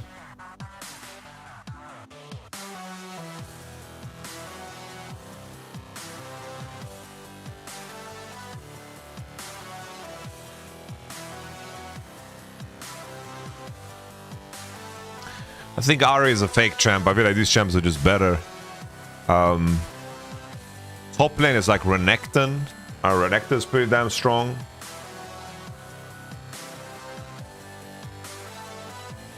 I heard you popping off. What were you popping off about? Huh? I heard you screaming. What were you screaming about? Bro, what was it? Fake is TP, bro. He's like, he tried to mask it with a Nocturne. That shit was crazy, bro. And then I don't know, I'm just having a chat about my stream. I was like, I don't want to open Twitter right now because community fans are going to tell us that he's a good guy to play.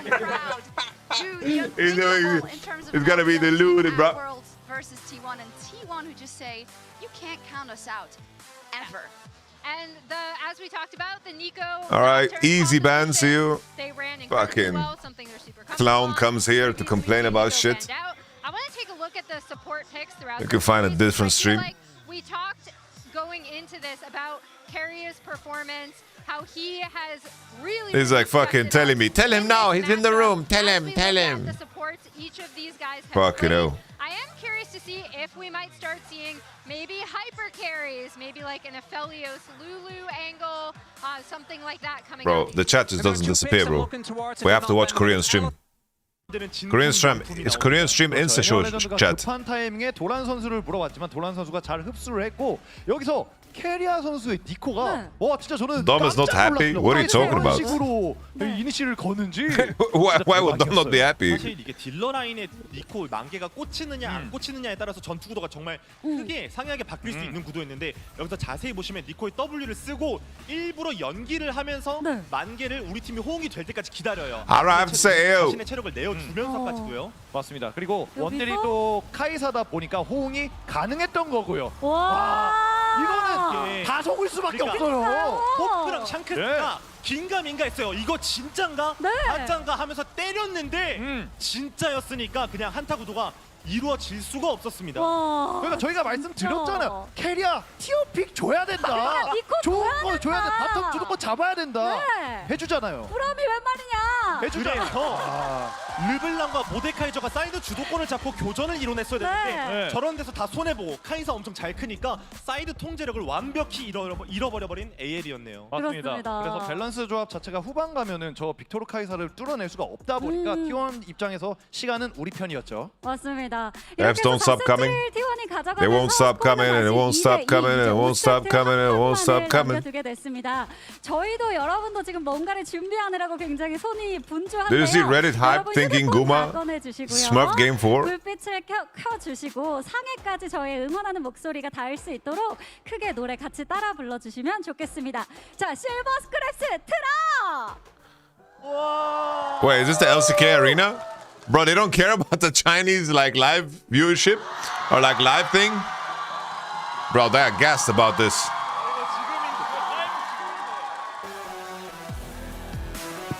They're gassed about these goggles.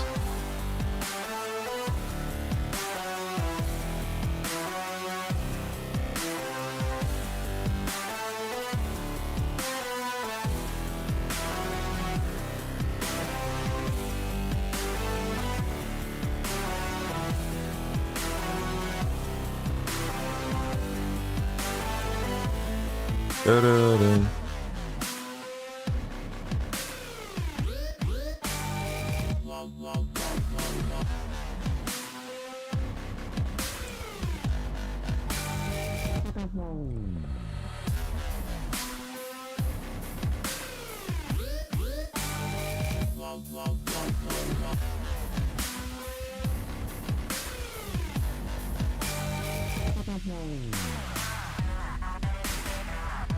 언제나 LPL은 전 세계 팀에게 거친 강처럼 험준한 산처럼 어려운 존재였습니다. 하지만 항상 월지에서는 그보다 더 긴 강에게 더 큰 산에게 가로막혀 좌절했었습니다. T1은 LPL에게 그런 존재였었습니다. 바로 지난 월즈까지 그랬습니다. 그리고 바로 이 순간까지 그렇게 될 수 있다는 것을 LPL은 느끼고 있습니다. 과연 현재 시점에서 LPL은 T1을 넘을 수 있을지 아니면 또 한 번 그 반복되는 역사의 애니원스 레전드조차 휩쓸릴지 이제 5세트를 남겨놓고 있습니다. 애니원스 레전드가 블루 진영을 선택했습니다. 끝까지 왔고 정말 누가 이겨도 안 이상한 애니원즈 레전드 입장에서 말씀하신 대로 T1이라는 큰 벽을 극복할 수 있을 것 같은 뭔가 손에 닿을 것 같은 느낌이 들 수 있겠지만 또 그 한 끗 차이로 좌절해도 이상하지 않은 순간이거든요. 그렇죠. 이런 중압감은 좀 다른 수준의 중압감입니다.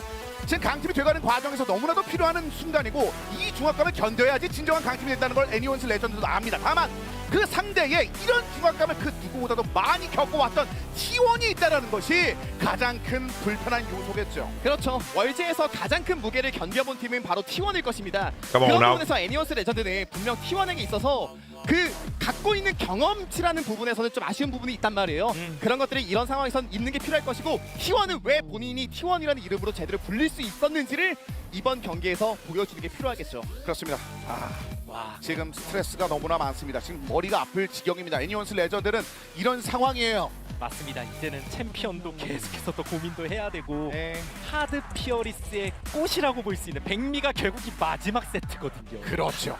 앞에 무엇을 써왔는가, 그리고 무엇이 남았는가, 그리고 I don't know why I'm 남은 lagging so 상황 much, guys. 속에서 최적은 무엇인가, 이런 것들을 Let me try to turn up the VPN again. 맞습니다. 본인들이 갖고 있는 그 준비성에 더해서 조합 밸런스를 어떻게 맞추는지도 참 중요하지만 이게 선수들한테 과연 장착이 되어 있는지 저는 그게 되게 궁금하거든요.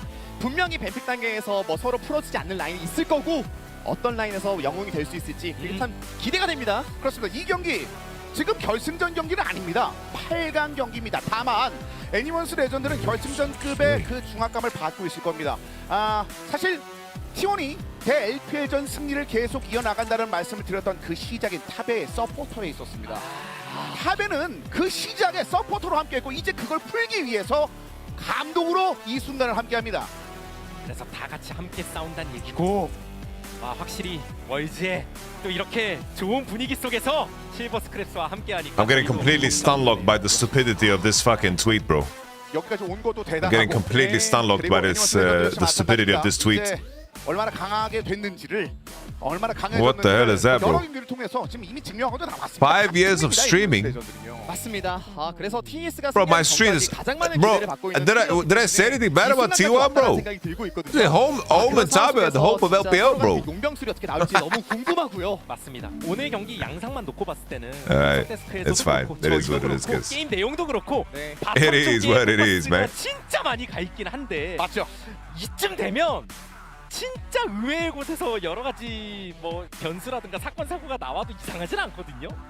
피어리스 뱀픽이라는 것이 그런 거고 5세트라는 시리즈라는 것이 그런 거가 될 수 있으니까 참 전반적으로 이 복잡한 이 상황 속에 과연 이 마지막 세트를 위해서 무엇을 갖고 나왔을지 사실 그 경기를 너무나도 많이 치렀던 이번 월즈에서의 Hope and Shanks both seem to be underperforming today. 까지 왔을 때도 주머니에 뭔가 남아 있을지도 좀 궁금해집니다. I think Shanks is fine. 너무나도 어려운 상황을 많이 겪었기 때문에 Hope has also been fine. They just had a bad game. 분명히 임기응변 능력이 있을 겁니다. And the draft was so. 상황 속에서 결국 페이커라는 그 존재가 분명히 큰 힘을 줄 거라는 생각이 들고 있고요. 서로 뭐 챔피언에 대해서 이야기를 많이 하지만 뭐 플랑들에도 탑에서 정말 챔피언 괴랄한 모습, 페이커도 그 부분에 있어서 정말 여러 가지 챔피언들을 많이 보여주잖아요. 그 서로의 그 조커 카드가 정말 힘을 잘 발휘해 주기를 바랍니다. 그렇습니다. 8강에서 LPL을 만나서 3년 연속 탈락시켰던 T1입니다. 그리고 그걸 4년 연속으로 연결시키고 싶어 하고 있습니다. 하지만 반면 LPL도 마찬가지입니다. Alright, let's go. 11대 0입니다. 월즈에서 만났었을 때. 그러니까 이 부분을 뒤집고 싶을 거예요. 더더군다나 8강에서 만났다 하면 동료들이 다 쓰러지는 거 봤는데요. 그래서 오늘 애니원즈 레전드도 T1을 넘어설 수만 있다면 또 이 월즈 결승전도 그냥 한중전이 확정되는 거라서 진짜 여러 가지 상징적 의미가 크긴 하거든요. 그렇습니다. 진짜 LPL을 스쳐 지나간 진짜 수많은 영웅들이 있잖아요. 지금 그 상황 속에서 진짜 이런 순간을 또 기다리고 있었을 텐데 T1은 분명히 그 I don't know. Do I just reset the stream? 큰 화면에 선수들의 얼굴들이 나오고 있습니다. 그런데 그 누가 나와도 이 헌어성은 꺼지지 않습니다. 지금 뭐 그 누가 나와도 찬사를 받을 만한 경기를 지금 선수들이 펼치고 있습니다. 지금 뭐 여기가 상하입니다. 하지만 양팀을 응원하는 소리는 거의 비슷하게 느껴질 정도로 굉장히 뜨겁고 굉장히 열정적으로 느껴집니다. 어떤 음악을 볼 때나 혹은 게임을 볼 때나 어떤 스포츠를 볼 때 계속해서 이렇게 펼쳐지다가 절정으로 치닫는 순간 이 순간을 위해서 보는 거잖아요. 맞죠? 가장 재밌는 순간입니다. 그 짜릿한 순간, 과연 마지막까지 그 짜릿한 순간을 즐거움으로 Alright, I reset the stream. 만끽할 수 있는 I reset the stream, guys. 지금